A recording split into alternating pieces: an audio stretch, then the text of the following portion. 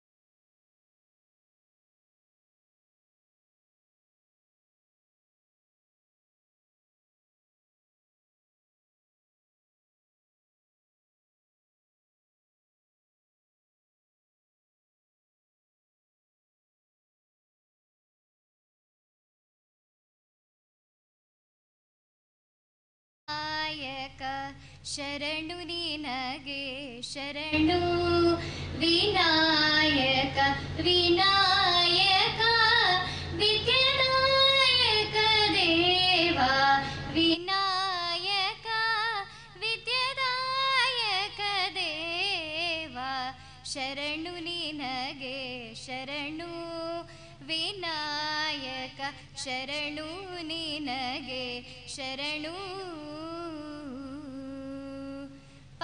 ಪಾಶಾಂಕುಶಧರ ಮೂಷಿಕ ವಾಹನ ಸರ್ಪಾಲಂಕೃತನೇ ಗಜಾನನ ಪಾಶಾಂಕುಶಧರ ಮೂಷಿಕ ವಾಹನ ಸರ್ಪಾಲಂಕೃತನೇ ಗಜಾನನ ಆದಿಪೂಜಿತ ನೀನು ವೇದವಂದಿತ ನೀನು ಆದಿಪೂಜಿತ ನೀನು ವೇದವಂದಿತ ನೀನು ಮೋದಕ ಪ್ರಿಯ ನೀನು ಗಣಾಧಿಪ ಶರಣು ನಿನಗೆ ಶರಣು ವಿನಾಯಕ ಶರಣು ನಿನಗೆ ಶರಣು ಗಿರಿಜಾಸುತನಿಗೆ ಗರಿಕೆಯ ಸಲ್ಲಿಸುವೆ ಪರಿಹರಿಸು ಪಾಪ ಗಣಾಧಿಪ ಗಿರಿಜಾಸುತನಿಗೆ ಗರಿಕೆಯ ಸಲ್ಲಿಸುವೆ ಪರಿಹರಿಸು ಪಾಪ ಗಣಾಧಿಪ ರಕ್ತವರ್ಣನು ನೀನು ಲಂಬೋಧರ ನೀನು ರಕ್ಷಿಸಿ ಕಾಪಾಡು ಗಣನಾಯಕ ಶರಣು ನಿನಗೆ ಶರಣು ವಿನಾಯಕ ಶರಣು ನಿನಗೆ ಶರಣು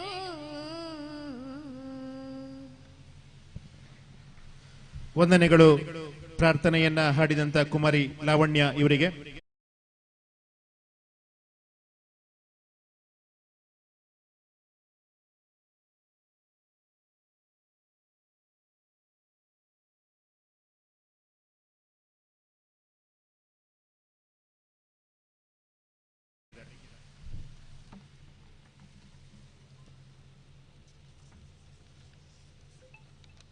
ಮೂರು ಗ್ರಾಮದಲ್ಲಿ ನೆಲೆಸಿರುವ ಎಲ್ಲ ದೈವ ದೇವರುಗಳ ಆಶೀರ್ವಾದ ಬೇಡುತ್ತಾ ಈ ಒಂದು ಚಾರ್ವಾಕ ಸಹಕಾರಿ ಸಂಘಕ್ಕೆ ಭದ್ರ ಬುನಾದಿಯನ್ನು ಹಾಕಿಕೊಟ್ಟಂತ ಎಲ್ಲ ಹಿರಿಯ ಅಸ್ತಂಗತ ಚೇತನಗಳನ್ನು ಮನಸಾರೆ ಸ್ಮರಣೆ ಮಾಡುತ್ತಾ ನಮ್ಮ ಚಾರ್ವಾಕ ಪ್ರಾಥಮಿಕ ಕೃಷಿ ಪತ್ತಿನ ಸಹಕಾರಿ ಸಂಘದ ಚಾರ್ವಾಕ ಶಾಖೆಯ ನೂತನ ಕಟ್ಟಡ ಸಮಾರಂಭದ ಈ ಶುಭ ಸಂದರ್ಭದಲ್ಲಿ ಈಗಾಗಲೇ ಸಭಾ ಕಾರ್ಯಕ್ರಮ ಪ್ರಾರಂಭಗೊಂಡಿದೆ. ಈ ಸಂಘದ ಹಿನ್ನೆಲೆ ಸಾಧನೆ ಪ್ರಗತಿಯ ಬಗ್ಗೆ ಒಂದು 5 ನಿಮಿಷದಲ್ಲಿ 2 ಮಾತುಗಳನ್ನು ಪ್ರಸ್ತಾಪಿಸ್ತಾ ಇದ್ದೇನೆ. 20ನೇ ಶತಮಾನದ ಆದಿಯಲ್ಲಿ ಸಹಕಾರ ಸಂಘಗಳ ಕಾನೂನು ರಚನೆಯಾದ ಬಳಿಕ ಸಹಕಾರ ಸಂಘಗಳು ಸ್ಥಾಪನೆಗೊಳ್ಳಲು ಆರಂಭವಾಯಿತು. ಇದರ ನೆಲೆಯಲ್ಲಿ ಸಹಕಾರಿ ತತ್ವದ ದಕ್ಷಿಣ ಕನ್ನಡ ಜಿಲ್ಲೆಯ ಸಹಕಾರಿ ಪಿತಾಮಹ ಎನಿಸಿರುವ ದಿವಂಗತ ಮೊಲಹಳ್ಳಿ ಶಿವರಾಯರು ಹಾಗೂ ಅನೇಕ ಹಿರಿಯರ ಮಾರ್ಗದರ್ಶನದಲ್ಲಿ ಉಪ್ಪಿನಂಗಡಿ ತಾಲೂಕು ಕೇಂದ್ರ ಆಗಿರುವ ಸಂದರ್ಭದಲ್ಲಿ 2/11/1924 ನೋಂದಣಿ ಸಂಖ್ಯೆಯನ್ನು ಪಡೆದುಕೊಂಡು ನೋಂದಣಿ ಸಂಖ್ಯೆ 9375 ಪಡೆದುಕೊಂಡು ಚಾರ್ವಾಕ ಗ್ರಾಮದ ಚಾರ್ವಾಕ ಎಂಬಲ್ಲಿ ಸ್ಥಾಪಿತವಾಯಿತು. ಪ್ರಥಮ ಸದಸ್ಯರುಗಳಾಗಿ ಊರಿನ ಹಿರಿಯರು ಗಣ್ಯರು ಆಗಿದ್ದ ಪಟೇಲ್ ಸಣ್ಣಣ್ಣಗೌಡ, ಪುದ್ದೊಟ್ಟುಬಯಲು ಮೋಂಟಗೌಡ, ಅಭಿಕಾರ ಶೇಷಪ್ಪಗೌಡ, ಖಂಡಿಗ ಕೃಷ್ಣಪ್ಪಗೌಡ ಹಾಗೂ ಅರುವ ಕುಕ್ಕಪ್ಪಗೌಡ ಮೊದಲಾದವರ ಹೆಸರು ನೋಂದಾಯಿಸಿಕೊಂಡಿದ್ದರು. ಸುಮಾರು 1950ರ ನಂತರ ಪಿ ತಿಮ್ಮಪ್ಪಗೌಡರು ಸಂಘದ ಕಾರ್ಯದರ್ಶಿಯಾಗಿ ಸೇವೆ ಆರಂಭಿಸಿದ್ದು, ಬಳಿಕ 1973-74ರಲ್ಲಿ ಶೀನಪ್ಪಗೌಡರು ಪೂರ್ಣಾವಧಿಯ ಕಾರ್ಯದರ್ಶಿಯಾಗಿ ನೇಮಕಗೊಂಡರು. 1976ರಲ್ಲಿ ಶ್ರೀಯುತ CP ಜಯರಾಮಗೌಡರು ಅಧ್ಯಕ್ಷರಾದ ಬಳಿಕ ಚಾರ್ವಾಕ ಗ್ರಾಮದ ಮುದುವ ಎಂಬಲ್ಲಿ ಸ್ವಂತ ನಿವೇಶನದಲ್ಲಿ ಕಟ್ಟಡ ಹಾಗೂ ಗೋದಾಮು ನಿರ್ಮಾಣಗೊಂಡು ಕೃಷಿಕ ಸದಸ್ಯರಿಗೆ ಉಪಯೋಗವಾಗುವಂತೆ ಕೇಂದ್ರ ಕಚೇರಿಯಾಗಿ ಕಾರ್ಯನಿರ್ವಹಿಸುತ್ತಾ ಬಂದಿರುತ್ತದೆ. ಆ ನಂತರ ಸಂಘದ ಕಾರ್ಯಕ್ಷೇತ್ರಕ್ಕೆ ಒಳಪಟ್ಟ ದೋಲ್ಪಾಡಿಯಲ್ಲಿ 1978ರಲ್ಲಿ ಸ್ವಂತ ನಿವೇಶನದಲ್ಲಿ ಕಟ್ಟಡ ನಿರ್ಮಾಣ ಮಾಡಿ ಆ ಭಾಗದ ಜನರಿಗೆ ಸೇವೆಯನ್ನು ನೀಡುತ್ತಾ ಬಂದಿದೆ. ಅಲ್ಲದೆ ಸಂಘದ ಕಾರ್ಯಕ್ಷೇತ್ರಕ್ಕೆ ಒಳಪಟ್ಟ ಕಾಣೂರು ಗ್ರಾಮದಲ್ಲಿ ಕಾಣೂರು ಮಠದ ಬಾಡಿಗೆ ಕಟ್ಟಡದಲ್ಲಿ ಕಾರ್ಯನಿರ್ವಹಿಸಿಕೊಂಡು ಬರುತ್ತಿದ್ದ ಬಳಿಕ 1981ರಲ್ಲಿ ಜನಾಬು ಪುತ್ತು ಬ್ಯಾರಿ ಕಾಣೂರು ಇವರು ದಾನವಾಗಿ ಕೊಟ್ಟ 0.05 ಸೆನ್ಸ್ ಜಾಗದಲ್ಲಿ ಆಫೀಸ್ ಹಾಗೂ ಗೋದಾಮು ನಿರ್ಮಿಸಿ ತನ್ನ ವ್ಯವಹಾರ ನಿರ್ವಹಿಸುತ್ತಿತ್ತು. ಸಂಘದ ವ್ಯವಹಾರ ದಿನೇ ದಿನೇ ಏರಿಕೆಯಾಗುತ್ತಿದ್ದಂತೆ ಕಾಣೂರು ಗೋದಾಮು ಇರುವ ಪಕ್ಕದಲ್ಲಿ 0.0430 ಸೆನ್ಸ್ ಜಾಗವನ್ನು ದಾನ ರೂಪದಲ್ಲಿ ಜನಾಬು ಪುತ್ತು ಬ್ಯಾರಿಯವರನ್ನು ಪುನಃ ನೀಡಿದ್ದು, ಈ ಜಾಗದಲ್ಲಿ ಸುಸಜ್ಜಿತ ಆಫೀಸು ಕಟ್ಟಡ ನಿರ್ಮಿಸಿ 2009ರಲ್ಲಿ ಉದ್ಘಾಟಿಸಲಾಗಿತ್ತು. ಕಾಣೂರು ಪ್ರಧಾನ ಕಚೇರಿಯಾಗಿ ಪರಿವರ್ತನೆಗೊಂಡ ಪುರಾತನ ಕಾಲದಲ್ಲಿ ಕಣ್ವ ಮಹರ್ಷಿಗಳು ತಪಸ್ಸನ್ನಾಚರಿಸಿದ ಈ ಕಾಣೂರು ಎಂಬ ಶಿರೋನಾಮೆಗೊಂಡಿರುವ ಗ್ರಾಮ ಕಡಬ ತಾಲೂಕಿನ ಕೇಂದ್ರ ಸ್ಥಾನದಿಂದ ಸುಮಾರು 25 ಕಿಲೋಮೀಟರ್ ಅಂತರದಲ್ಲಿ ಇರುತ್ತದೆ. ಹಿರಿಯ ಗಣ್ಯ ವ್ಯಕ್ತಿಗಳ ಹೇಳಿಕೆ ಪ್ರಕಾರ ಬಲ್ಲಳರ ಆಳ್ವಿಕೆ ಒಳಪಟ್ಟಿದ್ದ ಕಣ್ವ ನಾಮಾಂಕಿತದ ಈ ಭಾಗದಲ್ಲಿ ಉಡುಪಿ ಅಷ್ಟಮಠದಲ್ಲಿ ಒಂದಾದ ಕಾಣೂರು ಮಠವನ್ನು ಹೊಂದಿರುತ್ತದೆ. ನಮ್ಮ ಸಂಘದ ಕಾರ್ಯಕ್ಷೇತ್ರಕ್ಕೆ ಸಂಬಂಧಿಸಿದಂತೆ ಕಾಣೂರು, ಚಾರ್ವಾಕ, ದೋಲ್ಪಾಡಿ ಗ್ರಾಮಗಳಿಗೆ ಸಂಬಂಧಿಸಿದಂತೆ 3169.73 ಹೆಕ್ಟೇರ್ ವಿಸ್ತೀರ್ಣ ಹೊಂದಿದ್ದು, ಅಂದಾಜು 7555 ಜನಸಂಖ್ಯೆ ಹೊಂದಿದ್ದು, ಜೀವನಾಧಾರಕ್ಕೆ ಪ್ರಮುಖವಾಗಿ ಕೃಷಿಯನ್ನು ಅವಲಂಬಿಸಿ ಸ್ವಾವಲಂಬಿ ಜೀವನ ನಡೆಸುತ್ತಿದ್ದಾರೆ. ಈ ಭಾಗದ ಜನರು ಭತ್ತೆ, ಅಡಿಕೆ, ತೆಂಗು, ರಬ್ಬರ್, ಬಾಳೆ, ಕರಿಮೆಣಸು, ಗೇರು, ಕೊಕ್ಕೋ, ತರಕಾರಿ ಮೊದಲಾದ ಪ್ರಮುಖ ಬೆಳೆಗಳನ್ನು ಬೆಳೆಸುತ್ತಿದ್ದು, ಇವುಗಳ ಜೊತೆಗೆ ಗುಡಿ ಕೈಗಾರಿಕೆ, ಮಣ್ಣಿನ ಮಡಕೆ ತಯಾರಿ, ಬೀಡಿ ಸುತ್ತುವುದು, ಅಡಿಕೆ ಹಾಲೆ ತಯಾರಿ, ಹೈನುಗಾರಿಕೆ, ಆಡು ಸಾಕಾಣಿಕೆ, ಹಂದಿ ಸಾಕಾಣಿಕೆ, ಕೋಳಿ ಸಾಕಾಣಿಕೆ ಮೊದಲಾದ ಉಪಕಸುಬುಗಳನ್ನು ಕೃಷಿ ಚಟುವಟಿಕೆಯಿಂದ ನಡೆಸುತ್ತಿದ್ದಾರೆ. ಸಹಕಾರ ಸಂಘಗಳ ಪುನಶ್ಚೇತನಕ್ಕೆ ಸಂಬಂಧಿಸಿದಂತೆ 2010ರಲ್ಲಿ ಕೇಂದ್ರ ಸರ್ಕಾರವು ಪ್ರೊಫೆಸರ್ ವೈದ್ಯನಾಥನ್ ವರದಿಯ ಶಿಫಾರಸುಗಳನ್ನು ದೇಶಾದ್ಯಂತ ಅನುಷ್ಠಾನಕ್ಕೆ ತರಲು ಸಹಕಾರ ಕಾನೂನು ತಿದ್ದುಪಡಿಯಾದುದರಿಂದ ಸಹಕಾರಿ ಸಂಘಗಳು ಬ್ಯಾಂಕ್ ಎಂಬ ಪದ ನಿರ್ಬಂಧ ವಿಧಿಸುವುದರಿಂದ ಸುಮಾರು 50 ವರ್ಷಗಳಿಂದ ಚಾರ್ವಾಕ ಸೇವಾ ಸಹಕಾರಿ ಬ್ಯಾಂಕ್ ಎಂದು ಕರೆಯಲ್ಪಡುತ್ತಿದ್ದ ಸಂಘವನ್ನು ಚಾರ್ವಾಕ ಪ್ರಾಥಮಿಕ ಕೃಷಿ ಪತ್ತಿನ ಸಹಕಾರಿ ಸಂಘ ಎಂದು ಪುನರ್ನಾಮಕರಣಗೊಂಡಿದೆ. ತದನಂತರದಲ್ಲಿ ದಿನಾಂಕ 29/9/2012 ವಾರ್ಷಿಕ ಮಹಾಸಭೆಯ ಅನುಮೋದನೆಯೊಂದಿಗೆ ದಿನಾಂಕ 1/4/2013ರಲ್ಲಿ ವ್ಯಾಪಾರ ಅಭಿವೃದ್ಧಿ, ಆರ್ಥಿಕ ವ್ಯವಹಾರ ಹೆಚ್ಚಿಸುವ ನಿಟ್ಟಿನಲ್ಲಿ ಪ್ರಧಾನ ಕಚೇರಿಯನ್ನು ಕಾಣೂರಿಗೆ ವರ್ಗಾಯಿಸಿ ಸರ್ವ ಸದಸ್ಯರಿಗೆ ಇನ್ನಷ್ಟು ಸೇವೆಯನ್ನು ನೀಡಲು ಪ್ರಾರಂಭಿಸಿತು. 2016ರಲ್ಲಿ ಪ್ರಧಾನ ಕಚೇರಿ ಮೇಲ್ಭಾಗದಲ್ಲಿ ಚಿಕ್ಕದಾದ ಸಭಾಂಗಣವನ್ನು ನಿರ್ಮಿಸಿ ಸಂಘದ ಸದಸ್ಯರಿಗೆ ಹಾಗೂ ಸಭೆ ಸಮಾರಂಭಕ್ಕೆ ಉಪಯುಕ್ತವಾಗುವ ರೀತಿಯಲ್ಲಿ ನಿರ್ಮಿಸಲಾಯಿತು.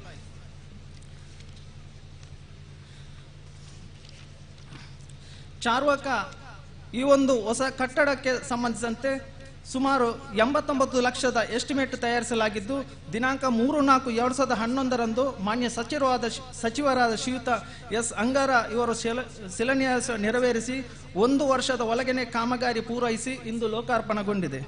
ಫೆಬ್ರವರಿ 2020ರ ಅಂತ್ಯಕ್ಕಿದ್ದಂತೆ ಸಂಘದಲ್ಲಿ ಸದಸ್ಯರು 2707, ಪಾಲು ಬಂಡವಾಳ 2.74 ಕೋಟಿ, ನಿಧಿಗಳು 1.80 ಕೋಟಿ, ಠೇವಣಿಗಳು 13.68 ಕೋಟಿ, ಸದಸ್ಯರ ಸಾಲ 24.77 ಕೋಟಿ, ಡಿಸಿಸಿ ಬ್ಯಾಂಕ್ನಿಂದ ಪಡೆದ ಸಾಲ 21.81 ಕೋಟಿ, ವಾರ್ಷಿಕ ವ್ಯವಹಾರ 179.08 ಕೋಟಿ, ದುಡಿಯುವ ಬಂಡವಾಳ 40.17 ಕೋಟಿ, ಸಾಲ ವಸೂಲಾತಿ 99.03 ಆಗಿರುತ್ತದೆ. ಫೆಬ್ರವರಿ 28ರ ಅಂತ್ಯಕ್ಕೆ ನಮ್ಮ ಸಂಘ 2015ರಿಂದ ನಿರಂತರವಾಗಿ 7 ವರ್ಷಗಳಿಂದ ತರಗತಿಯಲ್ಲಿ ಮುನ್ನಡೆದಿದ್ದು, ಸತತ 7 ವರ್ಷಗಳಿಂದ ಪ್ರತಿಷ್ಠಿತ ದಕ್ಷಿಣ ಕನ್ನಡ ಜಿಲ್ಲಾ ಕೇಂದ್ರ ಸಹಕಾರಿ ಬ್ಯಾಂಕಿನಿಂದ ಪ್ರಶಸ್ತಿ ಪಡೆದುಕೊಂಡಿದ್ದು, ನಿರಂತರವಾಗಿ ಲಾಭ ಗಳಿಸಿಕೊಂಡು ಮುನ್ನಡೆಯುತ್ತಿದೆ.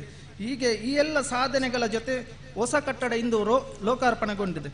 ಈ ಒಂದು ಕಟ್ಟಡ ಉದ್ಘಾಟನಾ ಸಮಾರಂಭದಲ್ಲಿ ಈಗಾಗಲೇ ಸೋಲಾರ್ ವ್ಯವಸ್ಥೆಯನ್ನು ಉದ್ಘಾಟಿಸಿ ದೀಪ ಪ್ರಜ್ವಲನೆ ಮಾಡಲಿರುವಂಥ ಸಭೆಯ ಅಧ್ಯಕ್ಷತೆಯನ್ನು ಗೌರವಾನ್ವಿತ ಕುಮಾರಿ ಶೋಭಾ ಕರಂದಲಾಜೆ ಅವರು, ಕೇಂದ್ರ ಸರ್ಕಾರದ ಕೃಷಿ ಮತ್ತು ರೈತ ಕಲ್ಯಾಣ ಇಲಾಖೆಯ ಗೌರವಾನ್ವಿತ ಸಚಿವರು, ಇವರನ್ನು ನಮ್ಮೆಲ್ಲರ ಪರವಾಗಿ, ಎಲ್ಲ ಸಹಕಾರಿ ಬಂಧುಗಳ ಪರವಾಗಿ ಹೃತ್ಪೂರ್ವಕವಾಗಿ ಸ್ವಾಗತಿಸ್ತಾ ಇದ್ದೇನೆ. ಈ ಸಂಘದ ನೂತನ ಕಚೇರಿಯನ್ನು ಉದ್ಘಾಟಿಸಿದ ಸಹಕಾರಿ ಕ್ಷೇತ್ರದಲ್ಲಿ ಆರ್ಥಿಕ ಕ್ರಾಂತಿಯ ರೂವಾರಿ, ಗ್ರಾಮಾಭಿವೃದ್ಧಿಯ ಐಸಿರಿ, ಸಮಾಜ ಸೇವೆಯಲ್ಲಿ ಉದಾರಿ, ಮಹಿಳಾ ಸಬಲೀಕರಣದ ರಹದಾರಿ, ಯುವ ಪೀಳಿಗೆಗೆ ಸ್ವಾವಲಂಬಿ ಉದ್ಯೋಗದ ಕನಸನ್ನು ಬಿತ್ತಿದ ಕ್ರಾಂತಿಕಾರಿ, ತನ್ನ ಶಿಸ್ತುಬದ್ಧ ತತ್ವ ಸಿದ್ಧಾಂತಗಳಿಂದ ಮುನ್ನಡೆಯುತ್ತಾ ಎಸ್ಡಿಸಿಸಿ ಬ್ಯಾಂಕಿನ ನವನಿರ್ಮಾಣದ ಶಿಲ್ಪಿ ಎಂದೇ ಖ್ಯಾತರಾದ doctor MN Rajendra Kumar sir ತಮ್ಮನ್ನು ಈ ಎಲ್ಲ ಸಹಕಾರಿ ಬಂಧುಗಳು ಆತ್ಮೀಯವಾಗಿ ಸ್ವಾಗತಿಸ್ತಾ ಇದ್ದೇನೆ ಸರ್. ನಮ್ಮ ಈ ಸಂಘದ ಗೋದಾಮು ಉದ್ಘಾಟನೆ ನೆರವೇರಿಸಿದ ದಕ್ಷಿಣ ಕನ್ನಡ ಜಿಲ್ಲಾ ಕೇಂದ್ರ ಸಹಕಾರಿ ಬ್ಯಾಂಕಿನ ಮಾನ್ಯ ನಿರ್ದೇಶಕರು, ಪುತ್ತೂರು ತಾಲೂಕಿನ 19 ಪ್ರಾಥಮಿಕ ಕೃಷಿ ಪತ್ತಿನ ಸಹಕಾರಿ ಸಂಘಗಳ ಜೀವನಾಡಿಯಾಗಿ ಎಲ್ಲ ಸಮಸ್ಯೆಗಳಿಗೆ ತತ್ಕ್ಷಣ ಪರಿಹಾರ ಸೂಚಿಸುವ ನಮ್ಮೆಲ್ಲ ಪ್ರೀತಿಯ ಶಶಿಕುಮಾರ್ ರೈ ಬಾಲ್ಯೊಟ್ಟು ಇವರಿಗೆ ಎಲ್ಲ ಸಹಕಾರಿ ಬಂಧುಗಳ ಮನದಾಳದ ಅಭಿನಂದನೆ ಸ್ವಾಗತವನ್ನು ಬಯಸ್ತಾ ಇದ್ದೇನೆ. ಈ ಕಾರ್ಯಕ್ರಮದಲ್ಲಿ ದಕ್ಷಿಣ ಕನ್ನಡ ಜಿಲ್ಲೆಯ ಮಾನ್ಯ ಸಹಕಾರ ಸಂಘಗಳ ಉಪನಿಬಂಧಕರು, ದಕ್ಷ ಅಧಿಕಾರಿಗಳು ಶ್ರೀಯುತ ಪ್ರವೀಣ್ ನಾಯ್ಕ ಸರ್ ಇದ್ದಾರೆ. ಇವರನ್ನು ನಮ್ಮೆಲ್ಲರ ಪರವಾಗಿ ಸಹಕಾರಿ ಬಂಧುಗಳ ಪರವಾಗಿ ಹೃತ್ಪೂರ್ವಕ ಸ್ವಾಗತಿಸ್ತಾ ಇದ್ದೇನೆ. ಪುತ್ತೂರು ಉಪ ವಿಭಾಗದ ಮಾನ್ಯ ಸಹಕಾರ ಸಂಘಗಳ ಸಹಾಯಕ ನಿಬಂಧಕರಾದ ಶ್ರೀಮತಿ ಸುಕನ್ಯಾ ಮೇಡಮ್ ಇವರನ್ನು ಈ ಆತ್ಮೀಯವಾಗಿ ಎಲ್ಲ ಸಹಕಾರಿ ಬಂಧುಗಳಿಗೆ ಪ್ರೀತಿಪೂರ್ವಕ ಸ್ವಾಗತಿಸ್ತಾ ಇದ್ದೇನೆ. ಪುತ್ತೂರಿನ ಪ್ರತಿಷ್ಠಿತ APMC ಮಾನ್ಯ ಅಧ್ಯಕ್ಷರಾದ ಶ್ರೀಯುತ ದಿನೇಶ್ ಮೇದ್ ಇವರನ್ನು ಎಲ್ಲ ಸಹಕಾರಿ ಬಂಧುಗಳ ಪರವಾಗಿ ಹೃತ್ಪೂರ್ವಕ ಸ್ವಾಗತಿಸ್ತಾ ಇದ್ದೇನೆ. ಕಾಣಿಯೂರು ಗ್ರಾಮ ಪಂಚಾಯತ್ನ ಪ್ರಥಮ ಪ್ರಜೆ ಮಾನ್ಯ ಅಧ್ಯಕ್ಷರಾದ ಶ್ರೀಮತಿ ಲಲಿತಾ ಇವರನ್ನು ಈ ಕಾರ್ಯಕ್ರಮಕ್ಕೆ ಪ್ರೀತಿಪೂರ್ವಕವಾಗಿ ಸ್ವಾಗತಿಸ್ತಾ ಇದ್ದೇನೆ. ಕಾಣಿಯೂರು ಗ್ರಾಮ ಪಂಚಾಯತ್ನ ಮಾನ್ಯ ಉಪಾಧ್ಯಕ್ಷರಾದ ಶ್ರೀಯುತ ಗಣೇಶ್ ಉದನಾಡ್ಕರ್ ಅವರು ಈ ಸಭೆಯಲ್ಲಿ ಕಾರ್ಯಕ್ರಮದ ಉಪಸ್ಥಿತರಿದ್ದಾರೆ. ಇವರನ್ನು ಆತ್ಮೀಯವಾಗಿ ಈ ಸಭೆಗೆ ಸ್ವಾಗತಿಸ್ತಾ ಇದ್ದೇನೆ.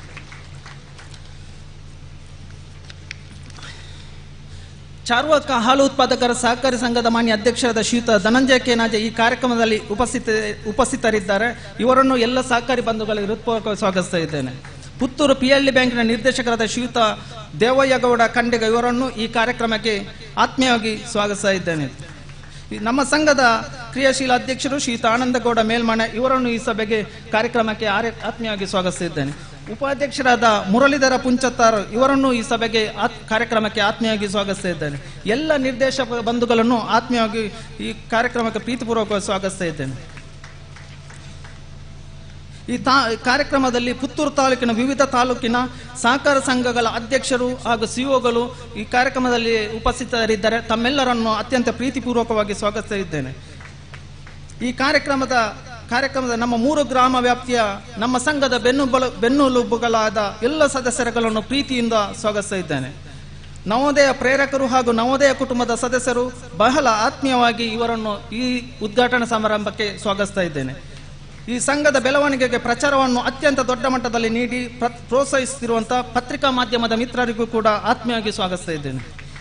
ಈ ಸಂಘದ ಅಭಿವೃದ್ಧಿಗೆ ಪೂರಕವಾಗಿ ದುಡಿದ ಎಲ್ಲ ಮಾಜಿ ಅಧ್ಯಕ್ಷರುಗಳನ್ನು, ಉಪಾಧ್ಯಕ್ಷರುಗಳನ್ನು, ನಿರ್ದೇಶಕರುಗಳನ್ನು ಪ್ರತ್ಯಕ್ಷವಾಗಿ ಪರೋಕ್ಷವಾಗಿ ಈ ಕಾರ್ಯಕ್ರಮದಲ್ಲಿ ನಮ್ಮನ್ನು ಆಶೀರ್ವದಿಸುತ್ತಿರುವ ಎಲ್ಲರಿಗೂ ಮತ್ತೊಮ್ಮೆ ತುಂಬ ಹೃದಯದ ಸ್ವಾಗತವನ್ನು ಬಯಸಿ ನನ್ನ ಸ್ವಾಗತ ಭಾಷಣವನ್ನು ಮುಗಿಸಿದ್ದೇನೆ. ಜೈ ಹಿಂದ್, ಜೈ ಸಹಕಾರ.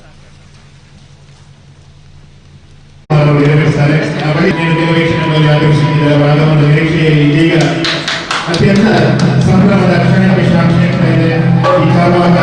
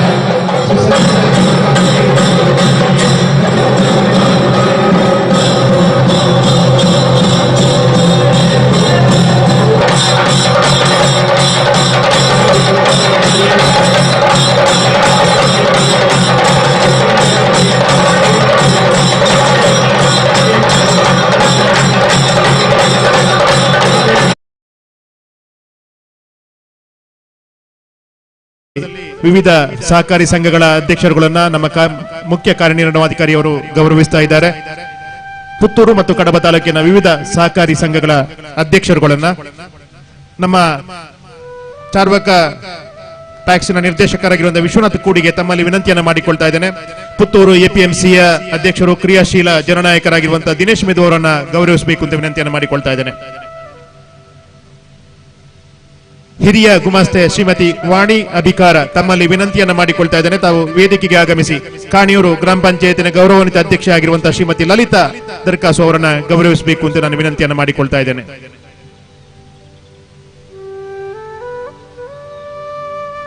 ನಿರ್ದೇಶಕರಾಗಿರುವಂತಹ ಹರೀಶ್ ಗೌಡ ಅಂಬಲ ತಮ್ಮಲ್ಲಿ ವಿನಂತಿಯನ್ನು ಮಾಡಿಕೊಳ್ತಾ ಇದ್ದೇನೆ.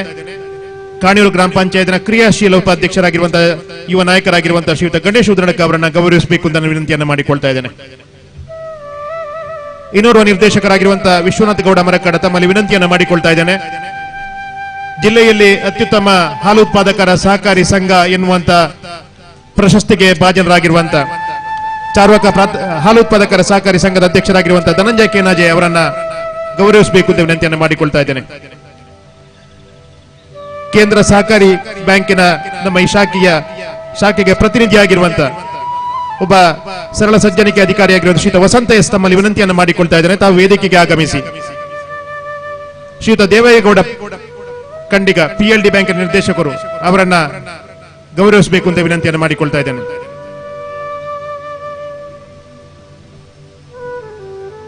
ಗೌರವಾರ್ಪಣೆಯನ್ನ ಸ್ವೀಕಾರ ಮಾಡಿದಂತ ಎಲ್ಲ ಅತಿಥಿ ಬಂಧುಗಳಿಗೆ, ಗೌರವಿಸಿದಂತ ಎಲ್ಲ ಮಹನೀಯರಿಗೆ ವಿಶೇಷ ಕೃತಜ್ಞತೆಗಳನ್ನ ಅಭಿವಂದನೆಗಳನ್ನ ಸಲ್ಲಿಸ್ತಾ ಇದೀಗ ಕಾರ್ಯಕ್ರಮದ ಉದ್ಘಾಟನೆ. ಈ ಮಣ್ಣಿನ ಹೆಮ್ಮೆಯ ಸುಪುತ್ರಿ, ಕೇಂದ್ರ ಸರ್ಕಾರದ ಕೃಷಿ ಮತ್ತು ರೈತ ಕಲ್ಯಾಣ ಇಲಾಖೆಯ ಸಚಿವರಾಗಿ ಅತ್ಯಂತ ಪರಿಣಾಮಕಾರಿಯಾಗಿ ಕೆಲಸ ಕಾರ್ಯವನ್ನು ನಿರ್ವಹಿಸ್ತಾ ಇರುವಂತಹ ಜನನಾಯಕಿ, ಉಡುಪಿ ಚಿಕ್ಕಮಗಳೂರಿನ ಸಂಸದೆ ಸನ್ಮಾನ್ಯ ಕುಮಾರಿ ಶೋಭಾ ಕರಂದ್ಲಾಜೆಯವರು ದೀಪ ಪ್ರಜ್ವಲನೆ ಮಾಡುವುದರ ಮುಖಾಂತರವಾಗಿ ಈ ಕಾರ್ಯಕ್ರಮಕ್ಕೆ ಚಾಲನೆಯನ್ನ ಕೊಡಬೇಕು ಅಂತ ವಿನಂತಿಯನ್ನು ಮಾಡಿಕೊಳ್ತಾ ಇದ್ದೇವೆ. ಮಾನ್ಯ ಯಡಿಯೂರಪ್ಪ ಸರ್ಕಾರ ನಮ್ಮ ರಾಜ್ಯದಲ್ಲಿದ್ದಾಗ ಗ್ರಾಮೀಣಾಭಿವೃದ್ಧಿ ಇಲಾಖೆಯಲ್ಲಿ ಇಂಧನ ಇಲಾಖೆಯ ಸಚಿವೆಯಾಗಿ ಅತ್ಯಂತ ಪರಿಣಾಮಕಾರಿಯಾಗಿ ಕೆಲಸವನ್ನು ನಿರ್ವಹಿಸಿದಂತ ಮಾನ್ಯ ಶೋಭಾ ಕರಂದ್ಲಾಜೆಯವರಿಂದ ಉದ್ಘಾಟನೆ.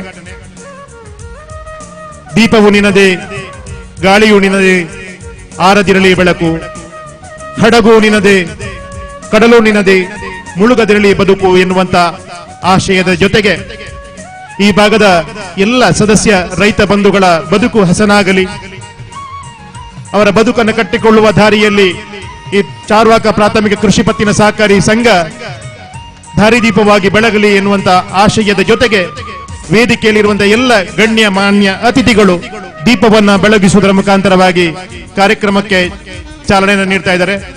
ಸಕಲ ದೇವರುಗಳು ಅನುಗ್ರಹವನ್ನ ಮಾಡಲಿ ಎನ್ನುವಂತ ಪ್ರಾರ್ಥನೆಯ ಜೊತೆಗೆ ಕಾರ್ಯಕ್ರಮ ವಿದ್ಯುಕ್ತವಾಗಿ ಉದ್ಘಾಟನೆಗೊಂಡಿದೆ. ಇದೀಗ ಆಡಳಿತ ಮಂಡಳಿಯ ಒತ್ತಾಸೆಯಂತೆ ಒಂದೆರಡು ಕಾರ್ಯಕ್ರಮಗಳ ಆಯೋಜನೆ ಇದೆ.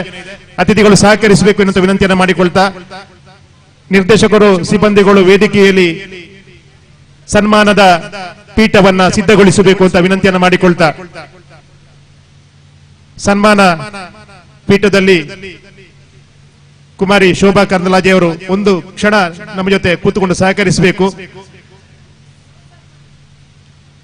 ಪ್ರಾಥಮಿಕ ಕೃಷಿ ಪತ್ತಿನ ಸಹಕಾರಿ ಸಂಘದ ಕಡೆಯಿಂದ ಒಂದಷ್ಟು ಗಣ್ಯ ಸಾಧಕರಿಗೆ ಗುರುತಿಸುವಂತ ಕಾರ್ಯಕ್ರಮವನ್ನು ಆಯೋಜನೆ ಮಾಡಿದ್ದಾರೆ. ಪ್ರೀತಿಯ ದ್ಯೋತಕವಾಗಿ ಆಗಿರುವಂತಹ ಈ ಗುರುತಿಸುವಿಕೆಯನ್ನು ತಾವು ಸ್ವೀಕಾರ ಮಾಡಿಕೊಳ್ಳಬೇಕು ಅಂತೇಳಿ ತಮ್ಮಲ್ಲಿ ವಿನಮ್ರವಾಗಿ ವಿನಂತಿಯನ್ನು ಮಾಡಿಕೊಳ್ತಾ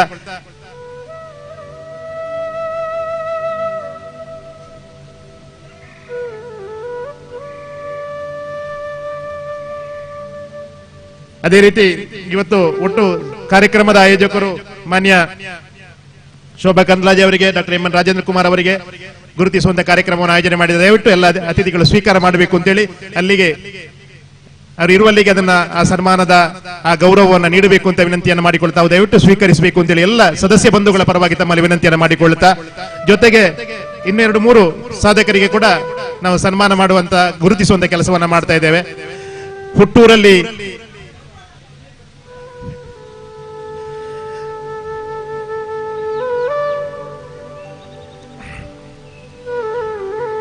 ಒಬ್ಬ ಕ್ರಿಯಾಶೀಲ ಬದ್ಧತೆ ಇರುವಂತ ರಾಜಕಾರಣಿ ಹೇಗೆ ಇರಬೇಕು ಎನ್ನುವುದನ್ನ ಈ ಲೋಕಮುಖಕ್ಕೆ ತೋರಿಸಿಕೊಟ್ಟವರು ಕುಮಾರಿ ಶೋಭಾ ಕರಂದ್ಲಾಜೆಯವರು. ಶಾಸಕಿಯಾಗಿ, ಈ ರಾಜ್ಯದ ಮಂತ್ರಿಯಾಗಿ, ಗ್ರಾಮೀಣಾಭಿವೃದ್ಧಿ ಇಲಾಖೆಯಲ್ಲಿ ಗಣನೀಯವಾದಂತ ಕೆಲಸ ಕಾರ್ಯದ ಮುಖಾಂತರವಾಗಿ ಇವತ್ತಿಗೂ ಹೆಸರನ್ನು ಉಳಿಸಿಕೊಂಡವರು. ಇಂಧನ ಇಲಾಖೆಯಲ್ಲಿ ತಾವು ಸಚಿವೆಯಾಗಿ ಕೆಲಸ ಮಾಡಿ ಇವತ್ತು ಕೂಡ ರೈತರು ಸಂತಸದ ನಗುವನ್ನ ಬೀರುವುದಕ್ಕೆ ಕಾರಣಕರ್ತರಾದವರು ತಾವು. ಇದೀಗ ಕೇಂದ್ರದಲ್ಲಿ ಕೃಷಿ ಮತ್ತು ರೈತ ಕಲ್ಯಾಣ ಇಲಾಖೆಯ ಸಚಿವೆಯಾಗಿ, ಜೊತೆಗೆ ತಾವು ಪ್ರತಿನಿಧಿಸುವಂತ ಪಾರ್ಟಿ ಈ ದೇಶದ ಅತ್ಯಂತ ದೊಡ್ಡ ರಾಜ್ಯದ ಚುನಾವಣೆಯ ಉಸ್ತುವಾರಿಯನ್ನು ಕೊಟ್ಟಾಗ ಅಲ್ಲಿ ಯಶಸ್ವಿಯಾಗಿ ಅದನ್ನು ನೆರವೇರಿಸಿ ಪಾರ್ಟಿಗೆ, ದೇಶಕ್ಕೆ ಗೌರವ ತಂದುಕೊಟ್ಟ ತಮಗೆ ವಿಶೇಷವಾದಂತಹ ಅಭಿನಂದನೆಗಳು. ಇದೀಗ ಸಹಕಾರಿ ರಂಗದ ದಿಗ್ಗಜ ಅವರು ಸನ್ಮಾನದ ಪೀಠದಲ್ಲಿ ಕೂತು ಅದನ್ನು ಸ್ವೀಕಾರ ಮಾಡಿಕೊಳ್ಬೇಕು. ದಯವಿಟ್ಟು ಸರ್ ತಾವು ಸನ್ಮಾನದ ಪೀಠವನ್ನ ಏರಬೇಕು. ಮಾನ್ಯ ರಾಜೇಂದ್ರ ಕುಮಾರ್ ಅವರು, ಅವರ ಪರಿಚಯವನ್ನ ಹೇಳ್ತಾ ಹೋದ್ರೆ ಅತ್ಯಂತ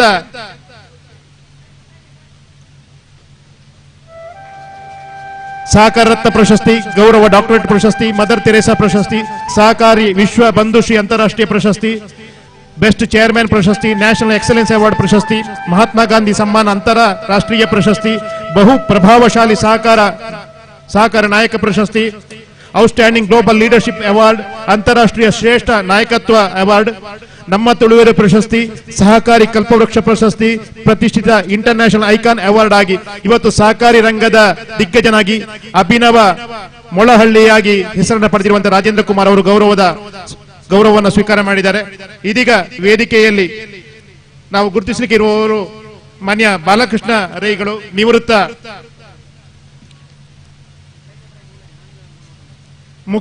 ಸಹಾಯಕ ಕಾರ್ಯನಿರ್ವಹಣಾಧಿಕಾರಿಗಳು.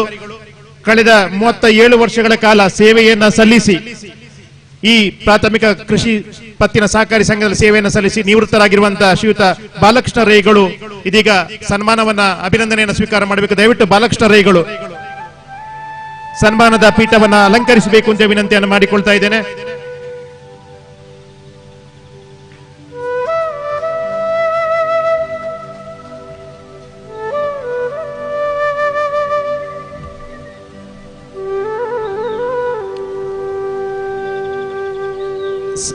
ಚಾರ್ವಾಕ ಪ್ರಾಥಮಿಕ ಕೃಷಿ ಪತ್ತಿನ ಸಹಕಾರಿ ಸಂಘ ನಿಯಮಿತ ಕಾಣಿಯೂರು ಈ ಹಂತದಲ್ಲಿ ಯಶಸ್ಸನ್ನು ಪಡೆಯುವುದಕ್ಕೆ ಅದೆಷ್ಟು ಕಾರ್ಯನಿರ್ವಹಣಾಧಿಕಾರಿಗಳು, ಸಿಬ್ಬಂದಿಗಳ ಕೊಡುಗೆ ಇದೆ. ಅದರಲ್ಲಿ ಶ್ರೀಯುತ ಬಾಲಕೃಷ್ಣ ರೈಗಳ ಪಾತ್ರ ಕೂಡ ಬಹಳ ಮಹತ್ವ ಎನ್ನುವಂತ ರೀತಿಯಲ್ಲಿ ಈ ಸಂದರ್ಭದಲ್ಲಿ ಉಲ್ಲೇಖ ಮಾಡ್ತಾ, ಅವರು 37 ವರ್ಷಗಳ ಕಾಲ ಸುದೀರ್ಘ ಸೇವೆಯನ್ನು ಸಲ್ಲಿಸಿ ನಿವೃತ್ತಿಯನ್ನ ಹೊಂದಿದ್ದಾರೆ. ಅವರ ಅನುಪಮ ಸೇವೆಯನ್ನ ಗುರುತಿಸಿ ಪ್ರಾಥಮಿಕ ಕೃಷಿ ಪತ್ತಿನ ಸಹಕಾರಿ ಸಂಘ ಈ ಸಂಭ್ರಮದ ಕಾರ್ಯಕ್ರಮದಲ್ಲಿ ಅವರನ್ನು ಗೌರವಿಸ್ತಾ ಇದೆ. ಅವರ ನಿವೃತ್ತಿ ಜೀವನ ಸುಖಮಯವಾಗಿ ಸಾಗಲಿ, ಅವರಿಗೆ ದೇವರು ಆಯುರಾರೋಗ್ಯ ಭಾಗ್ಯ ಐಶ್ವರ್ಯವನ್ನು ಕರುಣಿಸಲಿ ಅಂತ ಆಶಿಸುತ್ತಾ, ಅವರ ಕರ್ತವ್ಯ ಪರತೆ ಇನ್ನಷ್ಟು ಯುವಜನರಿಗೆ ಆದರ್ಶಪ್ರಾಯ ಆಗಲಿ ಎನ್ನುವಂತ ಆಶಯದ ಜೊತೆಗೆ ಅಭಿಮಾನದ ಅಭಿನಂದನೆಗಳು, ಅಭಿವಂದನೆಗಳು. ನಮ್ಮ ಜೊತೆ ಶ್ರೀಯುತ ಗುರುಪ್ರಸಾದ್ ರೈ ಗುತ್ತಿಗೆದಾರರು ತಾವಿದ್ರೆ ದಯವಿಟ್ಟು ವೇದಿಕೆಗೆ ಬರಬೇಕು. ಅತ್ಯಂತ ಕನಿಷ್ಠ ಅವಧಿಯಲ್ಲಿ ಸುಸಜ್ಜಿತ ಗುಣಮಟ್ಟದ ಕಟ್ಟಡ ನಿರ್ಮಾಣದಲ್ಲಿ ತೊಡಗಿಕೊಂಡಂತ ಮಾನ್ಯ ಗುರುಪ್ರಸಾದ್ ರೈಗಳು ಗುತ್ತಿಗೆದಾರರಾಗಿ ಅದನ್ನ ಏನು ಎಸ್ಟಿಮೇಷನ್ ಆಗಿದೆ, ಎಸ್ಟಿಮೇಷನ್ಗೆ ಪೂರಕವಾಗಿ ಅದಕ್ಕಿಂತ ಉತ್ತಮವಾಗಿ ಕೆಲಸವನ್ನು ನಿರ್ವಹಿಸಿದವರು. ಇನ್ನೋರ್ವ ವಿಶೇಷ ಸಾಧಕರನ್ನ ಗುರುತಿಸಬೇಕು ಎನ್ನುವಂಥದ್ದು ಈ ಭಾಗದ ಎಲ್ಲ ಸದಸ್ಯ ಬಂಧುಗಳ ಅಪೇಕ್ಷೆ, ಆಡಳಿತ ಮಂಡಳಿಯ ಅಪೇಕ್ಷೆ. ಅದು ಈ ಪ್ರಾಥಮಿಕ ಕೃಷಿ ಪತ್ತಿನ ಸಹಕಾರಿ ಸಂಘದ ಕ್ರಿಯಾಶೀಲ ಮತ್ತು ಮೃದು ಮನಸ್ಸಿನ ಪ್ರಾಮಾಣಿಕ ಕರ್ತವ್ಯ ನಿಷ್ಠೆಯ ಮುಖ್ಯ ಕಾರ್ಯನಿರ್ವಹಣಾಧಿಕಾರಿ ಶ್ರೀಯುತ ಅಶೋಕ್ ಗೌಡ ಪಿ ಅವರು ತಮ್ಮ ಕರ್ತವ್ಯದ ಜೊತೆಗೆ ಒಂದಷ್ಟು ತನ್ನ ಪ್ರತಿಭಾ ಸಂಪನ್ನತೆಯನ್ನ ಪ್ರಚುರಪಡಿಸುವಂತಹ ಕೆಲಸ ಕಾರ್ಯಗಳನ್ನು ಮಾಡಿದ್ದಾರೆ. ದಯವಿಟ್ಟು ಸನ್ಮಾನದ ಪೀಠವನ್ನ ಅಲಂಕರಿಸಬೇಕು. ಅವರು ಸಾಹಿತ್ಯ ಕ್ಷೇತ್ರದಲ್ಲಿ ಕೂಡ ಸಾಧನೆಯನ್ನ ಮಾಡ್ತಾ ಇದ್ದಾರೆ.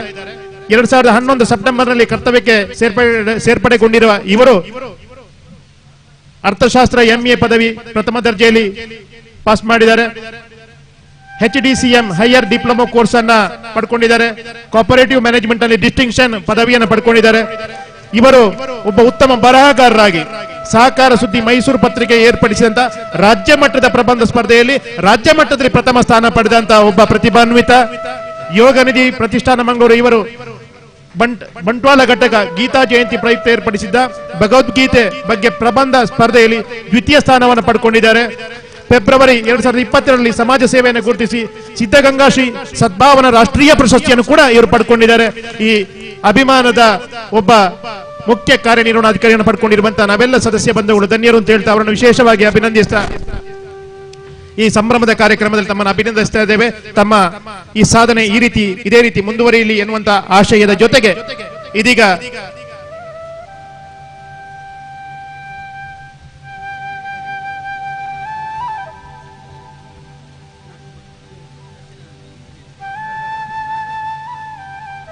ನಮ್ಮ ಈ ಕಟ್ಟಡದ ವಿನ್ಯಾಸವನ್ನ ಮಾಡಿದ ಇಂಜಿನಿಯರ್ ಡಾಕ್ಟರ್ ಶ್ರೀಯುತ ಸಚ್ಚಿದಾನಂದ್ ಅವರಿದ್ದಾರೆ. ಅವರು ವೇದಿಕೆಗೆ ಬಂದು ಒಂದು ಗೌರವವನ್ನು ಸ್ವೀಕಾರ ಮಾಡಿಕೊಳ್ಳಬೇಕು ಎಂದು ವಿನಂತಿಯನ್ನು ಮಾಡಿಕೊಳ್ತಾ ಇದ್ದೇವೆ. ನಿರ್ಮಾಣ್ ಅಸೋಸಿಯೇಟ್ಸ್ ನ ಮಾಲಕರು ತನ್ನ ವಿಶಿಷ್ಟ ವಿನ್ಯಾಸದ ಮುಖಾಂತರವಾಗಿ ಜಿಲ್ಲೆಯಾದ್ಯಂತ ಗಮನ ಸೆಳೆದಿರುವಂತಹ ವಿನ್ಯಾಸಕಾರರು ಇಂಜಿನಿಯರ್ ಶ್ರೀಯುತ ಸಚ್ಚಿದಾನಂದ್ ಅವರು ವೇದಿಕೆಗೆ ಬಂದು ಗೌರವವನ್ನು ಸ್ವೀಕಾರ ಮಾಡಬೇಕು ಅಂತ ವಿನಂತಿಯನ್ನು ಮಾಡಿಕೊಳ್ತಾ ತಮ್ಮ ಈ ರೀತಿಯ ಪ್ರತಿಭಾ ಸಂಪನ್ನತೆ ಇನ್ನಷ್ಟು ಕಾಲ ಈ ಲೋಕದ ಜನರ ಸೇವೆಗೆ ದೊರಕಲಿ ಎನ್ನುವಂತಹ ಆಶಯದ ಜೊತೆಗೆ ಅವರಿಗೆ ಪ್ರಾಥಮಿಕ ಕೃಷಿ ಪತ್ತಿನ ಸಹಕಾರಿ ಸಂಘದ ವತಿಯಿಂದ ವಿಶೇಷವಂತ ಅಭಿನಂದನೆ doctor M N Rajendra Kumar ಅವರಿಂದ. ಪುತ್ತೂರಿನ ಪ್ರಸಿದ್ಧ ನಿರ್ಮಾಣ್ ಅಸೋಸಿಯೇಟ್ಸ್ ನ ಮಾಲಕರು ಶ್ರೀಯುತ ಸಚ್ಚಿದಾನಂದ್ ಅವರು.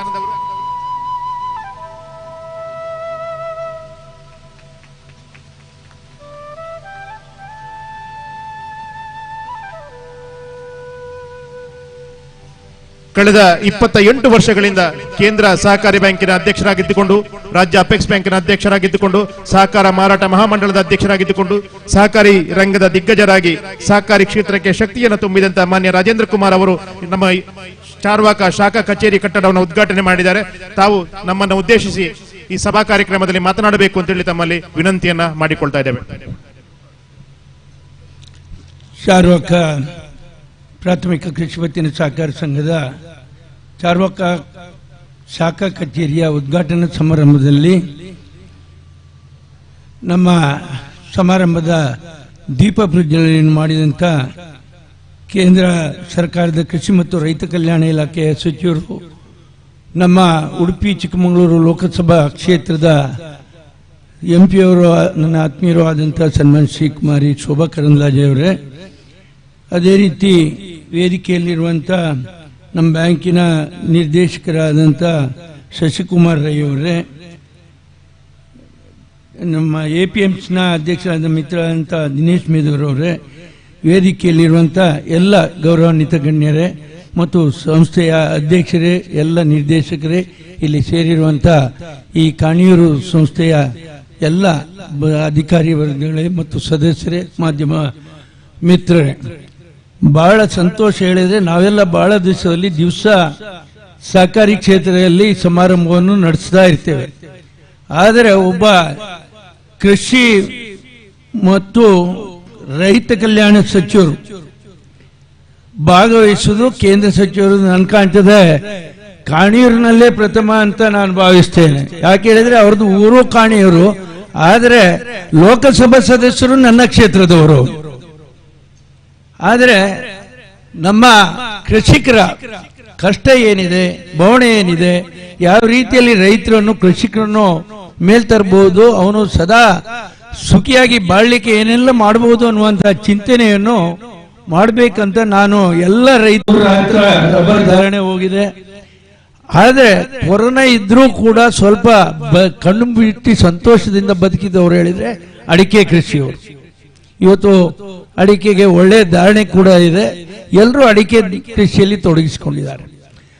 ಇವತ್ತು ನಮ್ಮ 3 ಗ್ರಾಮಗಳ, ನಾನು ಪ್ರಾಥಮಿಕ ಪತ್ತಿನ ಸಹಕಾರಿ ಸಂಸ್ಥೆಯವರಲ್ಲಿ ಕೇಳ್ಕೊಳ್ಳೋದಿಷ್ಟೇ, ಯಾವೊಬ್ಬ ರೈತ ಇರ್ಬೋದು, ನಿಮ್ಮ ಗ್ರಾಮದ ಯಾವೊಬ್ಬ ಆರ್ಥಿಕ ಪರಿಸ್ಥಿತಿಯನ್ನು ಅಗತ್ಯವುಳ್ಳವಿರ್ಬೋದು, ಯಾವುದೇ ವಾಣಿಜ್ಯ ಬ್ಯಾಂಕಿಗೆ ಹೋಗಬಾರ್ದು. ನೀವು ಪ್ರತಿ ನಿಮ್ಮ ಸಂಸ್ಥೆಯಲ್ಲಿ ನಿಮ್ಮ ಸಂಸ್ಥೆಯಲ್ಲಿ ನಿನ್ನೆ ಒಂದು ಕಡೆ ಸುಳ್ಯದಲ್ಲಿ ಹೇಳುವಾಗ ಮೊನ್ನೆ ಹೇಳಿದೆ, ನೀವು 12 ಗಂಟೆಯಲ್ಲಿ ಅವರಿಗೆ ಸಾಲ ಕೊಡಬಹುದು. ಯಾಕೆ ಹೇಳಿದ್ರೆ ನಿಮ್ಮ ಗ್ರಾಮದ ಜನರ ಪರಿಚಯ ಗೊತ್ತಿದೆ, ಅವನು ಯಾವ ರೀತಿಯಲ್ಲಿ ಸಾಲವನ್ನು ಸದುಪಯೋಗ ಮಾಡ್ತಾನೆ, ಯಾವ ರೀತಿಯಲ್ಲಿ ಕಟ್ತಾನೆ ಅನ್ನುವಂತ ಅನುಭವ ಜನರ ನಾಡಿ ಮಿಡಿತ ನಿಮ್ಮ ಪ್ರಾಥಮಿಕ ಪತ್ತಿನ ಸಹಕಾರಿ ಸಂಘಗಳವರಿಗೆ ಗೊತ್ತಿದೆ. ನೀವು 12 ಗಂಟೆಯಲ್ಲಿ ಅವರಿಗೆ ಸಾಲ ಕೊಟ್ರೆ ನಾವು 1 ವಾರದಲ್ಲಿ ನಿಮ್ಗೆ ಅದನ್ನು ರಿಯಂಬರ್ಸ್ ಮಾಡ್ತೇವೆ. ಯಾಕೆ ಹೇಳಿದ್ರೆ ಸಂಸ್ಥೆಯವರು ಯಾವಾಗಲೂ ಈ ನಮ್ಮ ಸಹಕಾರದಲ್ಲಿ ಯಾಕೆ ಈ ಮಾತನ್ನು ಹೇಳ್ತೇನೆ ಹೇಳಿದ್ರೆ, ಇವತ್ತು ವಾಣಿಜ್ಯ ಬ್ಯಾಂಕ್ಗಳು ಎಲ್ಲ ಕಡೆ ನಿನ್ನೆ ಮೊನ್ನೆಯಿಂದ ನಾನು ಈ ಕಡೆ ಇದ್ದೇನೆ, ಎಲ್ಲರೂ ಹೇಳ್ತಾರೆ ಭಾಷೆ ಬರೋದವರು, ಅವರಿಗೆ ಭಾಷೆ ಬರುವುದಿಲ್ಲ ಹೇಳಿ. ಇಲ್ಲಿರುವವರೆಲ್ಲ ಭಾಷೆ ಬರುವವರು, ನಿಮ್ಮ ಸಂಸ್ಕೃತಿ ತಿಳ್ಕೊಂಡವರು, ನಿಮ್ಮ ಆಗು ಹೋಗುಗಳನ್ನು ತಿಳ್ಕೊಂಡವರು, ನಿಮ್ಮ ಸುಖ ಕಷ್ಟವನ್ನು ತಿಳ್ಕೊಂಡವರು. ಇವರಿಂದ ನೀವು ಎಲ್ಲವನ್ನು ಆರ್ಥಿಕ ಸೌಲಭ್ಯವನ್ನು ಪಡೆಯಿರಿ. ನಾವು ಕೊಡ್ತೇವೆ ನಿಮ್ಗೆ ಎಷ್ಟು ಹಣ ಬೇಕಾದ್ರೆ. ಇವತ್ತು 23 ಕೋಟಿ ಎಷ್ಟು ಸಾಲ ಕೊಟ್ಟಿದ್ದೀರಿ, ಸಾಕಾಗ್ಲಿಕ್ಕಿಲ್ಲ. ಕಾಣಿಯೂರಿನವರು 3 ಗ್ರಾಮಕ್ಕೆ ನೀವು ಎಷ್ಟು ಸಾಲ ಬೇಕಾದ್ರೂ ಕೊಡ್ಬೋದು, ನಿಮ್ಗೆ ಅದು ರಿಯಂಬರ್ಸ್ ಮಾಡುವಂತ ಕೆಲಸವನ್ನು ನಾವು ಮಾಡ್ತೇವೆ. ಇನ್ನೊಂದು ವಿಶೇಷ ನಮ್ಮ ಜಿಲ್ಲೆದು ಕೃಷಿಕರದ್ದು, ಎಲ್ಲ ಜಿಲ್ಲೆಗಳಲ್ಲಿ ನಾವು ಕಾಣ್ತೇವೆ. ಅಲ್ಲಿ ಆತ್ಮಹತ್ಯೆ ಆಯ್ತು, ಇಲ್ಲಿ ಆತ್ಮಹತ್ಯೆ ಆಯ್ತು, ಆ ರೈತನಿಗೆ ಕೃಷಿಕನಿಗೆ ಬೇಕಾದಂತ ಆರ್ಥಿಕ ಸೌಲಭ್ಯ ಸಿಕ್ಕಲಿಲ್ಲ ಅನ್ನುವಂಥದ್ದು. ನಮ್ಮ ಅವಿಭಜಿತ ದಕ್ಷಿಣ ಕನ್ನಡ ಜಿಲ್ಲೆಯಲ್ಲಿ ಎಲ್ಲಿಯೇ ಒಬ್ಬ ರೈತ ಆರ್ಥಿಕ ಸೌಲಭ್ಯ ಸಿಕ್ಕಲಿಲ್ಲ ಅನ್ನುವಂಥ ದೃಷ್ಟಿಕೋನದಿಂದ ಆತ್ಮಹತ್ಯೆ ಮಾಡಲಿಲ್ಲ. ಆತ್ಮಹತ್ಯೆ ಮಾಡದಂತ ಒಂದು ಜಿಲ್ಲೆ ಇದೆ, ಅದು ನಮ್ಮ ಜಿಲ್ಲೆ ಅಂತ ನಮ್ಗೆ ಹೆಮ್ಮೆಯಿಂದ ಹೇಳಲಿಕ್ಕೆ ಆಗ್ತದೆ. ಯಾಕೆಂತ ಹೇಳಿದ್ರೆ ಸಹಕಾರಿ ಕ್ಷೇತ್ರ ಅಷ್ಟು ಬಲಾಢ್ಯವಾಗಿದೆ.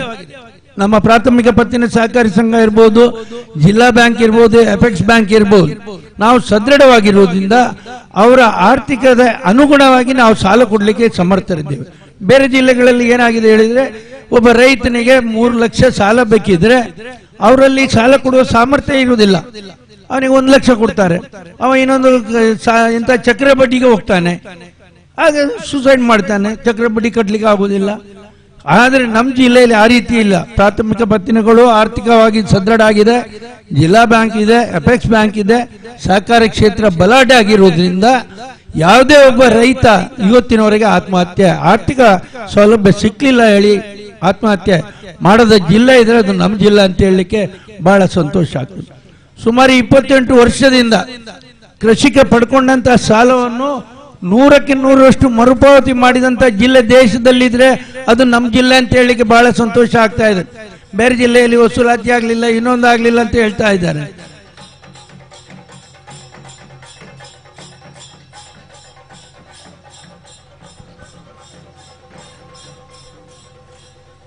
ಸಭಾಧ್ಯಕ್ಷರನ್ನು ನಾನು ಸೊಸೈಟಿಯ ಪರವಾಗಿ ಮಾನ್ಯ ಮೀನುಗಾರಿಕೆ ಹಾಗೂ ಬಂದರು ಮತ್ತು ಒಳನಾಡು ಜಲಸಾರಿಗೆ ಇಲಾಖೆ ಸಚಿವರಾದಂಥ ನಮ್ಮ ಉಡುಪಿ ಜಿಲ್ಲೆಯ ಜಿಲ್ಲಾ ಉಸ್ತುವಾರಿ ಸಚಿವರು ಆದಂಥ ಈ ಕ್ಷೇತ್ರದ ಶಾಸಕರು ಆದಂಥ ಸನ್ಮಾನ್ ಶ್ರೀ ಅಂಗಾರರವರನ್ನು ನಾನು ಚಾರ್ವಾಕ ಪ್ರಾಥಮಿಕ ಕೃಷಿ ಪತ್ತಿನ ಸಹಕಾರಿ ಸಂಘದ ಪರವಾಗಿ ಸ್ವಾಗತಿಸ್ತೇನೆ. ಯಾಕೆ ಹೇಳಿದ್ರೆ ನಾವು ಸಹಕಾರಿಗಳು, ಅವರು ಸ್ವಾಗತ ಮಾಡಿದ್ರು ಒಂದು, ನಾನು ಸ್ವಾಗತ ಮಾಡಿದ್ರು ಒಂದೇ. ಅವರನ್ನು ನಾನು ಸ್ವಾಗತಿಸ್ತಾ ಅವರಿಗೆ ಹಾರ ಹಾಕಿ ಗೌರವಿಸಬೇಕಂತ ನಾನೇ ಕೇಳಿಕೊಳ್ತೇನೆ. ಮುರಳೀಧರ್ ಅವರು, ಉಪಾಧ್ಯಕ್ಷ ಶ್ರೀಯುತ ಮುರಳೀಧರ್ ಅವರು.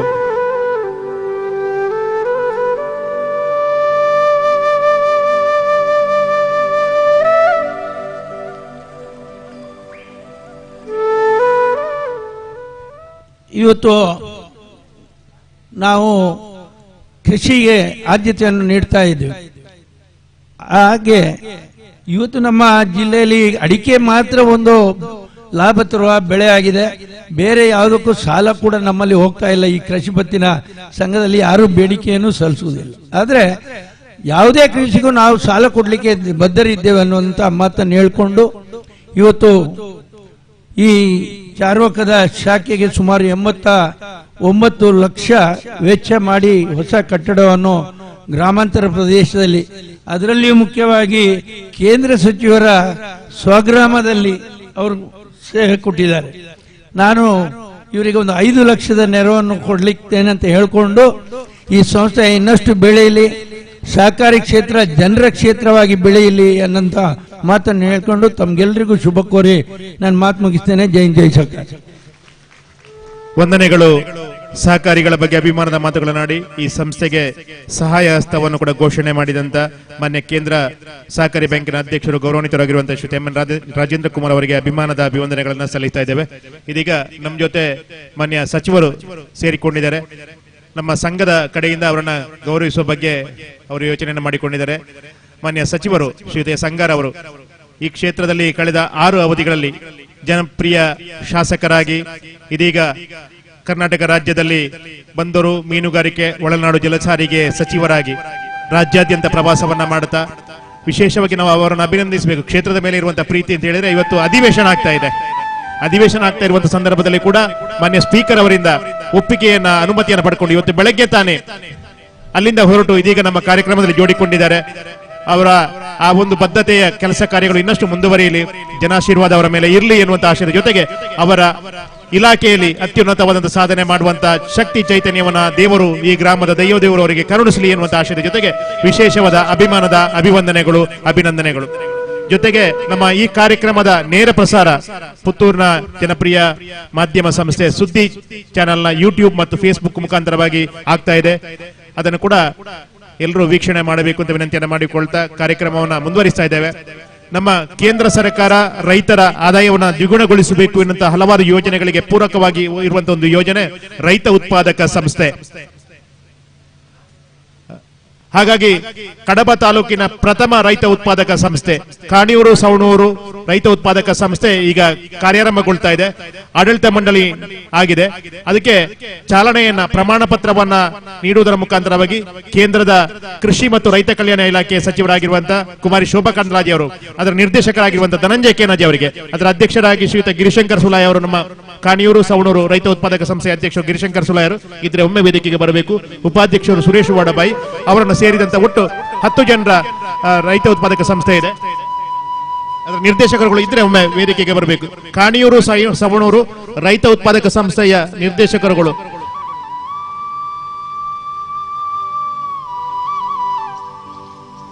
ಅದರ ಸಂಯೋಜಕ ಇಕೋವಾ ಸಂಸ್ಥೆಯ ಸತೀಶ್ ಅವರು ಅದರ ಮೇಲ್ವಿಚಾರಕರಾಗಿ ಮಾಡ್ತಾ ಇದ್ದಾರೆ, ಅವರು ಕೂಡ ಇದ್ದಾರೆ. ಕಡಬ ಭಾಗದಲ್ಲಿ ಇದು ಕೃಷಿ ಇಲಾಖೆಯ ಮುಖಾಂತರವಾಗಿ ಚಾಲನೆಗೊಳ್ತಾ ಇರುವಂತದ್ದು. ಕಡಬ ತಾಲೂಕಿಗೆ ಸದಾನಂದ ಅವರಿದ್ದಾರೆ ನಿರ್ದೇಶಕರು, ರಾಜೇಶ್ ಅವರು ಮತ್ತು ಧರ್ಮೇಂದ್ರ ಕಟ್ಟತಾರ್ ಅವರು ಅದರ ಮೇಲ್ವಿಚಾರಕರಾಗಿ ಅದರ ಲೋಕಲ್ ರಿಸೋರ್ಸ್ ಪರ್ಸನ್ ಆಗಿ ಕೆಲಸವನ್ನ ಮಾಡ್ತಾ ಇದ್ದಾರೆ. ತೋಟಗಾರಿಕೆ ಇಲಾಖೆ ಮುಖಾಂತರವಾಗಿ ಕಡಬ ತಾಲೂಕಿನ ಪ್ರಥಮ ರೈತ ಉತ್ಪಾದಕ ಸಂಸ್ಥೆ ಕಾಣಿಯೂರು ಸವಣೂರು ರೈತ ಉತ್ಪಾದಕ ಸಂಸ್ಥೆ ಅದನ್ನ ಮಾನ್ಯ ಕೇಂದ್ರ ಸಚಿವರಿಂದ ಚಾಲನೆಗೊಂಡಿದೆ. ಅದು ಯಶಸ್ಸನ್ನ ಪಡೆಯಲಿ. ಎಲ್ಲ ರೈತ ಬಂಧುಗಳು ಅದರ ಸದಸ್ಯರಾಗುವ ಮುಖಾಂತರವಾಗಿ ತಾವೆಲ್ಲ ಈ ವ್ಯವಸ್ಥೆಯಲ್ಲಿ ಜೋಡಿಕೊಳ್ಳಬೇಕು ಅಂತ ವಿನಂತಿಯನ್ನು ಮಾಡಿಕೊಳ್ತಾ ಮಾನ್ಯ ಕೇಂದ್ರ ಸಚಿವರು ಕುಮಾರಿ ಶೋಭಾ ಕರಂದ್ಲಾಜೆ ಅವರು ನಮ್ಮನ್ನು ಉದ್ದೇಶಿಸಿ ಮಾತನಾಡಬೇಕು ಅಂತೇಳಿ ವಿನಂತಿಯನ್ನು ಮಾಡಿಕೊಳ್ತಾ ಇದ್ದಾರೆ. ಇಂದಿನ ನಮ್ಮ ಕಾರ್ಯಕ್ರಮದ ಉದ್ಘಾಟಕರು ಮತ್ತು ಸೋಲಾರ್ ವ್ಯವಸ್ಥೆಯನ್ನ ಲೋಕಾರ್ಪಣೆ ಮಾಡಿದಂತ ಕುಮಾರಿ ಶೋಭಾ ಕರಂದ್ಲಾಜೆ ಅವರು.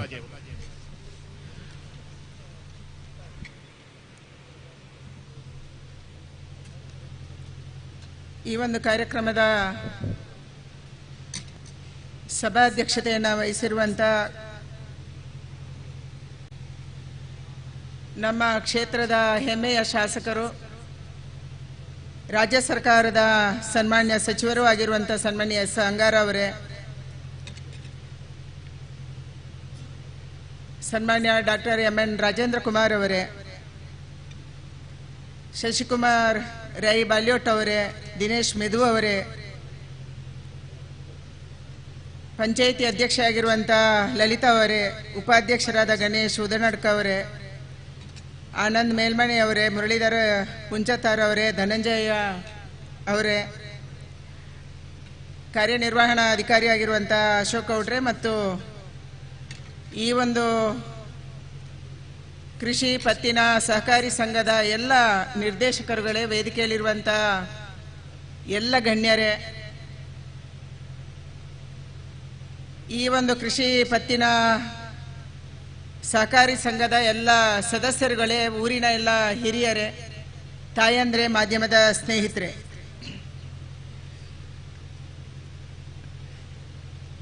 ನಮ್ಮೂರಲ್ಲಿ ಒಗ್ಗಟ್ಟಾಗಿ ಸೇರಿದಂಥ ಒಂದು ಸಭೆ ಇದು. ಒಂದು ಕಾಲದಲ್ಲಿ ಇದೇ ಸೊಸೈಟಿಗಾಗಿ ನಾವು ಹೋರಾಟ ಮಾಡಿದ್ವಿ. ಊರಲ್ಲೇ ಗೊಂದಲದ ವಾತಾವರಣ ಇದ್ದಿದ್ದನ್ನು ಕೂಡ ನೋಡಿದ್ವಿ ನಾವು. ಯಾವಾಗಲೂ ನಾವು ನೆನಪಲ್ಲಿಡಬೇಕಾದ್ದು ಸಹಕಾರಿ ವ್ಯವಸ್ಥೆಯಲ್ಲಿ ರಾಜಕೀಯ ಬರಬಾರ್ದು. ಸಹಕಾರಿ ವ್ಯವಸ್ಥೆ ಎಲ್ಲರದು. ಆದರೆ ಬಹಳಷ್ಟು ಸಹಕಾರಿ ಸಂಘಗಳಲ್ಲಿ, ಸೊಸೈಟಿಗಳಲ್ಲಿ ಅನವಶ್ಯಕವಾದಂಥ ಕಾರಣಕ್ಕೆ ರಾಜಕೀಯನೂ ನಡೀತಾ ಇತ್ತು, ನಮ್ಮಲ್ಲೂ ನಡೆದಿತ್ತು. ಆದರೆ ಇವತ್ತು ನಮಗೆ ಖುಷಿ ಕೊಡುವಂಥ ಸಂಗತಿ ಅಂದರೆ ಊರಲ್ಲಿ ಯಾವುದೇ ಡಿವಿಷನ್ ಇಲ್ಲದೆ ಊರಿನ ಎಲ್ಲ ಹಿರಿಯರು ಈ ಸಭೆಯಲ್ಲಿ ಭಾಗವಹಿಸಿದ್ದಾರೆ. ಅದಕ್ಕಾಗಿ ನಾನು ಎಲ್ಲರಿಗೂ ಅಭಿನಂದಿಸ್ತೀನಿ ಮತ್ತು ನಮ್ಮ ಊರು ಈ ಥರ ಒಗ್ಗಟ್ಟಾಗಿರೋದಕ್ಕೆ ಖುಷಿ ಕೊಡುತ್ತೆ. ಸಹಜವಾಗಿ ಪಕ್ಷ ರಾಜಕಾರಣ ಕೇವಲ ಚುನಾವಣೆ ಬಂದಾಗ, ಅಂಗರು ಈ ಕ್ಷೇತ್ರದ ಶಾಸಕರು ಚುನಾವಣಾ ಸಂದರ್ಭದಲ್ಲಿ ಅವರು ರಾಜಕೀಯ ಮಾಡ್ತಾರೆ, ನಾವು ರಾಜಕೀಯ ಮಾಡ್ತೀವಿ. ಇಲ್ಲಿ ಕೂತಿರುವಂತ ಬೇರೆ ಬೇರೆ ಪಕ್ಷದ ರಾಜಕಾರಣಿಗಳು ಕೂಡ ರಾಜಕೀಯ ಮಾಡ್ತೀವಿ. ಆದರೆ ಜನಕ್ಕೆ ಸಹಾಯ ಮಾಡುವಂತ ವಿಚಾರ ಬಂದಾಗ, ಸೊಸೈಟಿಯ ವಿಚಾರ ಬಂದಾಗ, ರೈತರ ವಿಚಾರ ಬಂದಾಗ, ಬಾಕಿ ಉಳಿದಂತ ಎಲ್ಲ 4 ವರ್ಷ 10 ತಿಂಗಳು ನಾವು ಎಲ್ಲರ ಕೆಲಸಗಾರರಾಗಿ ಕೆಲಸ ಮಾಡಬೇಕು. 2 ತಿಂಗಳು ರಾಜಕೀಯ ಕೆಲಸ ಮಾಡೋಣ ಚುನಾವಣೆ ಘೋಷಣೆ ಆದ್ಮೇಲೆ. ಆ ರೀತಿಯ ಒಂದು ವಾತಾವರಣ ಇವತ್ತು ನಮ್ಮ ಚಾರ್ವಾಕದಲ್ಲಿ ಇದೆ. ಎಲ್ಲ ಹೋರಾಟಗಳನ್ನ ಮೀರಿ ನಿಂತು ಬಂದು ಗೆದ್ದು ಬಂದು ಇವತ್ತು ಎಲ್ಲರೂ ಒಗ್ಗಟ್ಟಾಗಿ ಈ ಊರಿನ ದೇವಸ್ಥಾನಗಳ ಅಭಿವೃದ್ಧಿ, ಈ ಊರಿನ ಈ ಒಂದು ಸೊಸೈಟಿಯ ಅಭಿವೃದ್ಧಿ, ಈ ಊರಿನ ಬೇರೆ ಬೇರೆ ಅಭಿವೃದ್ಧಿ ಕೆಲಸಗಳು, ಅದು ರಸ್ತೆ ಇರ್ಬೋದು, ಶಾಲೆ ಇರ್ಬೋದು, PSC ಇರ್ಬೋದು, ಕಾಣಿಯವರಿಗೆ ಸಂಬಂಧಪಟ್ಟಂತೆ ಎಲ್ಲ ವಿಚಾರ ಇರ್ಬೋದು, ಇದೆಲ್ಲದಕ್ಕೂ ಕೂಡ ಒಗ್ಗಟ್ಟಾಗಿ ಯೋಚನೆ ಮಾಡುವಂತ ಒಂದು ಒಗ್ಗಟ್ಟಾಗಿ ಸೇರಿರುವಂತ ಸಭೆಯಲ್ಲಿ ನಾವು ಭಾಗವಹಿಸಿದ್ವಿ. ಅದಕ್ಕೆ ನಮಗೆ ಹೆಮ್ಮೆ ಆಗಿದೆ ಮತ್ತು ಖುಷಿಯಾಗಿದೆ. ಈ ಒಂದು ಸಹಕಾರಿ ಸಂಘದಲ್ಲಿ ಸುಮಾರು 155 ಕೋಟಿ ರೂಪಾಯಿಯ ವ್ಯವಹಾರ ನಡೀತಾ ಇದೆ. ವಾರ್ಷಿಕ ವಹಿವಾಟು ಎಷ್ಟು ನಡೀತಾ ಇದೆ ಅಂತಂದ್ರೆ, ನಮ್ಮ ಕೃಷಿ ಪತ್ತಿನ ಸಹಕಾರಿ ಸಂಘದಲ್ಲಿ ಈ ಊರಿನ ಎಲ್ಲ ರೈತರ ಸಹಕಾರದಿಂದ, ಎಲ್ಲ ಜನರ ಸಹಕಾರದಿಂದ 155 ಕೋಟಿನ ವ್ಯವಹಾರ ನಡೀತಾ ಇದೆ. ಅದರಲ್ಲಿ ವರ್ಕಿಂಗ್ ಕ್ಯಾಪಿಟಲ್, ದುಡಿಯುವ ಬಂಡವಾಳನೇ ಸುಮಾರು 38 ಕೋಟಿ ಇದೆ. ಸಾಲ ಸುಮಾರು 21 ಕೋಟಿ ರೂಪಾಯಿಗಳನ್ನ ಈ ಸೊಸೈಟಿಯಿಂದ ಸಾಲವಾಗಿ ರೈತರಿಗೆ ಕೊಡಲಾಗಿದೆ. ಠೇವಣಿ ಸುಮಾರು 12 ಕೋಟಿ ಇದೆ. ಹೊರಬಾಕಿ ಸಾಲ ಕೂಡ ಬಹಳ ದೊಡ್ಡ ಪ್ರಮಾಣದಲ್ಲಿ ಇದೆ. ಸುಮಾರು 23 ಕೋಟಿ ಸಾಲ ಬಾಕಿ ಕೂಡ ಇದೆ. ನಮಗೆ ಖುಷಿ ಕೊಡುವಂತ ಸಂಗತಿ ಅಂದ್ರೆ, ಕಳೆದ 7 ವರ್ಷಗಳಿಂದ ನಿರಂತರವಾಗಿ ಈ ಸೊಸೈಟಿಯಲ್ಲಿ ಪ್ರಶಸ್ತಿಯನ್ನ ಪಡ್ಕೊಳ್ಳುವಂಥದ್ದು ಆಗ್ತಾ ಇದೆ. ಅಂದ್ರೆ one of the best society, ಚೆನ್ನಾಗಿ ನಿರ್ವಹಣೆ ಮಾಡ್ತಾರೆ ಅನ್ನುವಂತ ಹೆಗ್ಗಳಿಕೆಯನ್ನು ಕೂಡ ನಮ್ಮ ಕೃಷಿ ಪತ್ತಿನ ಸಹಕಾರ ಸಂಘ ಪಡೆದಿರುವಂಥದ್ದು ನಮ್ಗೆ ಇನ್ನೊಂದು ಗರಿ ಅಂತ ನಾನು ಅನ್ಕೊಂಡಿದ್ದೀನಿ. ಕಳೆದ 7 ವರ್ಷಗಳಲ್ಲಿ ಕೂಡ ಆಡಿಟ್ ಅಲ್ಲಿ ಇದು ಎ ಶ್ರೇಣಿಯ ಒಂದು ಸೊಸೈಟಿಯಾಗಿ ಕಾರ್ಯವನ್ನ ನಿರ್ವಹಣೆ ಮಾಡ್ತಾ ಇದೆ. ಎ ಗ್ರೇಡ್ ಅಲ್ಲಿ ಇದೆ, ಅಂದ್ರೆ ಬೆಸ್ಟ್ ಕಾರ್ಯನಿರ್ವಹಣೆ ಮಾಡ್ತಾ ಇದೆ. ಕಳೆದ 10 ವರ್ಷಗಳಿಂದ ನಮ್ಮ ಎಲ್ಲ ಸದಸ್ಯರಿಗೆ ಡಿವಿಡೆಂಡ್ ಕೊಡುವಂಥದ್ದು ಆಗಿದೆ ಮತ್ತು ಅತ್ಯಧಿಕ ಹೆಚ್ಚು ಗೊಬ್ಬರವನ್ನ ಸರಬರಾಜು ಮಾಡುವಂತ ಮತ್ತು ಬೇರೆ ಬೇರೆ ರೀತಿಯ ಸಹಕಾರವನ್ನು ಕೊಡುವಂತ, ಅಷ್ಟು ಮಾತ್ರ ಅಲ್ಲ, ಕೃಷಿ ಸಾಲವನ್ನು ಕೊಡುವಂತ, ಚಿನ್ನದ ಸಾಲವನ್ನು ಕೊಡುವಂತ, ಉತ್ಪತ್ತಿ ಸಾಲವನ್ನು ಕೊಡುವಂತ, ಅದು ಮಧ್ಯಮಾವಧಿ, ದೀರ್ಘಾವಧಿ ಮತ್ತು ಅಲ್ಪಾವಧಿ ಸಾಲವನ್ನು ಕೊಡುವಂತ ಒಂದು ಸೊಸೈಟಿಯಾಗಿ ನಮ್ಮೂರಿನ ಸೊಸೈಟಿ ಇವತ್ತು ಪರಿವರ್ತನೆ ಆಗಿದೆ. ಸಾಕಷ್ಟು ವಿಚಾರಗಳನ್ನ ರಾಜೇಂದ್ರ ಕುಮಾರ್ ಅವರು ಹೇಳಿದ್ರು. ನಾವು ಇಲ್ಲಿ ಯಾವ ಕಾರಣಕ್ಕಾಗಿ ನಮ್ಮ ರೈತರು ಸಾಲ ತಗೊಂತಾರೆ ಅಂತ ಹೇಳಿ. ಇವತ್ತು ಕೇಂದ್ರ ಸರ್ಕಾರ ಮತ್ತು ರಾಜ್ಯ ಸರ್ಕಾರದಿಂದ ಬಹಳ ದೊಡ್ಡ ಪ್ರಮಾಣದಲ್ಲಿ ನಮ್ಮ ರೈತರಿಗೆ ಅನುಕೂಲ ಆಗ್ತಾ ಇದೆ. ಆದ್ರೆ ಈ ಅನುಕೂಲತೆಯನ್ನ ರೈತರ ತನಕ ತಲುಪಿಸುವಂತ ಕೆಲಸ ಆಗ್ಬೇಕು. ನಮ್ಗೆ ನಮ್ಮ ದಿನೇಶ್ ಅವರು ಹೇಳ್ತಾ ಇದ್ರು, ಈ ಬಾರಿ ಕೇಂದ್ರ ಸರ್ಕಾರದ ಫಸಲ್ ಬಿಮಾ ಯೋಜನೆ ಅಡಿಯಲ್ಲಿ ಹವಾಮಾನ ಆಧಾರಿತ ಫಸಲ್ ಬಿಮಾ ಯೋಜನೆಯನ್ನ ನಾವು ಕಟ್ಟಬೇಕಾಗಿತ್ತು. ಯಾರ್ಯಾರು ಕಟ್ಟಿದ್ದಾರೆ ಅವರಿಗೆ ಸುಮಾರು 1.5 ಕೋಟಿ ರೂಪಾಯಿಗಳ ಅನುಕೂಲತೆ ಬಂದಿದೆ. ಕೆಲವರಿಗೆ 5 ಲಕ್ಷ, 10 ಲಕ್ಷ, ಈ ರೀತಿಯ ಒಂದು ವಿಮೆ ಕೂಡ ನಮ್ಮ ರೈತರಿಗೆ ಈ ಸೊಸೈಟಿಯ ವ್ಯಾಪ್ತಿಯಲ್ಲಿ ಸಿಕ್ಕಿದೆ ಅನ್ನುವಂಥದ್ದು. ಅಂದ್ರೆ ಇದನ್ನ ಹೆಚ್ಚು ರೈತರು ಕಟ್ಟಿದ್ರೆ ಹೆಚ್ಚು ಬರ್ತಾ ಇತ್ತು. ಕೆಲವು ಜಿಲ್ಲೆಗಳಲ್ಲಿ ಎಷ್ಟು ಫಸಲ್ ಬಿಮಾ ಯೋಜನೆ ಬರುತ್ತೆ ಅಂದ್ರೆ ಸಾವಿರಾರು ಕೋಟಿ ಬರುತ್ತೆ. ಹಾವೇರಿ ಜಿಲ್ಲೆಗೆ ನೀವು ಹೋದ್ರೆ, ಬೀದರ್ ಜಿಲ್ಲೆಗೆ ನೀವು ಹೋದ್ರೆ, ಬೇರೆ ಬೇರೆ ಜಿಲ್ಲೆಗಳಿಗೆ ಹೋದ್ರೆ ನಮ್ಮ ರೈತರು 3,000 ಕೋಟಿ ರೂಪಾಯಿಗಳ ಬೆಳೆ ವಿಮೆಯನ್ನ ಹಂಚಿಕೊಂಡಿದ್ದು ಒಬ್ಬೊಬ್ಬರಿಗೆ 2 ಕೋಟಿ 3 ಕೋಟಿ ಹೊಂದಿರುವಂತದ್ದು ಕೂಡ ಇದೆ. ಈ ಒಂದು ಸೊಸೈಟಿಯ ವ್ಯಾಪ್ತಿಯಲ್ಲಿ ಕೂಡ ಸುಮಾರು 1.5 ಕೋಟಿ ಸಿಕ್ಕಿದೆ. ಆದ್ರೆ ಉಳಿದಂತ ರೈತರು ಕೂಡ ಹವಾಮಾನ ಆಧಾರಿತ ಒಂದು ಬೆಳೆ ವಿಮೆಯನ್ನು ಕಟ್ಟಿದ್ರೆ ಬೆಳೆ ನಾಶ ಆದಂತ ಸಂದರ್ಭದಲ್ಲಿ ನಮ್ಮ ಅಡಿಕೆ ಮರಕ್ಕೆ ಯಾವಾಗ ಬೇಕಾದ್ರೂ ಅದು ನಾಶ ಆಗುತ್ತೆ. ಒಂದು ಹೆಚ್ಚು ಮಳೆ ಬಂದ್ರು, ಗಾಳಿ ಬಂದ್ರು, ಅಂತ ಎಲ್ಲ ಸಂದರ್ಭದಲ್ಲಿ ಕೂಡ ನಾಶ ಆಗುತ್ತೆ. ಈಗ ನಮ್ಮ ಕಣ್ಮುಂದಿರುವಂತದ್ದು ಹಳದಿ ಎಲೆ ರೋಗ ಒಂದು ಕಡೆ ಇದೆ. ಇದಕ್ಕೆ ಯಾವ ಔಷಧಿ ಅಂತ ಇನ್ನೂ ಆಗಿಲ್ಲ. ಅಡಿಕೆಯ ಬಗ್ಗೆ ಸುಪ್ರೀಂ ಕೋರ್ಟ್ ಅಲ್ಲಿ ಕೇಸ್ ಇದೆ. ಅಡಿಕೆ ಆರೋಗ್ಯಕ್ಕೆ ಹಾನಿಕಾರಕ ಅನ್ನುವಂಥದ್ದನ್ನ ಹಿಂದಿನ ಸುಮಾರು 10 ವರ್ಷಗಳ ಹಿಂದಿರುವಂತಹ ಅಧಿಕಾರಿಗಳು ಸುಪ್ರೀಂ ಕೋರ್ಟ್ಗೆ ಕೊಟ್ಟಿರುವಂತ ಕಾರಣಕ್ಕಾಗಿ ಇವತ್ತು ಅಡಿಕೆ ಆರೋಗ್ಯಕ್ಕೆ ಹಾನಿಕಾರಕ ಅನ್ನುವಂತ ಕೇಸು ಸುಪ್ರೀಂ ಕೋರ್ಟ್ ಅಲ್ಲಿ ಇದೆ. ನಾವು ಈಗಾಗಲೇ ಈ ಭಾಗದ ಎಲ್ಲ ಸಂಸದರು, ಅನಂತ್ ಕುಮಾರ್ ಹೆಗಡೆ ಅವರು, BY ರಾಘವೇಂದ್ರ ಅವರು, ಯಡಿಯೂರಪ್ಪನವರು ಸಂಸದರಿದ್ದಾಗ ಯಡಿಯೂರಪ್ಪನವರು, ನಳಿನ್ ಕುಮಾರ್ ಕಟೀಲ್ ಅವರು, ನಮ್ಮ ದಾವಣಗೆರೆಯ ಸಿದ್ದೇಶ್ವರ ಅವರು, ತುಮಕೂರಿನ ಸಂಸದರು, ನಾನು ಎಲ್ಲರೂ ಸೇರಿ ಪ್ರಧಾನಿಯವರನ್ನ ಭೇಟಿ ಮಾಡಿದ್ವಿ. ಅಡಿಕೆ ಯಾವಾಗ ವಿಷ ಆಗುತ್ತೆ, ಅಡಿಕೆಯ ರೈತರ ಮೇಲೆ ನಮ್ಮ ಮೇಲೆ ಒಂದು ಸುಪ್ರೀಂ ಕೋರ್ಟಿನ ತೂಗುಗತಿ ಇದೆ. ಸುಪ್ರೀಂ ಕೋರ್ಟ್ ಯಾವಾಗ ಏನ್ ಬೇಕಾದ್ರೂ ಮಾಡುತ್ತೆ. ಯಾಕಂದ್ರೆ ಸುಪ್ರೀಂ ಕೋರ್ಟ್ ಅಲ್ಲಿ ಇರುವಂತ ಜಡ್ಜಿಗಳಿಗೆ ಇಲ್ಲಿ ಅಡಿಕೆ ಮರದಲ್ಲಿ ಇಂಥ ನ್ಯಾಚುರಲ್ ಅಡಿಕೆ ಬೆಳೆಯುತ್ತೆ ಅಂತಲೇ ಗೊತ್ತಿಲ್ಲ. ಅವರಿಗೆ ಗೊತ್ತಿರೋದು ಪ್ಯಾಕೆಟ್ ಅಲ್ಲಿ ಸಿಗುವ ಅಡಿಕೆ ಮಾತ್ರ, ಅವರಿಗೆ ಗೊತ್ತಿರೋದು ವಿಷ ಬೆರೆಸುವಂತ ಅಡಿಕೆ ಮಾತ್ರ, ಅವರಿಗೆ ಗೊತ್ತಿರೋದು ಅದಕ್ಕೆ ಸೆಂಟ್ ಬೆರೆಸುವಂತ ಅಡಿಕೆ ಮಾತ್ರ. ಈ ಕಾರಣಕ್ಕಾಗಿ ಇವತ್ತು ಯಾವ ರೀತಿ ಅಡಿಕೆ ಸಿಗುತ್ತೆ ಅನ್ನುವಂಥದ್ದು ಅವ್ರಿಗೆ ಗೊತ್ತಿಲ್ಲ. ಇದನ್ನ ವಿವರಿಸುವಂತ ಕೆಲಸವನ್ನ ಮಾಡಬೇಕು ಅಂತ ನಾವು ಪ್ರಧಾನಿಯನ್ನು ಭೇಟಿ ಮಾಡಿದಾಗ ಸ್ವತಃ ನರೇಂದ್ರ ಮೋದಿ ಅವರು ಹೇಳಿದ್ರು, ಅಡಿಕೆಗೆ ನಮ್ಮಲ್ಲಿ ಗೌರವ ಇದೆ, ಯಾಕಂದ್ರೆ ಅಡಿಕೆಯನ್ನ ನಾವು ಗಣಪತಿ ಅಂತ ಪೂಜೆ ಮಾಡ್ತೀವಿ ಅಂತ ನಮ್ಗೆ ನರೇಂದ್ರ ಮೋದಿ ಅವರು ಹೇಳಿದ್ರು. ಅಡಿಕೆ ಇಡೀ ಅಡಿಕೆಯನ್ನು ಇಟ್ಟು ನಾವು ಗಣಪತಿ ಅಂತ ಪೂಜೆ ಮಾಡ್ತೀವಿ. ಶತಮಾನಗಳ ಕಾಲದಿಂದ ನಮ್ಮ ಹಿರಿಯರು ಅಡಿಕೆಯನ್ನು ತಿಂದಿದ್ದಾರೆ, ಅವ್ರಿಗೆ ಏನೂ ಆಗಿಲ್ಲ. ಆದ್ರೆ ಯಾವಾಗ ಅಡಿಕೆಗೆ ಕೆಮಿಕಲ್ ಬೆರೆಸ್ತೀವಿ, ಅಡಿಕೆಯನ್ನ ಗುಡ್ಕ ಮಾಡ್ತೀವಿ, ಆವಾಗ ಅದು ವಿಷ ಆಗತ್ತೆ ಅನ್ನುವಂಥದ್ದು ಸತ್ಯ ಇರುವಂತ ವಿಚಾರ. ಇದನ್ನ ಸರಿಯಾದ ರೀತಿಯಲ್ಲಿ ಸುಪ್ರೀಂ ಕೋರ್ಟ್ ಅಲ್ಲಿ ಹೇಳಬೇಕು ಅನ್ನುವಂತ ಮಾತನ್ನು ಕೂಡ ಪ್ರಧಾನಿ ಅವರ ಹೊತ್ತು ನಮ್ಗೆ ಹೇಳಿದ್ರು. ನಿರಂತರವಾಗಿ ಇದಕ್ಕೆ ಸುಪ್ರೀಂ ಕೋರ್ಟ್ ಅಲ್ಲಿ ಒಳ್ಳೆಯ ಲಾಯರ್ಸ್ ಅನ್ನ ಇಟ್ಟು ಇದರ ಪ್ರಯತ್ನವನ್ನ ಮಾಡ್ತಾ ಇದ್ದಾರೆ. ಹಾಗೆ ಕೆಂಕೋದವರು ಮತ್ತು ಬೇರೆ ಬೇರೆ ಸಂಘ ಸಂಸ್ಥೆಯವರು ಕೂಡ ಈ ಒಂದು ವ್ಯವಸ್ಥೆ ಸರಿ ಮಾಡುವುದಕ್ಕೆ ಇದನ್ನು ಹೇಗೆ ಸುಪ್ರೀಂ ಕೋರ್ಟ್ಗೆ ನಾವು ವಿವರಿಸಬಹುದು ಅನ್ನುವಂತ ವಿವರಣೆಯನ್ನು ಕೊಡುವಂತದ್ದು ಕೂಡ ಆಗ್ತಾ ಇದೆ. ಅಡಿಕೆಗೆ ಇವತ್ತು ಬೆಲೆ ಜಾಸ್ತಿ ಆಗಿದೆ. ಯಾಕೆ? ಹಿಂದಿನ ಎಲ್ಲ ವರ್ಷಗಳಲ್ಲಿ ಕೂಡ ಅಡಿಕೆ ನಮಗೆ ವಿದೇಶದಿಂದ ಬರ್ತಾ ಇತ್ತು. ಇಂಡೋನೇಷ್ಯಾ, ಮಲೇಷಿಯಾ, ಶ್ರೀಲಂಕಾ, ಈ ರೀತಿ ಬೇರೆ ಬೇರೆ. ಇಂಡೋನೇಷ್ಯಾ ಅಂದ್ರೆ ಹಿಂದೆ ನಮ್ಮ ದೇಶಕ್ಕೆ ಸಾರ್ಕ್ ಒಪ್ಪಂದ ಆಗಿತ್ತು. ಸಾರ್ಕ್ ಅಂದ್ರೆ ನಮ್ಮ ಸುತ್ತಮುತ್ತಲಿನ ದೇಶಗಳು ನಾವು ಬೆಳೆದಂತ ಪದಾರ್ಥಗಳನ್ನ ಅವರ ದೇಶಕ್ಕೆ ಕಳ್ಸಕ್ಕೆ, ಮತ್ತು ಅವರು ಬೆಳೆದಂತ ಪದಾರ್ಥಗಳನ್ನ ಬೆಳೆದಿದ್ದನ್ನ ಯಾವುದೋ ಬೆಳೆ ಆಗ್ಬೋದು ಅದನ್ನ ನಮ್ಮ ದೇಶಕ್ಕೆ ಕಳಿಸೋದಕ್ಕೆ ಯಾವುದೇ ಟ್ಯಾಕ್ಸ್ ಇಲ್ಲ ಅನ್ನುವಂಥದ್ದು ಆಗಿತ್ತು. ಅಂದ್ರೆ ಅದು ಸಾರ್ಕ್ ದೇಶಗಳಿಗೆ ಮಾತ್ರ. ಆದ್ರೆ ಇಂಡೋನೇಷ್ಯಾ ಈ ಸಾರ್ಕ್ ಅಲ್ಲಿ ಬರಲ್ಲ, ಮಲೇಷ್ಯಾ ಈ ಸಾರ್ಕ್ ಅಲ್ಲಿ ಬರಲ್ಲ. ಆವಾಗ ಅವ್ರೇನ್ ಮಾಡ್ತಿದ್ರು, ಇಂಡೋನೇಷ್ಯಾದಿಂದ ಅಡಿಕೆಯನ್ನ ಶ್ರೀಲಂಕಾಕ್ಕೆ ತಂದು, ಇಂಡೋನೇಷ್ಯಾದಿಂದ ಅಡಿಕೆಯನ್ನ ನೇಪಾಳಕ್ಕೆ ತಂದು, ಸಾರ್ಕಿನ ಹೆಸರಲ್ಲಿ ತೆರಿಗೆ ರಹಿತವಾದಂತ ಅಡಿಕೆಯನ್ನ ನಮ್ಮ ದೇಶಕ್ಕೆ ಸಾಗಣೆ ಮಾಡುವಂತದ್ದು ಮಾಡ್ತಾ ಇದ್ರು. ಈ ಕಾರಣಕ್ಕಾಗಿ ನಾವು ಇದನ್ನ ನಿರ್ಮಲಾ ಸೀತಾರಾಮನ್ ಅವರು ಕಾಮರ್ಸ್ ಮಿನಿಸ್ಟರ್ ಇದ್ದಾಗ ಅವರ ಗಮನಕ್ಕೆ ತಂದ್ವಿ. ಈ ರೀತಿ ನಮ್ಗೆ ಸಾರ್ಕ್ ಒಪ್ಪಂದ ಕೂಡ ಇಂದಿನ ಸರ್ಕಾರಗಳು ಮಾಡ್ಕೊಂಡಿದ್ದಾವೆ. ದೇಶಗಳ ಮಧ್ಯೆ ಒಪ್ಪಂದಗಳು ನಡೀತಾನೆ ಇರ್ತವೆ. ಈ ರೀತಿ ಹಿಂದಿನ ಸರ್ಕಾರ ಮನಮೋಹನ್ ಸಿಂಗ್ ಇದ್ದಾಗ ಈ ಒಂದು ಸಾರ್ಕ್ ಒಪ್ಪಂದ ಆಗಿತ್ತು. ಅದನ್ನು ಮುಂದಿನ ಸರ್ಕಾರ ಮುಂದುವರಿಸಬೇಕು. ಯಾಕಂದ್ರೆ ಸರ್ಕಾರ ಯಾವುದೇ ಪಕ್ಷದಲ್ಲ, ಸರ್ಕಾರ ಮುಂದುವರಿಯುವಂತ ಭಾಗ ಅದು. ಆ ಕಾರಣಕ್ಕಾಗಿ ಅದನ್ನು ಮುಂದುವರಿಸಲೇಬೇಕು. ಅದಕ್ಕೆ ಇಷ್ಟು ವರ್ಷ ಅಂತ ಇರುತ್ತೆ, ಅಷ್ಟು ವರ್ಷ ಅದನ್ನು ಮುಂದುವರಿಸಬೇಕು. ಆವಾಗ ನಾವು ಅವರಿಗೆ ಕೇಳ್ಕೊಂಡ್ವಿ, ನೇಪಾಳದಲ್ಲಿ ಒಂದೇ ಒಂದು ಅಡಿಕೆ ಮರ ಇಲ್ಲ, ಆದ್ರೆ ನೇಪಾಳದಿಂದ ನಮಗೆ ಅಡಿಕೆ ಬರ್ತಾ ಇದೆ, ಹೇಗೆ?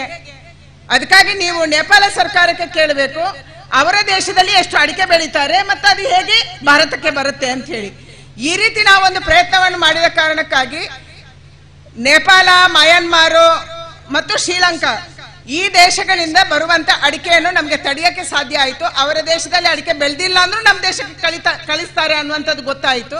ಈ ಕಾರಣಕ್ಕಾಗಿ ಇವತ್ತು ನಾವು ಬೆಳೀತಾ ಇರುವಂತ ಅಡಿಕೆಗೆ ಅಲ್ಲಿಂದ ಬರುವಂತ ಕಳಪೆ ಗುಣಮಟ್ಟದ ಅಡಿಕೆ ನಿಂತ ಕಾರಣಕ್ಕಾಗಿ ಕೇಂದ್ರ ಸರ್ಕಾರ ಇದಕ್ಕೆ ವಿಶೇಷವಾಗಿ ಬೇರೆ ಬೇರೆ ದೇಶಗಳಲ್ಲಿ ಇದರ ಪ್ರಯತ್ನವನ್ನ ಮಾಡಿದಂತ ಕಾರಣಕ್ಕಾಗಿ ಇವತ್ತು ನಮ್ಮ ಅಡಿಕೆಗೆ ಮಾನ ಬಂದಿದೆ ಅನ್ನುವಂಥದ್ದು ಸತ್ಯ ಇದೆ, ಮತ್ತೆ ಒಳ್ಳೆಯ ರೇಟ್ ಬಂದಿದೆ. ಇದು ಇವತ್ತು ಕೇಂದ್ರ ಸರ್ಕಾರ ಮಾಡಿರುವಂತ ಒಂದು ವಿಶೇಷ ಪ್ರಯತ್ನ. ಹಾಗೆ ಹಲವಾರು ಪ್ರಯತ್ನಗಳಿದೆ. ಇವತ್ತು ನಾವು ಧನಂಜಯ ಅವರಿಗೆ ಮತ್ತು ನಮ್ಮ FAO ಕಂಪನಿ ಅವರಿಗೆ ಸರ್ಟಿಫಿಕೇಟ್ ಅನ್ನು ಕೊಟ್ವಿ. FAO ಅಂದ್ರೆ ಏನು? ನರೇಂದ್ರ ಮೋದಿ ಅವರ ಕನಸಿದೆ. ನಾವೆಲ್ಲರೂ ಕೂಡ ಚಿಕ್ಕ ರೈತರು, ನಮಗೆ ಬಹಳ ದೊಡ್ಡ ಇಳುವರಿ ಇಲ್ಲ. ಚಿಕ್ಕ ರೈತರು ಯಾವುದೋ ದೇಶಕ್ಕೆ ಎಕ್ಸ್ಪೋರ್ಟ್ ಮಾಡಬೇಕು ಅಂದ್ರೆ ಕಷ್ಟ. ಚಿಕ್ಕ ರೈತರಿಗೆ ಏನಾದ್ರೂ ಸಮಸ್ಯೆ ಬಂದಾಗ ಅದನ್ನು ಎದುರಿಸುವುದು ಕಷ್ಟ. ಸ್ಪೆಷಲಿ ನಾವು ಇಲ್ಲಿ ಅಡಿಕೆಯನ್ನು ತಗೊಂಡೋಗಿ ಎಲ್ಲ ಮಾರಾಟ ಮಾಡ್ತೀವಿ, ಆದ್ರೆ ಬಯಲುಸೀಮೆಯಲ್ಲಿ ಬಹಳ ಇನ್ನೂ ಕಷ್ಟ. ಸಣ್ಣ ಸಣ್ಣ ಇಳುವರಿ ಇರುತ್ತೆ, ಅದಕ್ಕಾಗಿ ಅವರು ಕೃಷಿ ಮಾಡೋದನ್ನು ಬಿಟ್ಟಿದ್ದಾರೆ. ಯಾಕಂದ್ರೆ ಕೃಷಿ ಮಾಡೋದು ಲಾಭದಾಯಕ ಅಲ್ಲ ಅಂತ ರೈತನಿಗೆ ಅನಿಸ್ಬಿಟ್ಟಿದೆ. ನಮ್ಮ ಅಡಿಕೆಯನ್ನು ಹೊರತುಪಡಿಸಿದಂತ ಉಳಿದಂತ ಎಲ್ಲ ಕೃಷಿ ಕೂಡ ಲಾಭದಾಯಕ ಅಲ್ಲ ಅಂತ ಅನಿಸ್ಬಿಟ್ಟಿದೆ. ಅದಕ್ಕಾಗಿ ಪ್ರಧಾನಿ ನರೇಂದ್ರ ಮೋದಿ ಅವರು ಹೇಳಿದ್ರು, ರೈತರ ಚಿಕ್ಕ ಚಿಕ್ಕ ಗುಂಪುಗಳನ್ನು ಮಾಡಿ ಒಂದೇ ರೀತಿಯಾದಂತ ಬೆಳೆಯನ್ನ ಬೆಳೆಯಿರಿ, ಅದನ್ನ ಎಕ್ಸ್ಪೋರ್ಟ್ ಮಾಡೋದಕ್ಕೆ, ಅದನ್ನು ಮಾರ್ಕೆಟಿಂಗ್ ಮಾಡೋದಕ್ಕೆ ನಾವು ವಿಶೇಷ ಪ್ರಯತ್ನವನ್ನ ಮಾಡ್ತೀವಿ ಅನ್ನುವಂತ ಮಾತನ್ನ ಹೇಳಿದ್ರು. ಅದಕ್ಕಾಗಿ ಫಾರ್ಮರ್ಸ್ ಪ್ರೊಡ್ಯೂಸರ್ಸ್ ಆರ್ಗನೈಸೇಷನ್ ಅಂತ ಹೇಳಿ ರೈತ ಉತ್ಪಾದಕರ ಸಂಘಗಳನ್ನ ಮಾಡ್ಕೋಬೇಕು ಅನ್ನುವಂಥದ್ದನ್ನ ಒಂದು ವಿಶೇಷ ಪ್ರಯತ್ನ ದೇಶದಲ್ಲಿ ನಡೀತಾ ಇದೆ. ಸುಮಾರು 10,000 ರೈತ ಉತ್ಪಾದಕರ ಸಂಘಗಳನ್ನ ದೇಶದಲ್ಲಿ ಮಾಡಬೇಕು. ರೈತರ ಒಟ್ಟು ಸೇರಬೇಕು. ಅವರಿಗೆ ಏನೇನು ಸಹಕಾರ ಬೇಕು, ಅವರಿಗೆ ಸಾಲ ಸೌಲಭ್ಯ ಇರಬಹುದು, ಅವರಿಗೆ ಅವರ ರೈತ ಉತ್ಪಾದಕರ ಸಂಘವನ್ನ ನಿರ್ವಹಣೆ ಮಾಡಕ್ಕೆ ಒಂದು ಆಫೀಸರು, ಒಬ್ಬ ಅಟೆಂಡರ್, ಆಫೀಸಿನ ಖರ್ಚು, ಅವರ ಸಿಒದು ಸಂಬಳ, ಆ ಅಟೆಂಡರಿನ ಸಂಬಳ, ಇದನ್ನೆಲ್ಲ ಕೇಂದ್ರ ಸರ್ಕಾರ ಕೊಡುತ್ತೆ. ಮತ್ತು ಅವರೆಲ್ಲರೂ ಸೇರಿ ಇವತ್ತು ನಮ್ಮ ದೇಶದಲ್ಲಿ ಒಂದು ಕಾಲದಲ್ಲಿ ನಮ್ಮೂರಿಗೆ ಸ್ಟೀಲ್ ಅಕ್ಕಿ ಅಂತ ಬರ್ತಿತ್ತು. ನಾನು ಚಿಕ್ಕದಿರುವಾಗ ನಂಗೆ ಇನ್ನೂ ನೆನಪಿದೆ. ಸೊಸೈಟಿಯಲ್ಲಿ ಸ್ಟೀಲ್ ಅಕ್ಕಿ ಅಂತ ನಮಗೆ ಸಿಕ್ತಿತ್ತು. ಬೆಳಿಗ್ಗೆ ಬೇಯಕ್ಕಿಟ್ರೆ ರಾತ್ರಿ ತನಕ ಅದು ಬೇಯ್ತಾ ಇರಲಿಲ್ಲ. ವಿದೇಶದಿಂದ ನಮ್ಗೆ ಗೋಧಿ ಬರ್ತಾ ಇತ್ತು. ಅಮೆರಿಕ ಹಂದಿಗಳಿಗೆ ಹಾಕುವಂತ ಗೋಧಿಯನ್ನ ಭಾರತಕ್ಕೆ ನಾವು ತರಿಸ್ಕೊಂತ ಇದ್ವಿ, ಯಾಕಂದ್ರೆ ನಮ್ಮಲ್ಲಿ ಆಹಾರ ಧಾನ್ಯಗಳು ಬೇಕಾದಷ್ಟು ಬೆಳೀತಾ ಇರಲಿಲ್ಲ. ಆದ್ರೆ ನಿಧಾನಕ್ಕೆ ನಮ್ಮ ದೇಶದಲ್ಲಿ ಆಹಾರ ಧಾನ್ಯ ಬೆಳೆಯುವುದು ಜಾಸ್ತಿ ಆಯ್ತು, ಕೃಷಿ ಕ್ರಾಂತಿ ಆಯ್ತು. ಆದ ಮೇಲೆ ಇವತ್ತು ನಾವು ಎಲ್ಲಿಗೆ ತಲುಪಿದೀವಿ ಅಂದ್ರೆ, ಇವತ್ತು ನಮ್ಮ ದೇಶ ಯಾವ ಹಂತದಲ್ಲಿದೆ, ಕಳೆದ 2 ವರ್ಷದ ಕೊರೋನಾದ ನಂತರ ಕೂಡ ಕಳೆದ 2 ವರ್ಷದಿಂದ ನಮ್ಮ ದೇಶದ 135 ಕೋಟಿ ಜನ ತಿಂದು ಜಾಸ್ತಿ ಆಗುವಷ್ಟು ಆಹಾರ ಪದಾರ್ಥವನ್ನ ನಾವು ಬೆಳೀತಾ ಇದೀವಿ. ಜಾಸ್ತಿ ಆಹಾರ ಪದಾರ್ಥ ಬೆಳೀತಾ ಇದ್ವಿ ಅಂದ್ರೆ ಇವತ್ತು ಮಾರಾಟ ಮಾಡಕ್ಕೆ ನಂಗೆ ದಿನ ಫೋನ್ ಬರುತ್ತೆ, ನಮ್ಮ ಜೋಳ ಖರೀದಿ ಮಾಡಿ, ನಮ್ಮ ರಾಗಿ ಖರೀದಿ ಮಾಡಿ, ನಮ್ಮ ಭತ್ತ ಖರೀದಿ ಮಾಡಿ. ನಾವು ಭತ್ತ ಬೆಳೆಯಲ್ಲ, ಆದ್ರೆ ಬೆಳೆಯುವಂತ ಜಿಲ್ಲೆಗಳಿಂದ ದಿನ ಫೋನ್ ಬರುತ್ತೆ ಖರೀದಿ ಮಾಡಿ ಅಂತ ಹೇಳಿ. ಆದ್ರೆ ನಾವು ಖರೀದಿ ಮಾಡಿ ಎಲ್ಲಿ ಇಡುದು? ನಮ್ಮ FCI ಗೋಡೌನ್ಗೆ ಎಷ್ಟು ಬೇಕೋ ಅಷ್ಟೇ ಖರೀದಿ ಮಾಡೋದು ಕೇಂದ್ರ ಸರ್ಕಾರ, ರಾಜ್ಯ ಸರ್ಕಾರಕ್ಕೆ ಎಷ್ಟು ಬೇಕೋ PDSಗೆ ಅಷ್ಟೇ ಖರೀದಿ ಮಾಡೋದು. ಅದಕ್ಕಿಂತ ಹೆಚ್ಚು ಬೆಳೆದ್ರೆ ಏನ್ ಮಾಡೋದು? ಅದಕ್ಕಾಗಿ ಇವತ್ತು ಕೇಂದ್ರ ಸರ್ಕಾರ ಹೇಳ್ತಾ ಇದೆ, ನಮ್ಮ ಸೊಸೈಟಿ, ನಮ್ಮ ಈ ಸೊಸೈಟಿ ಸೇರಿ ರೈತ ಉತ್ಪಾದಕರ ಸಂಘ FAO, ಸ್ವಸಹಾಯ ಸಂಘಗಳು, ಯಾವುದೋ ಒಬ್ಬ ವ್ಯಕ್ತಿ, ಯಾವುದೋ ಒಬ್ಬ ದೊಡ್ಡ ರೈತ ಇದ್ದಾನೆ, ಪ್ರಗತಿಪರ ರೈತ ಇದ್ದಾನೆ, ಅಥವಾ ಯಾವುದೋ ಇಂಡಸ್ಟ್ರಿ ಮ್ಯಾನ್ ಇದ್ದಾನೆ, ಅವರು ಯಾರಿಗಾದ್ರೂ ಈ ರೀತಿಯ FAO ಕೊಡುವಂತ ಸೌಲಭ್ಯವನ್ನ ಕೇಂದ್ರ ಸರ್ಕಾರ, ರಾಜ್ಯ ಸರ್ಕಾರ ಸೇರಿ ಅವ್ರಿಗೆ ಕೊಡಬೇಕು. ಅವರು ಫುಡ್ ಪ್ಯಾಕೇಜಿಂಗ್ ಮಾಡಕ್ಕೆ, ಪ್ರೊಸೆಸಿಂಗ್ ಮಾಡಕ್ಕೆ, ಎಕ್ಸ್ಪೋರ್ಟ್ ಮಾಡಕ್ಕೆ ಬೇಕಾದಂತ ಸವಲತ್ತನ್ನ ಕೇಂದ್ರ ಸರ್ಕಾರ ಒದಗಿಸುತ್ತೆ. ಅಂದ್ರೆ ನಮ್ಮ ಅಡಿಕೆಯನ್ನು ಎಕ್ಸ್ಪೋರ್ಟ್ ಆಗಲ್ಲ, ಜಾಸ್ತಿ ನಮ್ಮಲ್ಲೇ ಇರುತ್ತೆ. ಉಳಿದಂತ ನೀವು ತೆಂಗಿನ ಪ್ರಾಡಕ್ಟ್, ಇವತ್ತು ನಾನು FAO ಲಾಸ್ಟ್ ಟೈಮ್ ಧನಂಜಯ ಮತ್ತು ಉಳಿದವರು ಸಿಕ್ಕಿದಾಗ ಹೇಳಿದ್ದೆ, ದಯಮಾಡಿ ಇಲ್ಲಿ ಒಂದು FAO ಕಂಪನಿ ಮಾಡಿ. ಯಾಕೆಂದ್ರೆ ನಾವು ಸಾಕಷ್ಟು ತೆಂಗನ್ನು ಬೆಳಿತೀವಿ. ತೆಂಗಿನ ಒರಿಜಿನ ಎಣ್ಣೆಗೆ ಮತ್ತು ಯಾವುದೇ ಎಣ್ಣೆಗೆ, ತೆಂಗಿನ ಹಾಲಿನ ಪುಡಿಗೆ ಇಷ್ಟೊಂದು ಒಳ್ಳೆ ಟೆಕ್ನಾಲಜಿ ಬಂದಿದೆ. ಮತ್ತು ಕೋಕೋ ಪಿಟ್ಟಿಗೆ, ಕೋಕೋ ಪಿಟ್ ನಮ್ಮ ದೇಶದಿಂದ ಎಲ್ಲಾ ದೇಶಗಳಿಗೆ ಎಕ್ಸ್ಪೋರ್ಟ್ ಆಗುತ್ತೆ. ಕೋಕೋ ಪಿಟ್ ಅಂದ್ರೆ ಏನು? ತೆಂಗಿನ ನಾರಿನ ಪುಡಿ. ಇವತ್ತು ಎಲ್ಲ ಯಾವುದರಲ್ಲಿ ನರ್ಸರಿಗಳಲ್ಲಿ, ಇಡೀ ವರ್ಲ್ಡಿನ ಎಲ್ಲ ನರ್ಸರಿಗೆ ಭಾರತದಿಂದ ಕೋಕೋ ಪಿಟ್ಟು ಹೋಗುತ್ತೆ, ಆ ಪುಡಿ ಹೋಗುತ್ತೆ. ಇದಕ್ಕೆ ಇಷ್ಟೊಂದು ದೊಡ್ಡ ಪ್ರಮಾಣದ ಲಾಭವನ್ನ ನಮ್ಮ ರೈತ ಮಾಡಬಹುದು. ಇದಕ್ಕೆ ಬೇಕಾದಂತ ಟೆಕ್ನಾಲಜಿ ಏನು, ತಂತ್ರಜ್ಞಾನ ಏನು, ಇದಕ್ಕೆ ಬೇಕಾದಂತ ಮಾಹಿತಿ ಏನು, ಇದಕ್ಕೆ ಹೇಗೆ ಎಕ್ಸ್ಪೋರ್ಟ್ ಮಾಡಬೇಕು, ಇದೆಲ್ಲವನ್ನ ನಮ್ಮ ಅಧಿಕಾರಿಗಳು ಇವತ್ತು ಕೊಡಕ್ಕೆ ಸಿದ್ಧ ಇದ್ದಾರೆ. ಮತ್ತೆ ಕೊಡಬೇಕು ಅನ್ನುವಂಥದ್ದು ಕೇಂದ್ರ ಸರ್ಕಾರದ ಆಶಯ ಇದೆ. ಅದಕ್ಕಾಗಿ ನನ್ನ ವಿನಂತಿ ಇರುವಂತದ್ದು, ಈ ರೀತಿಯ ಆಹಾರ ಧಾನ್ಯಗಳನ್ನ, ಒಳ್ಳೆಯ ತರಕಾರಿ ಬೆಳೆದ್ರೆ ನಾವು ಎಕ್ಸ್ಪೋರ್ಟ್ ಮಾಡಬಹುದು. ತರಕಾರಿ ಎಕ್ಸೆಸ್ ಇದೆ ನಮ್ಮ ದೇಶದಲ್ಲಿ. ಹಣ್ಣು ಜಾಸ್ತಿ ಬೆಳೀತಾ ಇದೀವಿ, ನಾವು ತಿನ್ಲಿಕ್ಕೆ ಆಗದಷ್ಟು ಹಣ್ಣು ಇವತ್ತು ದೇಶದಲ್ಲಿ ಬೆಳೀತಾ ಇದೆ, ಕೊಳಿತಾ ಇದೆ. ಆಹಾರ ಧಾನ್ಯಗಳು ಜಾಸ್ತಿ ಬೆಳೀತಾ ಇದ್ವಿ. ಇದೆಲ್ಲವನ್ನ ಇವತ್ತು ನಮ್ಮ ರೈತನಿಗೆ ಇಷ್ಟು ದಿನ ನಾವು ಬೆಳೀರಿ ಬೆಳೀರಿ ಬೆಳೀರಿ ಅಂತ ಹೇಳ್ತಿದ್ವಿ. ಈಗ ನಾವು ಬೆಳೀರಿ ಅನ್ನೋದಲ್ಲ, ಬೆಳೆದದನ್ನು ಮಾರ್ಕೆಟಿಂಗ್ ಮಾಡಿ ಅನ್ನುವಂತ ಸ್ಥಿತಿಗೆ ನಮ್ಮ ದೇಶ ಇವತ್ತು ಬಂದಿದೆ. ಬೆಳೆದಿದ್ದನ್ನ ಮಾರ್ಕೆಟಿಂಗ್ ಮಾಡಿ, ಬೆಳೆದಿದ್ದನ್ನ ಎಕ್ಸ್ಪೋರ್ಟ್ ಮಾಡಿ. ಬೇರೆ ಬೇರೆ ದೇಶಗಳಿದಾವೆ, ಕೆಲವು ದೇಶ, ನೀವು ಇಲ್ಲಿ ಪ್ರಮುಖರು ಯಾರು ಹೋಗಿರ್ತೀರಿ ಮಿಡ್ಲ್ ಈಸ್ಟ್ ಅಲ್ಲಿ, ಏನೂ ಬೆಳೆಯಲ್ಲ, ಅದರಲ್ಲಿ ತಿಂತಾರೆ. ಬಹಳ ದೇಶಗಳಲ್ಲಿ ಏನು ಬೆಳೆಯಲ್ಲ, ಪೆಟ್ರೋಲಿಯಂ ಅನ್ನ ರಫ್ತು ಮಾಡುವಂತ ದೇಶದಲ್ಲಿ ಏನು ಬೆಳೆಯಲ್ಲಮ್ಮ, ಆದ್ರೆ ತಿನ್ನುವ ಜನ ಇದ್ದಾರೆ. ಇಲ್ಲಿಂದ ಅಲ್ಲಿಗೆ ಯಾವುದೇ ಕಳಿಸಿದ್ರು ಕೂಡ ತಿಂತಾರೆ. ಅದಕ್ಕಾಗಿ ನಾವಿವತ್ತು ಕೇಂದ್ರ ಸರ್ಕಾರದ ಎಪೆಡಾ ಅನ್ನುವಂತ ಒಂದು ಸಂಸ್ಥೆ ಇದೆ, FAO ದಯಮಾಡಿ ಗಮನಿಸಿ. ಎಪೆಡಾವನ್ನ ಕಾಂಟ್ಯಾಕ್ಟ್ ಮಾಡಿ, ಅವ್ರಿಗೆ ನಿಮ್ಗೆ ಬೇಕಾದಂತ ಈ ರೀತಿಯ ಸವಲತ್ತನ್ನ ಕೇಂದ್ರ ಸರ್ಕಾರ ಇವತ್ತು 1 ಲಕ್ಷ ಕೋಟಿ ರೂಪಾಯಿಯ ಅಗ್ರಿಕಲ್ಚರ್ ಇನ್ಫ್ರಾಸ್ಟ್ರಕ್ಚರ್ ಫಂಡ್ ಅಂತ ಕೊಡ್ತಾ ಇದ್ದಾರೆ, ಕೃಷಿ ಮೂಲಭೂತ ಅಭಿವೃದ್ಧಿ ನಿಧಿ. ಇದರಲ್ಲಿ ಸಾಲ ಸೌಲಭ್ಯ ಸಿಗುತ್ತೆ ಮತ್ತು ಇದರಲ್ಲಿ ಸಬ್ಸಿಡಿ ಸಿಗುತ್ತೆ ಮತ್ತು ನಿಮ್ಗೆ ಬೇಕಾದಂತ ಟೆಕ್ನಾಲಜಿಯನ್ನ ಎಕ್ಸ್ಪೋರ್ಟ್ಗೆ ಬೇಕಾದಂತ ವ್ಯವಸ್ಥೆಯನ್ನು ಮಾಡೋದಕ್ಕೆ ಇವತ್ತು ಕೇಂದ್ರ ಸರ್ಕಾರ ಮಾಡ್ತಾ ಇದೆ. ಎಪೆಡಾದ ಮೂಲಕ ಮಾಡುವಂತದನ್ನ ಮಾಡ್ತಾ ಇದೆ. ಎಪೆಡಾದ ಒಂದು ದೊಡ್ಡ ಕಾನ್ಫರೆನ್ಸ್ ನಾವು ಬೆಂಗಳೂರಲ್ಲೂ ಮಾಡಿದ್ವಿ. ಯಾರ್ಯಾರು ಈ ರೀತಿಯ ಆಹಾರ ಪದಾರ್ಥಗಳನ್ನು ಎಕ್ಸ್ಪೋರ್ಟ್ ಮಾಡುವವರಿದ್ದಾರೆ ಅವರೆಲ್ಲರಿಗೆ ಈ ಟೆಕ್ನಾಲಜಿ ಕೊಡಬೇಕು ಅನ್ನುವಂಥದ್ದು ಹೇಳಿತಿ. ಈ ರೀತಿ ರೈತರ ಬಗ್ಗೆ ಹೇಳ್ತಾ ಹೋದ್ರೆ ತುಂಬಾ ವಿಚಾರ ಇದೆ, ನಾನು ಹೆಚ್ಚು ಮಾತಾಡೋದಕ್ಕೆ ಹೋಗೋದಿಲ್ಲ. ನಮ್ಮನೆಯಲ್ಲಿ ಒಂದು ಕಾರ್ಯಕ್ರಮ ಇದೆ, ಇಲ್ಲಿ ಊರಿನ ಎಲ್ಲ ಹಿರಿಯರು ಬಂದಿದ್ದೀರಿ. ಯಾರಿಗಾದ್ರೂ ಆಮಂತ್ರಣ ಸಿಕ್ಕಿಲ್ಲ ಅಂದ್ರೆ ನಮ್ದೇ ಆಮಂತ್ರಣ ಅಂತ ಅನ್ಕೊಳ್ಳಿ. ನಾಳೆ ಸಂಜೆಯಿಂದ ನಮ್ಮ ಮನೆಯಲ್ಲಿ ನಮ್ಮ ಕುಟುಂಬದ ದೇವರುಗಳ ಭಂಡಾರ ತೆಗೆಯೋದು ಮತ್ತು 3 ದಿನಗಳ ಕಾಲ ಧರ್ಮ ನಡವಳಿ ನಡೆಯುವಂತದಿದೆ.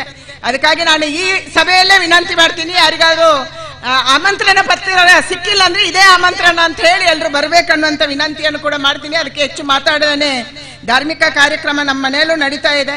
ಇವತ್ತು ಈ ಸೊಸೈಟಿ ಒಂದು ಒಳ್ಳೆಯ ಸೊಸೈಟಿ ಆಗಬೇಕು. ಬಹಳ ಖುಷಿಯಿಂದ ಈ ಒಂದು ಕಟ್ಟಡವನ್ನ, ಸೋಲಾರ್ ಲೈಟ್ ವ್ಯವಸ್ಥೆಯನ್ನ ನಾವು ಉದ್ಘಾಟನೆ ಮಾಡಿದೀವಿ.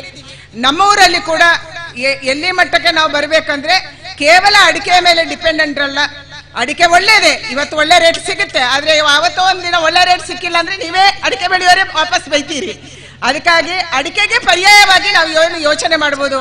ಇವತ್ತು ಅಡಿಕೆ ಪರ್ಯಾಯವಾಗಿ ಹಲವಾರು ಜನ ಉಪ್ಪಿನಂಗಡಿ ಆ ಭಾಗಕ್ಕೆ ಹೋದ್ರೆ ರಂಬೂಟಾನ್ ಬೆಳೆದಿದ್ದಾರೆ. ಅಡಿಕೆ ಪರ್ಯಾಯವಾಗಿ ನೀವು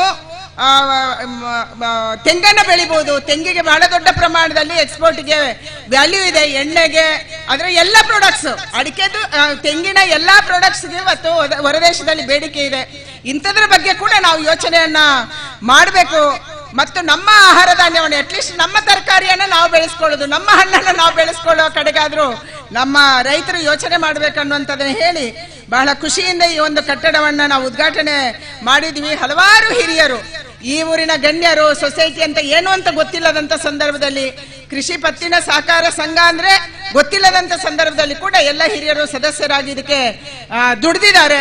ಅವರೆಲ್ಲರಿಗೂ ಕೂಡ ನಾವು ಸ್ಮರಿಸಬೇಕು. ತುಂಬಾ ಜನ ಸೊಸೈಟಿ ಬಂದು ಕೆಲಸವನ್ನ ಮಾಡಿದ್ದಾರೆ. ಸಹಕಾರ ಸಿಗ್ತಾ ಇದೆ, ಸಾಲ ಸೌಲಭ್ಯ ಸಿಗ್ತಾ ಇದೆ. ಸಾಲ ಎಷ್ಟು ತಗೊಂತೀವೋ ಅಷ್ಟೇ ಕಟ್ಟಬೇಕು. ಇವತ್ತು ರಾಜ್ಯ ಸರ್ಕಾರ ಯಡಿಯೂರಪ್ಪನವರ ಕಾಲದಲ್ಲಿ 0% ಬಡ್ಡಿ ದರದಲ್ಲಿ, 3% ಬಡ್ಡಿ ದರದಲ್ಲಿ ಸಾಲ ಕೊಡುವಂತದನ್ನ ಆರಂಭ ಮಾಡಿತು. ಇವತ್ತು ರಾಜೇಂದ್ರ ಕುಮಾರ್ ಅವರ ನೇತೃತ್ವದಲ್ಲಿ DCC ಬ್ಯಾಂಕ್ ಕೂಡ ಈ ರೀತಿಯ ಎಲ್ಲ ಸೊಸೈಟಿಗಳಿಗೆ ಮತ್ತು ರೈತರಿಗೆ ಸಹಾಯ ಮಾಡುವಂತದನ್ನ ಮಾಡ್ತಾ ಇದೆ. ಈ ಎಲ್ಲ ಸಹಕಾರವನ್ನ ನಾವು ಪಡ್ಕೊಳ್ಳೋಣ. ಅಪೆಕ್ಸ್ ಬ್ಯಾಂಕ್ ಇದ್ದಿರ್ಬೋದು, ಜಿಲ್ಲಾ DCC ಬ್ಯಾಂಕ್ ಇದ್ದಿರ್ಬೋದು, ಈ ರೀತಿಯ ಸಾಲ ಸೌಲಭ್ಯವನ್ನು ಪಡ್ಕೊಳ್ಳೋಣ. ನಾನು ಆಗ್ಲೇ ಹೇಳಿದೆ, ನಮ್ಮ ರೈತರಿಗೆ ಪ್ರಧಾನಮಂತ್ರಿ ಕಿಸಾನ್ ಸಮ್ಮಾನ್ ಯೋಜನೆಯ ನಿಧಿ ಬರ್ತಾ ಇದೆ. ನೀವು ಬೀಜ ಗೊಬ್ಬರ ಖರೀದಿಗೆ ಇದನ್ನು ಇಟ್ಕೋಬೇಕನ್ನುವಂತ ಕಾರಣಕ್ಕಾಗಿ ಪ್ರಧಾನಿಯವರು ಸುಮಾರು 1,70,000 ಕೋಟಿ ಹಣವನ್ನ ಇಲ್ಲಿ ತನಕ ರೈತರಿಗೆ ವರ್ಗಾವಣೆ ಮಾಡಿದ್ದಾರೆ. ಸುಮಾರು 11.5 ಕೋಟಿ ರೈತರಿಗೆ 1,70,000 ಕೋಟಿ ರೂಪಾಯಿಗಳ ವರ್ಗಾವಣೆ ಆಗಿದೆ. ಫಸಲ್ ಬಿಮಾ ಯೋಜನೆಯಲ್ಲಿ ಸಾವಿರಾರು, ದೇಶದಾದ್ಯಂತ ಲಕ್ಷಾಂತರ ಕೋಟಿ ರೂಪಾಯಿಯನ್ನು ಇವತ್ತು ರೈತರಿಗೆ ಕೊಡುವಂತದ್ದಾಗ್ತಾ ಇದೆ. ಎಲ್ಲ ಸೌಲಭ್ಯಗಳನ್ನ ದಯಮಾಡಿ ಪಡ್ಕೋಬೇಕು. ನಮ್ಮೂರು ಒಂದು ಅಭಿವೃದ್ಧಿ ಪರ ಊರು.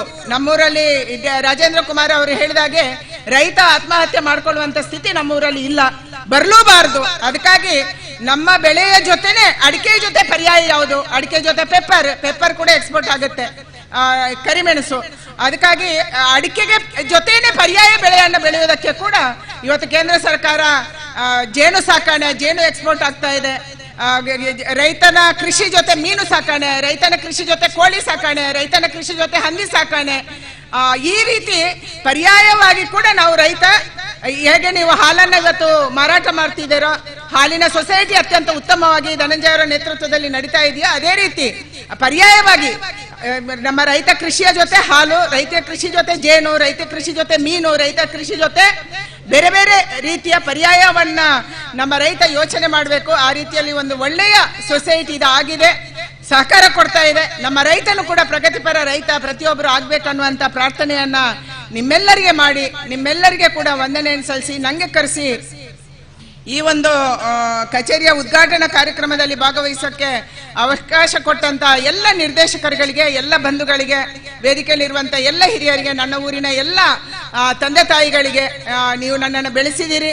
ಇವತ್ತು ಏನೇ ನನ್ನ ಬಗ್ಗೆ ಮಾತಾಡಿದ್ರು ಕೂಡ ನನ್ನ ಊರು ನನ್ನನ್ನು ಬೆಳೆಸಿದೆ, ನನ್ನ ಕಪಿಲೇಶ್ವರ ನನ್ನನ್ನು ಬೆಳೆಸಿದ್ದಾನೆ, ನನ್ನ ಬಾಲಸುಬ್ರಹ್ಮಣ್ಯನ ಆಶೀರ್ವಾದದಿಂದ ನಾನು ಇಲ್ಲಿ ತನಕ ಬಂದಿದ್ದೀನಿ ಅನ್ನುವಂತ ಇರುವೆರು ಉಲ್ಲಾಕಲ ಆಶೀರ್ವಾದದಿಂದ ಬಂದಿದ್ದೀನಿ ಅನ್ನುವಂತ ಧನ್ಯತಾ ಭಾವ ನಂಗೆ ಯಾವಾಗ್ಲೂ ಇರುತ್ತೆ. ಖಂಡಿತ ನಮ್ಮ ಊರಿನ ಸಲುವಾಗಿ ಯಾವುದನ್ನು ಬೇಕಾದ್ರೂ ಮಾಡಕ್ಕೆ ನಾವು ಸಿದ್ಧ ಇದ್ದೀವಿ. ಆ ರೀತಿಯ ಸಹಕಾರವನ್ನು ಇವತ್ತು ಅಂಗಾರವರು ಕೂಡ ಶಾಸಕರಾಗಿ, ಮಂತ್ರಿಗಳಾಗಿ ನಮಗೆ ಕೊಡ್ತಾ ಇದ್ದಾರೆ. ಬರುವಂತ ದಿನದಲ್ಲಿ ಸಾಕಷ್ಟು ಅಭಿವೃದ್ಧಿ ಕೆಲಸ, ಮುಖ್ಯವಾಗಿ ಇಲ್ಲಿ ರಸ್ತೆಗಳು ಬಹಳ ಕೆಟ್ಟಿದ್ದಾವೆ. ನಮ್ಮನೆಗೆ ಬರುವ ರಸ್ತೆನೆ ಓಡಾಡಕ್ಕಾಗಲ್ಲ. ಆದ್ರೂ ಕೂಡ ಇವತ್ತು ಬರುವಂತ ದಿನದಲ್ಲಿ ಈ ರೀತಿಯ ಮೂಲಭೂತ, ನಮ್ಮ ಹಳ್ಳಿಯಲ್ಲಿ ಕೇಳೋದು ಜನ ಮೂಲಭೂತ ಸೌಕರ್ಯ ಮಾತ್ರ, ರಸ್ತೆ ಮಾತ್ರ. ರಸ್ತೆ ಕೊಡಿ, ಒಳಚರಂಡಿ ಕೊಡಿ, ಮನೆ ಇಲ್ಲದವರಿಗೆ ಮನೆ ಕೊಡಿ, ಒಳ್ಳೆಯ ವಿದ್ಯುತ್ ಕೊಡಿ, ಇಷ್ಟನ್ನು ನಮ್ಮ ರೈತ ಕೇಳ್ತಾ ಇರುವಂತದ್ದು. ಅದು ಬಿಟ್ಟು ಬಾಕಿ ಎಲ್ಲದಕ್ಕೂ ಕೂಡ ನಮ್ಮ ರೈತ ಸ್ವಾವಲಂಬಿ ಇದ್ದಾನೆ. ಯಾರ ಕೈಗೂ ದೇಹಿ ಅಂತ ಕೇಳುವಂತ ರೈತ ಇಲ್ಲ. ಇಂಥ ಸೌಕರ್ಯವನ್ನ ಕೊಡುವಂತ ಶಕ್ತಿ ನಮ್ಮೆಲ್ಲರಿಗೂ ಬರಲಿ ಅನ್ನುವಂತ ಮಾತನ್ನು ಹೇಳಿ ನಿಮ್ಮೆಲ್ಲರಿಗೆ ಕೂಡ ವಂದನೆಯನ್ನು ಸಲ್ಲಿಸಿ, ವೇದಿಕೆಯಲ್ಲಿರುವಂತ ಎಲ್ಲರಿಗೆ ವಂದನೆಯನ್ನು ಸಲ್ಲಿಸಿ ನನ್ನ ಮಾತು ಮುಗಿಸ್ತೀನಿ. ನಮಸ್ಕಾರ. ಜೈ ಹಿಂದ್. ಬೋಲೋ ಭಾರತ್ ಮಾತಾ ಕಿ. ಕೇಂದ್ರದ ಮೋದಿ ಸರ್ಕಾರದ ರೈತರಿಗಿರುವಂತಹ ವಿವಿಧ ಯೋಜನೆಗಳು, ರೈತರಿಗೆ, ಕೃಷಿಕರಿಗೆ ಅಂತಾರಾಷ್ಟ್ರೀಯ ಮಟ್ಟದವರೆಗೆ ಇರುವಂತಹ ಅವಕಾಶಗಳ ಬಗ್ಗೆ, ಈ ಊರಿನ ಹಿರಿಯರ ಬಗ್ಗೆ ಗೌರವದ ಮಾತುಗಳನ್ನಾಡಿದಂತ ಈ ಮಣ್ಣಿನ ಹೆಮ್ಮೆಯ ಸುಪುತ್ರಿ, ಕೇಂದ್ರದ ಕೃಷಿ ಮತ್ತು ರೈತ ಕಲ್ಯಾಣ ಖಾತೆಯ ಸಚಿವೆ ಕುಮಾರಿ ಶೋಭಾ ಕರಂದ್ಲಾಜೆ ಅವರಿಗೆ ಅಭಿಮಾನದ ಅಭಿವಂದನೆಗಳನ್ನು ಸಲ್ಲಿಸ್ತಾ, ಇದೀಗ ಇವತ್ತು ಸಭೆಯ ಆರಂಭದಲ್ಲಿ ಪ್ರಾರ್ಥನೆಯನ್ನ ಹಾಡಿದಂತ ಕುಮಾರಿ ಲಾವಣ್ಯ ಅವರಿಗೆ ಕೇಂದ್ರ ಸಚಿವೆ ಕುಮಾರಿ ಶೋಭಾ ಕರಂದ್ಲಾಜೆ ಅವರು ಒಂದು ಸ್ಮರಣಿಕೆಯನ್ನು ನೀಡಿ ಹರಿಸಬೇಕು. ಲಾವಣ್ಯ ಒಂದು ಅರಳು ಪ್ರತಿಭೆ, ಅವರ ಪ್ರತಿಭೆ ಇನ್ನಷ್ಟು ಬೆಳಗಲಿ ಎನ್ನುವಂತ ಆಶಯದ ಜೊತೆಗೆ ಕುಮಾರಿ ಲಾವಣ್ಯ ಅವರನ್ನ ವೇದಿಕೆಗೆ ಬರಮಾಡಿಕೊಳ್ತಾ ಇದ್ದೇವೆ. ಕುಮಾರಿ ಶೋಭಾ ಕರಂದ್ಲಾಜೆ ಅವರು ಕುಮಾರಿ ಲಾವಣ್ಯ ಅವರಿಗೆ ಸ್ಮರಣಿಕೆಯನ್ನು ನೀಡಿ ಹರಸಬೇಕು ಅಂತೇಳಿ ವಿನಂತಿಯನ್ನ ಮಾಡಿಕೊಳ್ತಾ ಇದ್ದೇನೆ.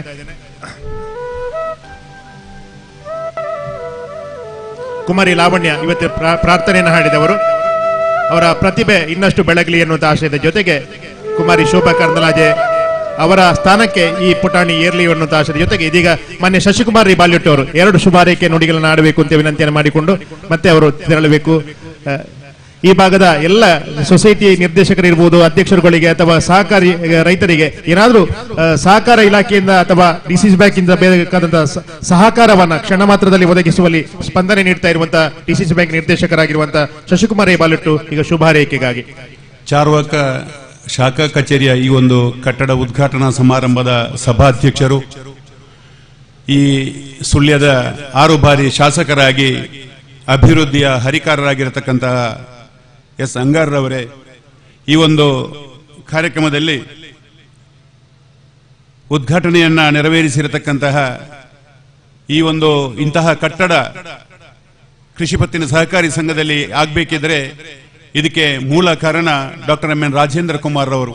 ಅವರ ಒಂದು ಪ್ರೀತಿ ವಿಶ್ವಾಸದೊಂದಿಗೆ ಕೃಷಿ ಪತ್ತಿನ ಸಹಕಾರಿ ಸಂಘಗಳಿಗೆ ಬೇಕಾದಂತಹ ಎಲ್ಲ ಸವಲತ್ತುಗಳನ್ನ ನೀಡುವಲ್ಲಿ ಸಹಕಾರಿಯಾಗಿರ್ತಕ್ಕಂತಹ doctor M N Rajendra Kumar ಅವರೇ, ಈ ಮಣ್ಣಿನ ಮಗಳಾದ ಕೇಂದ್ರ ಸಚಿವೆಯಾದ ಶೋಭಾ ಕರಂದ್ಲಾಜೆ ಅವರೇ, ವೇದಿಕೆಯಲ್ಲಿ ಉಪಸ್ಥಿತಿರತಕ್ಕಂತಹ ಎಲ್ಲ ಅತಿಥಿ ಅಭ್ಯಾಗತರೇ, ಈ ಬ್ಯಾಂಕಿನ ಈ ಕೃಷಿ ಪತ್ತಿನ ಸಹಕಾರಿ ಸಂಘದ ಅಧ್ಯಕ್ಷರೇ ಹಾಗೂ ಸೇರತಕ್ಕಂತಹ ಎಲ್ಲ ಕೃಷಿ ಪತ್ತಿನ ಸಹಕಾರಿ ಸಂಘಗಳ ಅಧ್ಯಕ್ಷರುಗಳೇ, ಸಿಒರವರೇ, ಈ ಸಂಘದ ಸದಸ್ಯರೇ, ನವೋದಯ ಕುಟುಂಬದ ಎಲ್ಲ ಬಂಧು ಭಗಿನಿಯರೇ, ಬಹುಶಃ ಚಾರ್ವಾಕ ಕೃಷಿ ಪತ್ತಿನ ಸಹಕಾರಿ ಸಂಘ ಹಲವು ವರ್ಷಗಳಿಂದ 7 ಬೀಳುಗಳನ್ನ ಕಂಡು ಸರಾಗವಾಗಿ ಸತತ 7 ವರ್ಷಗಳಿಂದ ಲಾಭವನ್ನು ಗಳಿಸುತ್ತಾ ಪ್ರತಿಶತ 100% ಅಂಶವನ್ನ ಗಳಿಸಿಕೊಂಡು ಎಲ್ಲರ ಪ್ರೀತಿ ವಿಶ್ವಾಸವನ್ನ ಗಳಿಸಿ ಈಗ ನೂತನ ಶಾಖೆಯನ್ನ ನಿರ್ಮಿಸಿದ್ದಾರೆ. ಈ ಶಾಖೆ ಉತ್ತರೋತ್ತರ ಅಭಿವೃದ್ಧಿಯಾಗಲಿ, ಎಲ್ಲ ರೈತ ವರ್ಗದ ಸದಸ್ಯರಿಗೆ ಸಹಕಾರವನ್ನು ನೀಡುವಂತಹ ಸಂಸ್ಥೆಯಾಗಿ ಬೆಳಗಲಿ ಎಂದು ಶ್ರೀದೇವರಲ್ಲಿ ಆಶಿಸುತ್ತಾ ಅವಕಾಶಕ್ಕಾಗಿ ವಂದಿಸುತ್ತಾ ನನ್ನ 2 ಮಾತುಗಳನ್ನು ಕೊನೆಗೊಳಿಸುತ್ತೇನೆ. ಜೈ ಸಹಕಾರ. ವಂದನೆಗಳು. ಮಾನ್ಯ ರಾಜೇಂದ್ರ ಕುಮಾರ್ ಮತ್ತು ಶಶಿಕುಮಾರ್ ರೈ ಬಾಲ್ಯೂಟ್ ಅವರಿಗೆ ಸಂಘದ ವತಿಯಿಂದ ಸ್ಮರಣಿಕೆಯನ್ನು ನೀಡಿ ಗೌರವಿಸಬೇಕು. ಅವರು ಈ ತರ ತುರ್ತು ಕಾರ್ಯಕ್ರಮದ ನಿಮಿತ್ತ ಸಭೆಯಿಂದ ತೆರಳುತ್ತಾ ಇದ್ದಾರೆ. ತಮ್ಮ ಸಹಕಾರಕ್ಕೆ ವಿಶೇಷವಾದ ಅಭಿನಂದನೆಯನ್ನು ಸಲ್ಲಿಸಿದ ಮಾನ್ಯ ರಾಜೇಂದ್ರ ಕುಮಾರ್ ಅವರಿಗೆ ಕಾರ್ಯಕ್ರಮದ ಪರವಾಗಿ ಸಂಘದ ಪರವಾಗಿ ಕೃತಜ್ಞತೆಗಳನ್ನು ಸಮರ್ಪಿಸ್ತಾ ಇದ್ದೇವೆ.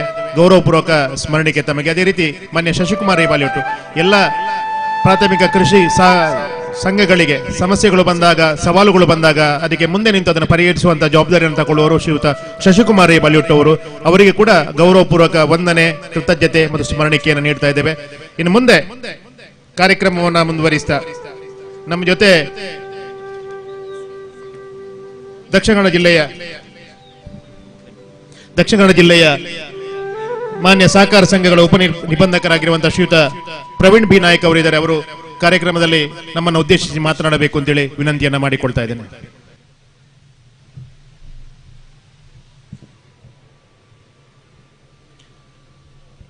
ಚಾರ್ವಕ ಪ್ರಾಥಮಿಕ ಕೃಷಿ ಪತ್ತಿನ ಸಹಕಾರ ಸಂಘ, ಇದರ ಮೂಲ ಕಟ್ಟಡದ ಪಕ್ಕದಲ್ಲಿ ನೂತನವಾದ ಚಾರ್ವಕ ಶಾಖಾ ಕಚೇರಿ ಕಟ್ಟಡದ ಉದ್ಘಾಟನೆಗೆ ನಾವೆಲ್ಲ ಸೇರಿದ್ದೇವೆ. ಸದರಿ ಉದ್ಘಾಟನಾ ಸಮಾರಂಭದ ಸಭಾಧ್ಯಕ್ಷರಾದ ಮಾನ್ಯ ಮೀನುಗಾರಿಕಾ ಸಚಿವರೇ, ಈಗಾಗಲೇ ಕಚೇರಿಯ ಉದ್ಘಾಟನೆ ಮಾಡಿ ತೆರಳಿರುವ ಮಾನ್ಯ doctor M N Rajendra Kumar ಅವರೇ, ದೀಪ ಪ್ರಜ್ವಲನೆ ಮಾಡಿದಂಥ ಮಾನ್ಯ ಕೃಷಿ ಕೇಂದ್ರ ಸರ್ಕಾರದ ಸಚಿವರೇ, ಅದೇ ರೀತಿ ಈಗಾಗಲೇ ತೆರಳಿದಂಥ ಡಿಸಿಸಿ ಬ್ಯಾಂಕಿನ ನಿರ್ದೇಶಕರಾದ ಆತ್ಮೀಯರಾದ ಶಶಿಕುಮಾರ್ ಅವರೇ, ವೇದಿಕೆ ಮೇಲಿರುವಂಥ ಕಾಣಿಯೂರು ಗ್ರಾಮ ಪಂಚಾಯತ್ನ ಅಧ್ಯಕ್ಷರೇ, ಉಪಾಧ್ಯಕ್ಷರೇ, ಎಲ್ಲ ಆಡಳಿತ ಸದಸ್ಯರೇ, ಮುಂಭಾಗದಲ್ಲಿರುವ ವಿವಿಧ ಸಹಕಾರಿ ಸಂಘದ ಅಧ್ಯಕ್ಷರುಗಳೇ, ಕಾರ್ಯನಿರ್ವಹಣಾಧಿಕಾರಿಗಳೇ ಮತ್ತು ಸಹಕಾರಿ ಬಂಧುಗಳೇ, ಒಂದು ಅತ್ಯುತ್ತಮವಾದ ಒಂದು ಮಾದರಿ ಸಂಸ್ಥೆಯ ಸಾಧನೆಯ ಮುನ್ನೋಟದಲ್ಲಿ ನಾವೆಲ್ಲ ಬಂದಿದ್ದೇವೆ. ಸುಮಾರು 13 ವರ್ಷಗಳ ಹಿಂದೆ ನಾನು ಸಹಾಯಕ ನಿಬಂಧಕನಾಗಿದ್ದಾಗ ಈ ಮೂಲ ಕಟ್ಟಡಕ್ಕೆ ಬಂದಿದ್ದೆ.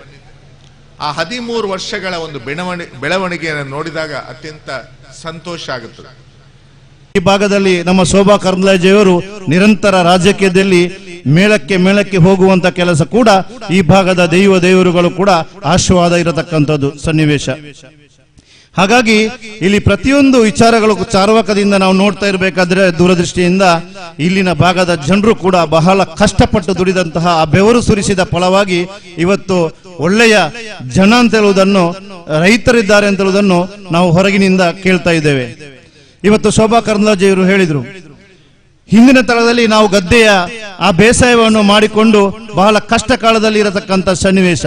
ಆದರೆ ಇವತ್ತು ಹೊಸ ಆವಿಷ್ಕಾರಗಳಿಂದ ಇವತ್ತು ಕೃಷಿ ಕೂಡ ಬದಲಾವಣೆಯಾಗುವಂತಹ ಸನ್ನಿವೇಶದಲ್ಲಿ ಈ ಚಾರ್ವಕದ ಭಾಗದ ರೈತರು ಬಹಳ ಹೊಸ ಆವಿಷ್ಕಾರಗಳನ್ನು ಮಾಡುವಂತಹ ಸನ್ನಿವೇಶಕ್ಕೆ ಕೈ ಹಾಕಿ ಇವತ್ತು ಒಳ್ಳೆಯ ಸದೃಢರಾಗಿ ಬೆಳೆದಿರ್ತಕ್ಕಂತಹ ಈ ಭಾಗದ ಜನ, ನಿಮಗೆ ಈ ಸಹಕಾರಿ ಸಂಘ ಮತ್ತಷ್ಟು ನೀವು ಇದನ್ನು ಸದುಪಯೋಗ ಪಡಿಸಿಕೊಳ್ಳಿ.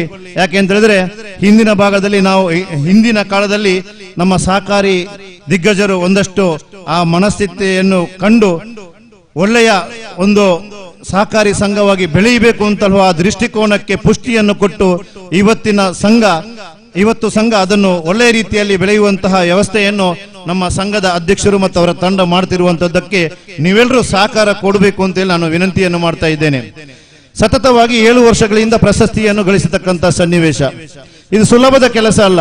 ಯಾಕೆ ಅಂತ ಹೇಳಿದ್ರೆ ಪ್ರತಿಯೊಬ್ಬ ರೈತರು ಸಾಲ ಪಡೆದುಕೊಂಡ್ರೆ ಆ ಸಾಲವನ್ನು ಕಟ್ಟುವಂತಹ ವ್ಯವಸ್ಥೆಯನ್ನು ಕೂಡ ರೈತರ ಮನವೊಲಿಸಿ ಅವರನ್ನು ಕಟ್ಟುವಂತ ಕೆಲಸವನ್ನು ಮಾಡುವಂತ ಕೆಲಸ ಆ ಸಂಘ ಮಾಡುವಂತದ್ದು. ಹಾಗಾಗಿ ಇದು ಎಲ್ಲರ ಪ್ರೀತಿಗೆ ಪಾತ್ರರಾಗಿರತಕ್ಕಂಥ ಸಂಘ ಅಂತ ಹೇಳಲಿಕ್ಕೆ ಬಹಳ ಖುಷಿಯಾಗುತ್ತೆ.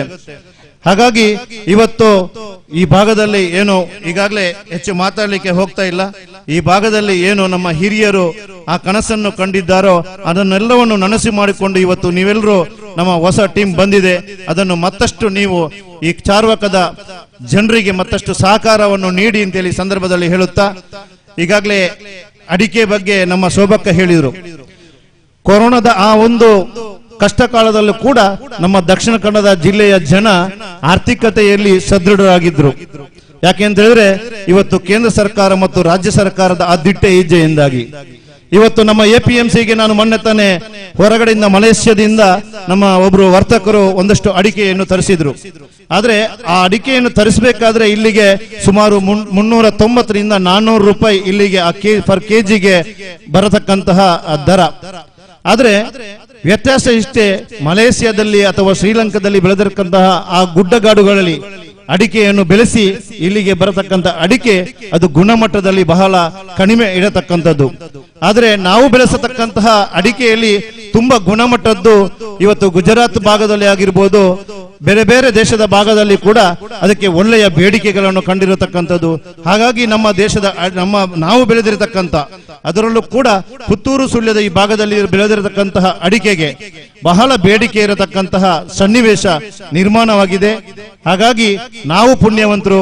ಇವತ್ತು ಕೇಂದ್ರ ಸರ್ಕಾರ ಕೂಡ ಇವತ್ತು ಆಮದಾಗತಕ್ಕಂತಹ ಅಡಿಕೆಗೆ ಸುಮಾರು 50% ಟ್ಯಾಕ್ಸ್ ಹಾಕಿ ಅದನ್ನು ಮತ್ತಷ್ಟು ದರವನ್ನು ದುಪ್ಪಟ್ಟು ಮಾಡತಕ್ಕಂಥ ಕೆಲಸ ಮಾಡಿದ ಕಾರಣ ಇವತ್ತು ನಮ್ಮ ಅಡಿಕೆ ಬೆಲೆಯು ಸ್ಥಿರವಾಗಿ ನಿಲ್ಲುವಂತ ವ್ಯವಸ್ಥೆ ಆಗಿದೆ.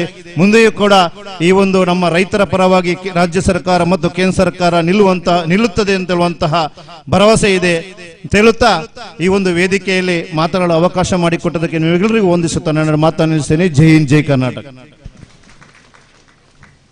ರೈತರ ಸಮಸ್ಯೆಗಳಿಗೆ ಪರಿಹಾರ ಒದಗಿಸುವ ನಿಟ್ಟಿನಲ್ಲಿ ಸರ್ಕಾರದ APMCಯ ಪ್ರಯತ್ನವನ್ನ ನಮ್ಮ ಮುಂದೆ ಇಟ್ಟು ಈ ಭಾಗದ ಸಂಘದ ಬೆಳವಣಿಗೆ ಬಗ್ಗೆ ಅಭಿಮಾನದ ಮಾತುಗಳನ್ನು ಆಡಿದಂತ ಮಾನ್ಯ ದಿನೇಶ್ ಮೇದು APMC ಅಧ್ಯಕ್ಷರು ಪುತ್ತೂರು ತಮಗೆ ಮನದಾಳದ ಕೃತಜ್ಞತೆಗಳನ್ನ ಅಭಿವಂದನೆಗಳನ್ನ ಸಲ್ಲಿಸ್ತಾ ವೇದಿಕೆಯಲ್ಲಿ ಅತಿಥಿ ನಿಲೆಯಲ್ಲಿ ಆಸೀನರಾಗಿರುವಂತಹ ಮಾನ್ಯ ಸಹಕಾರ ಸಂಘಗಳ ಸಹಾಯಕ ನಿಬಂಧಕರಾಗಿರುವಂತಹ ಶ್ರೀಮತಿ ಸುಕನ್ಯಾ ಅವರು ಶುಭ ಹಾರೈಕೆ ನುಡಿಗಳನ್ನು ಆಡಬೇಕು ಅಂತೇಳಿ ವಿನಂತಿಯನ್ನು ಮಾಡಿಕೊಳ್ತಾ ಇದ್ದೇನೆ.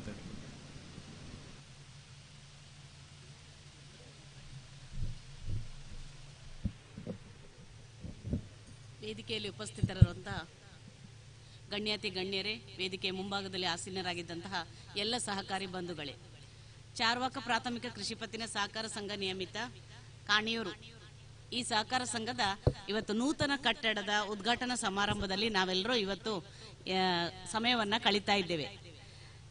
ನನಗೆ ತುಂಬಾ ಖುಷಿ ಆಗ್ತಾ ಇದೆ. ಯಾಕೆಂತ ಹೇಳಿದ್ರೆ 2014ನೇ ಇಸವಿಯಲ್ಲಿ ಈ ಸಹಕಾರ ಸಂಘಕ್ಕೆ ಆಡಳಿತ ಮಂಡಳಿಗೆ ಚುನಾವಣೆಯನ್ನ ಮಾಡಲಿಕ್ಕೆ ನಾನು ಇದೇ ಸಹಕಾರ ಸಂಘದ ಈ ಕಟ್ಟಡದಲ್ಲೇ ನಾನು ಚುನಾವಣೆಯನ್ನ ನಡೆಸಿದ್ದೇನೆ.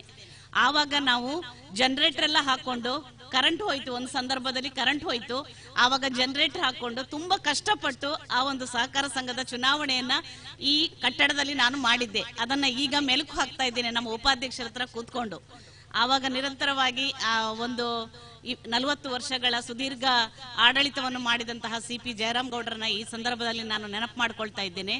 ಆವಾಗ ಬಿಜೆಪಿ ಆಡಳಿತ 2014ಕ್ಕೆ ಬಂತು. 40 ವರ್ಷಗಳು ಕಾಂಗ್ರೆಸ್ ಆಡಳಿತ ಇತ್ತು, ಆಮೇಲೆ ಬಿಜೆಪಿ ಆಡಳಿತ ಬಂತು.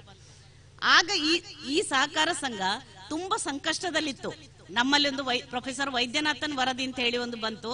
ಆ ಸಂದರ್ಭದಲ್ಲಿ ಈಗ ನಿನ್ನೆಲ್ಲ ಮೊನ್ನೆ ನಮ್ಮ ಪಂಜಾ CA ಬ್ಯಾಂಕ್ ಇದ್ದು ಒಂದು ಅವರಿಗೆ ಅವಾರ್ಡ್ ಬಂತು. ಅಂತ ಸಂದರ್ಭದಲ್ಲಿ ಈ ಸಹಕಾರ ಸಂಘಕ್ಕೂ ವೈದ್ಯನಾಥನ್ ಸಮಿತಿಯಿಂದ ಪುನಶ್ಚೇತನಕ್ಕಾಗಿ ನಮ್ಮ ಕೇಂದ್ರ ಸರ್ಕಾರದಿಂದ ಆರ್ಥಿಕ ಸವಲತ್ತನ್ನೆಲ್ಲ ಕೊಟ್ಟಿದ್ರು. ಸೊ ಇವತ್ತು ಆ ಎಲ್ಲ ಸಂಕಷ್ಟಗಳನ್ನ, ಏಳು ಬೀಳುಗಳನ್ನ ಎದುರಿಸಿ, ಸವಾಲುಗಳನ್ನ ಎದುರಿಸಿ ಇವತ್ತು ಸುಂದರ ಕಟ್ಟಡ ಇವತ್ತು ನಮ್ಮ ಕಣ್ಣೆದುರಲ್ಲಿ ಇವತ್ತು ಉದ್ಘಾಟನೆಗೊಂಡಿದೆ. ಇದನ್ನ ನೋಡ್ಲಿಕ್ಕೆ ತುಂಬಾ ನಂಗೆ ಖುಷಿ ಆಗ್ತಾ ಇದೆ. ನಾವು ಆನ್ ದ ವೇ ಬರ್ತಾ ಇರ್ಬೇಕಾದ್ರೆ ಈ ಚಾರ್ವಾಕ ಸಹಕಾರ ಸಂಘದ ಕಾಣಿಯೂರಿನಲ್ಲಿ ಹೆಡ್ ಆಫೀಸ್ ಕೂಡ ಇತ್ತು. ಅದು ಕೂಡ ಹಾಗೇನೆ ಎಲ್ಲ ಸಹಕಾರ ಸಂಘಗಳು, ನಮ್ಮ ಪ್ರಾಥಮಿಕ ಕೃಷಿ ಪತ್ತಿನ ಸಹಕಾರ ಸಂಘ ಆಗ್ಲಿ ಅಥವಾ ಯಾವುದೇ ಇತರೆ ವಿವಿಧೋದ್ದೇಶ ಸಹಕಾರ ಸಂಘಗಳಾಗ್ಲಿ, ಎಲ್ಲ ಸಹಕಾರ ಸಂಘಗಳು ಉತ್ತಮ ಕಟ್ಟಡವನ್ನ ರಚಿಸಿ ತಲೆ ಎತ್ತಿ ನಿಂತುಕೊಂಡಿದೆ. ನಾವೆಲ್ಲಾದ್ರೂ ಹೋಗ್ತಾ ಇರ್ಬೇಕಾದ್ರೆ ಪ್ರತಿಯೊಂದು ಸಹಕಾರ ಸಂಘದ ಅದು ಇದ್ರದ್ದು ಶಾಖೆ ಅಂತೇಳಿ ಹೇಳುವಾಗ ನಮ್ಗೆ ಹೆಮ್ಮೆ ಆಗ್ತದೆ. ನಾವು ಸಹಕಾರ ಇಲಾಖೆಯಲ್ಲಿ ಇದಕ್ಕೆಲ್ಲ ಸೌಲಭ್ಯಗಳನ್ನ ಕೊಡ್ತೇವೆ ಅಂತೇಳಿ ಅವರೊಂದಿಲ್ಲಿ ಕಿವಿ ಮಾತನ್ನ ಹೇಳಿದ್ರು. ಆದ್ರಿಂದ ಇಲ್ಲಿಯ ರೈತಾಪಿ ವರ್ಗದವರು ಅವರ ಒಂದು ಆಶಯಕ್ಕೆ ಹೋಗೊಟ್ಟು ಈ ಎಲ್ಲ ನಮ್ಮ ಕೇಂದ್ರ ಸರ್ಕಾರ ಮತ್ತು ರಾಜ್ಯ ಸರ್ಕಾರದಿಂದ ಸಿಗುವಂತಹ ಎಲ್ಲ ಸಾಲ ಸೌಲಭ್ಯಗಳನ್ನ ಅಥವಾ ಆರ್ಥಿಕ ಸವಲತ್ತುಗಳನ್ನ ಪಡೆದು ಈ ಸಹಕಾರ ಸಂಘ ಇನ್ನು ಮುಂದೆಯೂ ಕೂಡ ಇದು ಇನ್ನು 2 ವರ್ಷದಲ್ಲಿ ತಾನು ಶತಮಾನೋತ್ಸವವನ್ನು ಆಚರಿಸಲಿಕ್ಕೆ ಸಜ್ಜಾಗಿ ನಿಂತಿದೆ. ಈ ಶತಮಾನೋತ್ಸವ ಆಚರಣೆ ಕೂಡ ಒಂದು ನಮ್ಮೆಲ್ಲರ ಸಮ್ಮುಖದಲ್ಲಿ ಇದೆಲ್ಲ ನಡೀಲಿ ಅಂತ ಹೇಳಿಕೊಂಡು ಇಲ್ಲಿಯ ಸ್ಥಳ ದೇವರುಗಳ ಹತ್ರ ಪ್ರಾರ್ಥನೆಯನ್ನು ಮಾಡಿಕೊಂಡು ಈ ಎಲ್ಲ ಆಡಳಿತ ಮಂಡಳಿ ನಿರ್ದೇಶಕರುಗಳು ಮತ್ತು ಸಹಕಾರ ಸಂಘದ ಸಿಬ್ಬಂದಿ ವರ್ಗ ಮತ್ತು ನಮ್ಮ ಸದಸ್ಯರುಗಳಿಗೆ ಎಲ್ಲರಿಗೂ ಹೃತ್ಪೂರ್ವಕ ಧನ್ಯವಾದಗಳನ್ನು ಹೇಳಿ ನನ್ನ 2 ಮಾತುಗಳನ್ನು ಮುಕ್ತಾಯಗೊಳಿಸ್ತಾ ಇದ್ದೇನೆ. ಶುಭ ಹಾರೈಕೆಯ ನುಡಿಗಳನ್ನಾಡಿದಂತ ಎಆರ್ ಶ್ರೀಮತಿ ಸುಕನ್ಯಾ ಅವರಿಗೆ ಅಭಿಮಾನದ ಅಭಿವಂದನೆಗಳನ್ನು ಸಲ್ಲಿಸ್ತಾ ಕಾರ್ಯಕ್ರಮವನ್ನು ಮುಂದುವರಿಸ್ತಾ ಇದ್ದೇವೆ. ವೇದಿಕೆಯಲ್ಲಿ ನಮ್ಮ ಸ್ಥಳೀಯಾಡಳಿತದ ಪ್ರತಿನಿಧಿಯಾಗಿ ಪಂಚಾಯತ್ನ ಅಧ್ಯಕ್ಷರು ಉಪಾಧ್ಯಕ್ಷರು ಇಬ್ಬರು ಇದ್ದಾರೆ. ಪಂಚಾಯತ್ನ ಪರವಾಗಿ ವೇದಿಕೆಯಲ್ಲಿ ಅತಿಥಿಯಾಗಿರುವಂತಹ ಗ್ರಾಮ ಪಂಚಾಯತ್ನ ಉಪಾಧ್ಯಕ್ಷರಾಗಿರುವಂತಹ ಮಾನ್ಯ ಗಣೇಶ್ ಉದರಣಕ್ ಅವರು ಶುಭಾರೈಕೆ ನುಡಿಗಳನ್ನ ಆಡಬೇಕು ಅಂತೇಳಿ ವಿನಂತಿಯನ್ನ ಮಾಡಿಕೊಳ್ತಾ ಇದ್ದೇನೆ.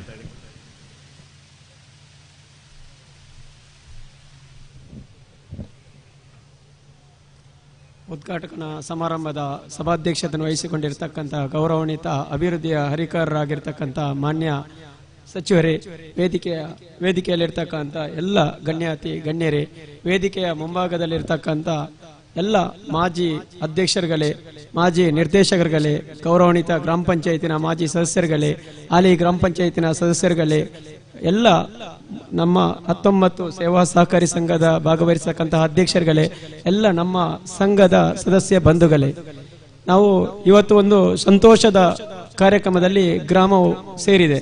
ಇದರಲ್ಲಿ 3 ಗ್ರಾಮಕ್ಕೆ ಸಂಬಂಧಪಟ್ಟಂತ ಈಗಾಗಲೇ ಪ್ರಾಸ್ತಾವಿಕದಲ್ಲಿ ನಮ್ಮ ಸಿಒ ಅವರು ಉಲ್ಲೇಖ ಮಾಡಿದ್ರು. 11 ತಿಂಗಳ ಅವಧಿಯಲ್ಲಿ ಈ ನೂತನ ಕಟ್ಟಡ ಗುದ್ದಲಿ ಪೂಜೆಗೊಂಡು ಶಂಕುಸ್ಥಾಪನೆಗೊಂಡು ಉದ್ಘಾಟನೆ ಕಾರ್ಯಕ್ರಮದಲ್ಲಿ ನಿಂತಿದೆ. ನಾನು ವಿಶೇಷವಾಗಿ ಇಲ್ಲಿ ಒಂದು ನಮ್ಮ ಸಿಬ್ಬಂದಿಯ ಬಗ್ಗೆ ಉಲ್ಲೇಖ ಮಾಡಬೇಕಿತ್ತು. ನಾವು ಕಾರ್ಯಕ್ರಮದ ನಿಮಿತ್ತ ಪ್ರಥಮವಾಗಿ ನಮ್ಮ ಸುಮಾರು 30-35 ವರ್ಷ ಸೇವೆಯನ್ನು ಸಲ್ಲಿಸಿರ್ತಕ್ಕಂಥ ನಮ್ಮ ಸಿಬ್ಬಂದಿ ಬಾಲಕೃಷ್ಣರಯ್ಯವರನ್ನು ಕೊನೆಯ ಸಂದರ್ಭದಲ್ಲಿ ಮಾಡಬೇಕಿತ್ತು. ಆದರೆ ನಾವು ಕಾರಣಾಂತರಗಳಿಂದ ಅತಿಥಿಗಳು ನಿರ್ಗಮಿಸುವ ಕಾರಣಕ್ಕಾಗಿ ನಾವು ಪ್ರಥಮವಾಗಿ ಮಾಡಿದ್ದೆವು. ಅವರ ಸೇವೆ ಬಹಳ ಈ ಸಂಘದ ಇದರಲ್ಲಿ ಇದೆ. ನಾವೆಲ್ಲರೂ ಕಾಣಬಹುದು ಇಲ್ಲಿ ಈಗಿನ ಮತ್ತೆ ಸಿಒ ಸಿಬ್ಬಂದಿಗಳು ಮತ್ತು ಆಡಳಿತ ಮಂಡಳಿ ಕಾಣಬಹುದು. ಹಿಂದೆ ಅವರದ್ದು ಬಹಳಷ್ಟು ಶ್ರಮ ಇದೆ ಮತ್ತು ಬಹಳ ಒಳ್ಳೆಯ ಸಿಬ್ಬಂದಿ ಆಗಿದ್ರು. ಅದೇ ರೀತಿ ಈಗಿರ್ತಕ್ಕಂಥ ಆಡಳಿತ ಮಂಡಳಿ ನಿಜವಾಗ್ಲೂ ಈಗಾಗಲೇ ಉಲ್ಲೇಖವನ್ನು ಮಾಡಿದ್ರು. ನಮ್ಮ APMC ಅಧ್ಯಕ್ಷರು ಗೌರವಾನ್ವಿತ ದಿನೇಶ್ ಹೇಳಿದ್ರು, ಆನಂದ್ರು ಅಧ್ಯಕ್ಷರಾಗುವಂತ ಸಂದರ್ಭದಲ್ಲಿ ಒಂದಷ್ಟು ಜನರ ಮಧ್ಯೆ ಚರ್ಚೆಗಳಾಗುತ್ತಿತ್ತು. ಇವರು ಅಧ್ಯಕ್ಷರು ಹೇಗೆ 100% ವಸೂಲಾತಿ ಮಾಡಬಹುದಾ ಎನ್ನುವಂತ ಪ್ರಶ್ನೆಗಳು ಬರ್ತಾ ಇತ್ತು. ಆದ್ರೆ ಖಂಡಿತ ಈ 3 ಗ್ರಾಮದ ಜನರ ಸಹಕಾರದಿಂದ ಇದು ಮಾಡಲಿಕ್ಕೆ ಸಾಧ್ಯವಾಗಿದೆ. ನಿಮ್ಮೆಲ್ಲರ ಸಹಕಾರ ಇಲ್ಲದ್ರೆ ಯಾವುದೇ ಆಡಳಿತ ಮಂಡಳಿ ಏನು ಮಾಡ್ಲಿಕ್ಕೆ ಅಥವಾ ಸಿಬ್ಬಂದಿ ಮಾಡ್ಲಿಕ್ಕೆ ಸಾಧ್ಯ ಇಲ್ಲ. ನೀವು ಖಂಡಿತ ಸಹಕಾರ ಕೊಟ್ಟ ಫಲ ಮತ್ತು ಒಟ್ಟು ಎಲ್ಲರ ಮಾರ್ಗದರ್ಶನ, ಇಲ್ಲಿ ವೇದಿಕೆಯ ಮುಂಭಾಗದಲ್ಲಿರ್ತಕ್ಕಂಥ ಎಲ್ಲ ಹಿರಿಯರು ಎಲ್ಲ ಪಕ್ಷಾತೀತವಾಗಿ ನಮಗೆ ಮಾರ್ಗದರ್ಶನವನ್ನು ನೀಡಿದ್ದಾರೆ. 11 ತಿಂಗಳಲ್ಲಿ ಈಗಾಗಲೇ ನಮ್ಮ ಕೇಂದ್ರ ಸಚಿವರು ಉಲ್ಲೇಖ ಮಾಡಿದ ರೀತಿಯಲ್ಲಿ ಎಲ್ಲರೂ ಸಹಕಾರವನ್ನು ಕೊಟ್ಟಿದ್ದಾರೆ. ರಾಜ್ಯಕ್ಕೆ ರಹಿತವಾಗಿ ನಮಗೆ ಸಹಕಾರದಿಂದ ಇದು ಮಾಡಲಿಕ್ಕೆ ಸಾಧ್ಯವಾಗಿದೆ. ಅದೇ ರೀತಿ ಈ ಸಂಘ ಇನ್ನಷ್ಟು ಯಶಸ್ವಿಯಾಗಲಿ. ಇದರ ಹಿಂದೆ ಎಲ್ಲ ಸಹಕಾರ ಕೊಡ್ತಕ್ಕಂಥ ಬಂಧುಗಳನ್ನು ಈ ಸಂದರ್ಭದಲ್ಲಿ ನಾವು ಆಡಳಿತ ಮಂಡಳಿಯಿಂದ ಸ್ಮರಿಸುತ್ತಾ ಯಾರ ಹೆಸರನ್ನು ಉಲ್ಲೇಖ ಮಾಡಲಿಕ್ಕೆ ಹೋಗ್ಲಿಕ್ಕೆ ಆಗುದಿಲ್ಲ. ಯಾಕೆಂದ್ರೆ ವೇದಿಕೆಯಾದ ಕಾರಣ ತುಂಬಾ ಜನ ಇಲ್ಲಿ ಇರ್ತಕ್ಕಂಥ ಮತ್ತು ನಾವು ಹಿರಿಯರು ಈಗಾಗಲೇ ಉಲ್ಲೇಖವನ್ನು ಮಾಡಿದ್ರು. ಸುಕರ್ಣ ಮೇಡಮ್ ಸ್ಥಾಪಕ ಅಧ್ಯಕ್ಷರಾಗಿರ್ತಕ್ಕಂಥ CP ಜಾರಂ ಗೌಡರ ಕಾಲದಿಂದ ಇವತ್ತಿನ ತನಕ ನಮ್ಮ ಆನಂದರ ಕಾಲ ತನಕ ಇದರಲ್ಲಿ ಬಹಳಷ್ಟು ಶ್ರಮವನ್ನು ಪಟ್ಟಂತ ಬಹಳಷ್ಟು ಹಿರಿಯರಿದ್ದಾರೆ. ಖಂಡಿತ ಎಲ್ಲರನ್ನು ಈ ಸಂದರ್ಭದಲ್ಲಿ ನಾವು ಈ ಒಂದು ಒಳ್ಳೆಯ ನೂತನ ಕಟ್ಟಡ ಸುಮಾರು 75-80 ಲಕ್ಷ ನೂತನ ಕಟ್ಟಡ ಸಂದರ್ಭದಲ್ಲಿ ಸ್ಮರಿಸುತ್ತಾ ಮುಂದೆಗೂ ತಮ್ಮೆಲ್ಲರ ಸಹಕಾರ ನಮ್ಮ ಆಡಳಿತ ಮಂಡಳಿ ಮತ್ತು ನಮ್ಮ ಗ್ರಾಮ ಪಂಚಾಯಿತಿಗೆ ನಿಮ್ಮೆಲ್ಲರ ಸಹಕಾರ ಬೇಕು. ಇದೇ ರೀತಿ ನಿಮ್ಮೆಲ್ಲರ ಸಹಕಾರವನ್ನು ಆಶಿಸುತ್ತಾ ಅವಕಾಶಕ್ಕೆ ವಂದನೆ. ಸಂಘದ ಬೆಳವಣಿಗೆ ಅದರಲ್ಲಿ ತೊಡಗಿಕೊಂಡಂತಹ ಹಿರಿಯರ ಬಗ್ಗೆ ಸ್ಮರಣೆಯನ್ನ ಮಾಡ್ತಾ ದುಡಿದಂತ ಸಿಬ್ಬಂದಿಗಳ ಬಗ್ಗೆ ಕೃತಜ್ಞತೆಯ ಮಾತುಗಳನ್ನ ಆಡುವ ಮುಖಾಂತರವಾಗಿ ಕಾರ್ಯಕ್ರಮಕ್ಕೆ ಶುಭ ಹಾರೈಸಿದಂತ ಮಾನ್ಯ ಗಣೇಶ್ ಉದ್ರಣಕ ಮಾನ್ಯ ಉಪಾಧ್ಯಕ್ಷರು ಕಾಣಿಯೂರು ಗ್ರಾಮ ಪಂಚಾಯತ್ ತಮಗೆ ಅಭಿವಂದನೆಗಳನ್ನ ಸಲ್ಲಿಸ್ತಾ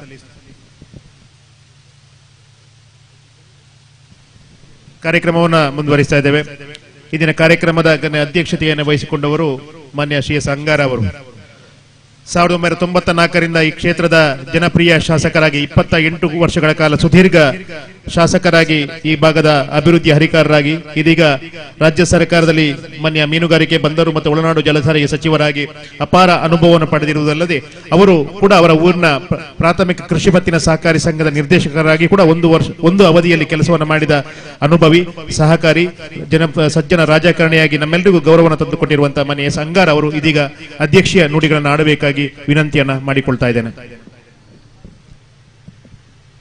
ಚಾರ್ವಕ ಪ್ರಾಥಮಿಕ ಕೃಷಿ ಪತ್ತಿನ ಸಹಕಾರಿ ಸಂಘದ ಕಾಣಿಯೂರು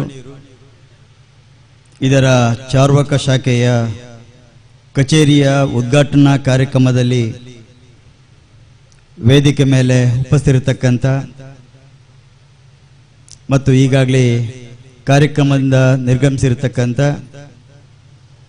ಕೇಂದ್ರದ ಸಹಕಾರ ಕೃಷಿ ಮತ್ತು ರೈತ ಕಲ್ಯಾಣ ಸಚಿವರಾಗಿರ್ತಕ್ಕಂಥ ಕುಮಾರಿ ಶೋಭಾ ಕರಂದ್ಲಾಜೆ ಅವರು, ಅದೇ ರೀತಿಯಲ್ಲಿ doctor M N Rajendra Kumar ಅವರು ಈಗಾಗಲೇ ನಿರ್ಗಮಿಸಿದ್ದಾರೆ. ಆದರೂ ಈ ಒಂದು ಸಂದರ್ಭದಲ್ಲಿ ಅವರನ್ನು ಕೂಡ ನೆನಪಿಸುತ್ತಾ ಈ ಒಂದು ಕಾರ್ಯಕ್ರಮದಲ್ಲಿ ಉಪಸ್ಥಿತಿರತಕ್ಕಂಥ ಗ್ರಾಮ ಪಂಚಾಯತಿನ ಅಧ್ಯಕ್ಷರು ಆಗಿರತಕ್ಕಂಥ ಶ್ರೀಮತಿ ಲಲಿತಾ ಅವರೇ, ಅದೇ ರೀತಿಯಲ್ಲಿ ಉಪಾಧ್ಯಕ್ಷರಾಗಿರತಕ್ಕಂಥ ಗಣೇಶ್ ಉದರ್ಕಣ್ಣವರೇ, ಸಹಕಾರ ಸಂಘದ ಉಪನಿಬಂಧಕರಾಗಿರತಕ್ಕಂಥ ಪ್ರವೀಣ್ ಬಿ ನಾಯಕ್ ಅವರೇ ಮತ್ತು ಈ ಒಂದು ಸಹಕಾರಿ ಸಂಘದ ಅಧ್ಯಕ್ಷರು ಆಗಿರತಕ್ಕಂಥ ಆನಂದಗೌಡ ಮೇಲ್ಮನೆ ಇವರೇ ಮತ್ತು ಉಪಾಧ್ಯಕ್ಷರಾಗಿರತಕ್ಕಂಥ ಮುರಳೀಧರ ಪುಂಚಿತ್ ಅವರೇ ಮತ್ತು ಸಿಒ ಆಗಿರತಕ್ಕಂಥ ಅಶೋಕ್ ಗೌಡ ಪಿ ಅವರೇ, ವೇದಿಕೆ ಮೇಲೆ ಉಪಸ್ಥಿತಿರತಕ್ಕಂಥ ಎಪಿಎಂಸಿಯ ಅಧ್ಯಕ್ಷರಾಗಿರತಕ್ಕಂಥ ದಿನೇಶ್ ಅವರೇ ಮತ್ತು ಸಹಕಾರಿ ಸಂಘದ ಸಹಾಯಕ ನಿಬಂಧಕರಾಗಿರತಕ್ಕಂಥ ಶ್ರೀಮತಿ ಸುಕನ್ಯಾ ಅವರೇ, ವೇದಿಕೆ ಮೇಲೆ ಉಪಸ್ಥಿತಿರತಕ್ಕಂಥ ಎಲ್ಲ ಅತಿಥಿಗಳೇ, ಈ ಊರಿನ ಗೌರವಾನ್ವಿತ ಹಿರಿಯರೇ, ಸಹಕಾರಿ ಬಂಧುಗಳೇ, ಪತ್ರಕರ್ತ ಸಹೋದರರೇ, ಇವತ್ತು ವಿಶೇಷವಾಗಿ ಕಾನೂರು ಚಾರ್ವಕ ಒಂದು ಸಹಕಾರಿ ಸಂಘದಲ್ಲಿ ಚಾರ್ವಕದಲ್ಲಿ ಇವತ್ತು ಶಾಖೆಯ ಒಂದು ಕಟ್ಟಡದ ಉದ್ಘಾಟನೆ.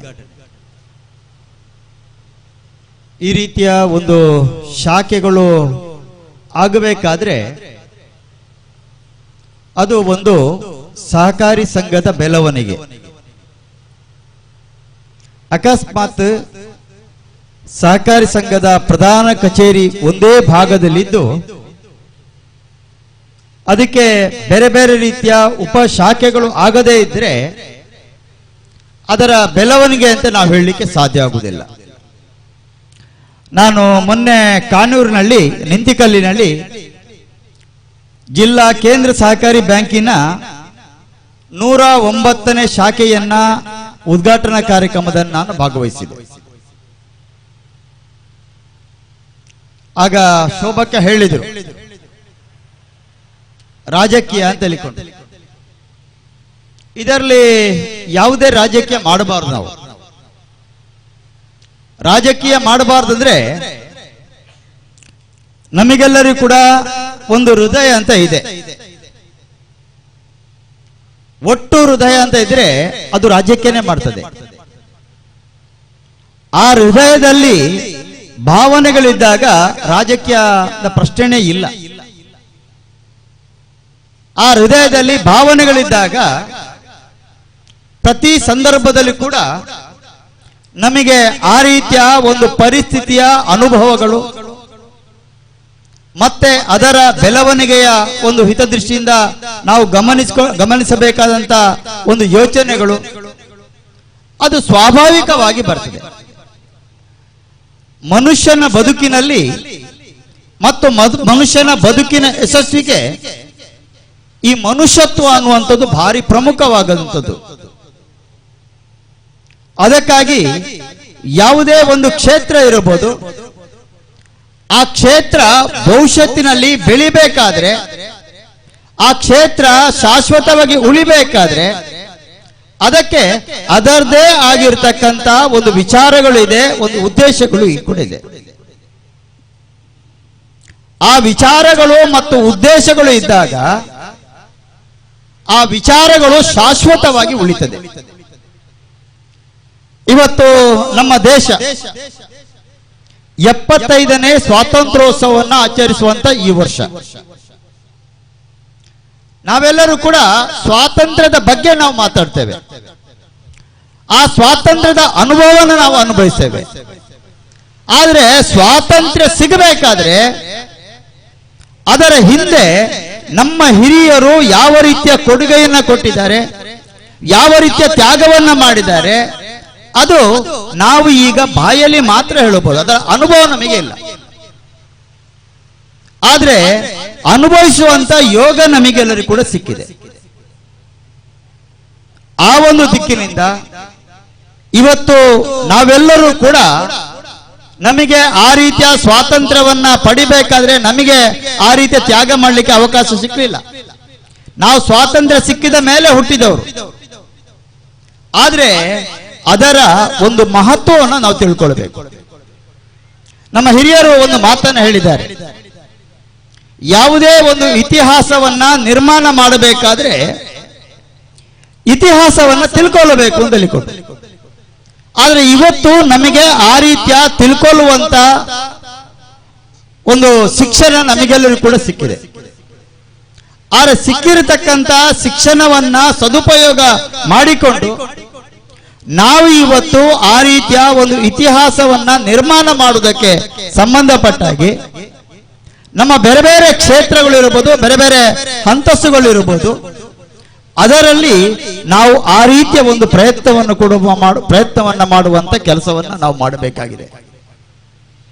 ಅದಕ್ಕಾಗಿ ಸುಮಾರು ನಮ್ಮ ಹಿರಿಯರಾಗಿರ್ತಕ್ಕಂಥ ಸಿ.ಪಿ. ಜಯರಾಮ್ ಅವರು ಸುಮಾರು 40 ವರ್ಷಗಳ ಕಾಲ ಈ ಒಂದು ಸಹಕಾರಿ ಸಂಘದ ಅಧ್ಯಕ್ಷರಾಗಿ ಆ ಸಮಯದಲ್ಲಿ ಏನು ಮಾಡಬೇಕು ಅದನ್ನ ಮಾಡಿದ್ದಾರೆ. ಆದರೆ ಈಗ ಒಂದು ಹೊಸ ಆಡಳಿತ ಮಂಡಳಿ ಬಂದಿದೆ. ಈ ಹೊಸ ಆಡಳಿತ ಮಂಡಳಿ ಬಂದಾಗ ನಮ್ಮ ಒಂದು ಅಧಿಕಾರದ ಅವಧಿಯಲ್ಲಿ ನಾವು ನಮ್ಮ ಗ್ರಾಮದ ಜನಗಳ ಒಂದು ಅಭಿವೃದ್ಧಿಗೆ, ಆರ್ಥಿಕ ಅಭಿವೃದ್ಧಿಗೆ ಸಂಬಂಧಪಟ್ಟಾಗಿ ನಮ್ಮ ಭಾಗದಲ್ಲಿರ್ತಕ್ಕಂಥ ಬೇರೆ ಬೇರೆ ರೀತಿಯ ಬೆಲೆಗಳು ಇರಬಹುದು, ಆ ಒಂದು ದಿಕ್ಕಿನಿಂದ ನಮ್ಮ ಹಂತದಲ್ಲಿ ಏನು ಯೋಚನೆಯನ್ನ ಮಾಡಿಕೊಂಡು ಏನೇನು ಮಾಡಬಹುದು ಅನ್ನತಕ್ಕಂಥ ಯೋಚನೆಯನ್ನ ಮಾಡಬೇಕು. ನಾನು ಯಾಕೆ ಹೇಳ್ತೇನೆ ಅಂದ್ರೆ, ಆಗ ಅವರು ಹೇಳಿದರು ಈ ಒಂದು FOP ಬಗ್ಗೆ ಗುರುತಿಸಿ ಅವರಿಗೆ ಒಂದು ಪ್ರಮಾಣ ಪತ್ರವನ್ನು ಕೊಡುವಂತ ಕೆಲಸ ಆಯಿತು. ಏನಪ್ಪ ಇದರ ಉದ್ದೇಶ? ರೈತರಿಗೆ ಸಂಬಂಧಪಟ್ಟಾಗಿ ಫಾರ್ಮರ್ ಪ್ರೊಡ್ಯೂಸ್ ಆರ್ಗನೈಸೇಷನ್ ಅನ್ನತಕ್ಕಂಥ ಒಂದು ಗುಂಪುಗಳನ್ನ ಕೇಂದ್ರ ಸರ್ಕಾರ ರಚನೆ ಮಾಡಲಿಕ್ಕೆ ಒಂದು ಅವಕಾಶವನ್ನು ಮಾಡಿಕೊಟ್ಟಿದೆ. ನಮಗೆ ಒಂದು ಯೋಚನೆ ಮಾಡಿಕೊಳ್ಳಿ, ದೇಶದ ಪ್ರಧಾನಮಂತ್ರಿಯವರು ಜನ್ಧನ್ ಖಾತೆಯನ್ನ ಮಾಡಬೇಕು ಅಂತ ಹೇಳಿಬಿಟ್ರು. ಆಗ ಭಾರಿ ವಿರೋಧಗಳು ಬಂತು, ಇದೆಲ್ಲ ಆಗ್ಲಿಕ್ಕೆ ಉಂಟಾ ಹೋಗ್ಲಿಕ್ಕೆ ಉಂಟಾ ಅಂತ ಹೇಳಿ. ಅಂದ್ರೆ ಯಾವುದೇ ರೀತಿಯ ಅಕೌಂಟಿನ ಅವಶ್ಯಕತೆ ಇಲ್ಲ, ದುಡ್ಡು ಹಾಕುವ ಅವಶ್ಯಕತೆ ಇಲ್ಲ. ಜೀರೋ ಬ್ಯಾಲೆನ್ಸಿನಲ್ಲಿ ಪ್ರತಿಯೊಬ್ಬ ವ್ಯಕ್ತಿ ಕೂಡ ಆ ರೀತಿಯ ಒಂದು ಬ್ಯಾಂಕಿನ ಖಾತೆಯನ್ನು ಹೊಂದಬೇಕು ಅಂತ ಹೇಳಿಕೊಡ್ತಾರೆ. ಅದರ ವಿವರಣೆಯನ್ನು ಹೇಳಲಿಕ್ಕೆ ಹೋಗ್ಲಿಲ್ಲ. ಆದ್ರೆ ಕ್ರಮೇಣ ಎಲ್ಲರೂ ಕೂಡ ಜೀರೋ ಬ್ಯಾಲೆನ್ಸ್ನಲ್ಲಿ ತಮ್ಮ ಬ್ಯಾಂಕ್ಗಳಲ್ಲಿ ಖಾತೆಯನ್ನ ಪ್ರಾರಂಭ ಮಾಡಿದರು. ಯಾರು ಖಾತೆಯನ್ನ ಪ್ರಾರಂಭ ಮಾಡಿ ನಿರಂತರವಾಗಿ ಆ ಚಾಲನೆಯ ಖಾತೆಯನ್ನ ಚಲಾವಣೆಯಲ್ಲಿ ಇಟ್ಟುಕೊಂಡು ವ್ಯವಹಾರವನ್ನ ಮಾಡಿದಾರ ಅಂತ ವ್ಯಕ್ತಿಗಳಿಗೆ ಸರ್ಕಾರದಿಂದ 5,000, 10,000, 15,000, 20,000 ಬಂದದ್ದು ಉಂಟು. ಯಾರು ಖಾತೆಯನ್ನ ಪ್ರಾರಂಭ ಮಾಡಿ ಚಾಲ್ತಿಯಲ್ಲಿ ಇಟ್ಕೊಳ್ಳಿಲ್ವಾ ಅವರಿಗೆ ಆ ರೀತಿಯ ಸಹಾಯಧನ ಬರಲಿಲ್ಲ. ಆಗ ಹೇಳಿತು ಭತ್ತನ ದುಡ್ಡು ಅಂತ ಹೇಳಿಕೊಂಡು, ಹಾಗೆ ಎಲ್ಲರಿಗೆ ಬರಲಿಲ್ಲ. ಯಾರು ಚಾಲ್ತಿಯಲ್ಲಿ ಇಟ್ಟುಕೊಂಡಿದ್ದಾರ ಅಂತಹ ವ್ಯಕ್ತಿಗಳಿಗೆ ಆ ರೀತಿಯ ಸಹಾಯಧನ ಬಂದಿದೆ. ಒಂದು. ಎರಡನೇದು, ಮಾನ್ಯ ಮುಖ್ಯಮಂತ್ರಿಗಳ ಪ್ರಧಾನಮಂತ್ರಿಗಳ ಮುಖ್ಯ ಉದ್ದೇಶದ್ದೇನು? ಭ್ರಷ್ಟಾಚಾರದ ಬಗ್ಗೆ ನಾವೆಲ್ಲರೂ ಕೂಡ ಮಾತಾಡ್ತೇವೆ. ಭ್ರಷ್ಟಾಚಾರವನ್ನ ನಿಲ್ಲಿಸುವಂತ ಏನು ಕ್ರಮ? ಅದಕ್ಕಾಗಿ ನಮ್ಮ ಎಲ್ಲ ವ್ಯವಹಾರಗಳು ಕೂಡ ಬ್ಯಾಂಕಿನ ಖಾತೆಯ ಮೂಲಕನೇ ಚಲವಣೆಯಲ್ಲಿಟ್ಟಾಗ ಅಲ್ಲಿ ಲಂಚ ಕೊಡುವಂತ ಪ್ರಶ್ನೆ ಬರುವುದಿಲ್ಲ. ಎಲ್ಲವೂ ಕೂಡ ಬ್ಯಾಂಕಿನ ಮೂಲಕನೇ ವ್ಯವಹಾರ ಆಗ್ತದೆ. ಆ ರೀತಿಯ ಒಂದು ಉದ್ದೇಶವನ್ನು ಇಟ್ಕೊಂಡು ಜನ್ಧನ್ ಖಾತೆಯನ್ನ ಪ್ರಾರಂಭ ಮಾಡಿದರು. ನಾನು ಮತ್ತೆ ಹೇಳಿದೆ, ಒಂದು ಸಂಘಟನೆಗೆ ಒಂದು ಉದ್ದೇಶ ಇರಬೇಕು, ಒಂದು ವಿಚಾರ ಇರಬೇಕು. ಇವತ್ತು ಪ್ರಧಾನಮಂತ್ರಿಯವರ ಮುಖ್ಯ ಉದ್ದೇಶ, ಇವತ್ತು ನಮ್ಮ ದೇಶದ ಜನಸಂಖ್ಯೆ ಸುಮಾರು 135 ಕೋಟಿ ಜನಸಂಖ್ಯೆ. ಎರಡನೇದು, ಅದರ ಜೊತೆಗೆ ಇವತ್ತು ನಿರುದ್ಯೋಗದ ಸಮಸ್ಯೆ.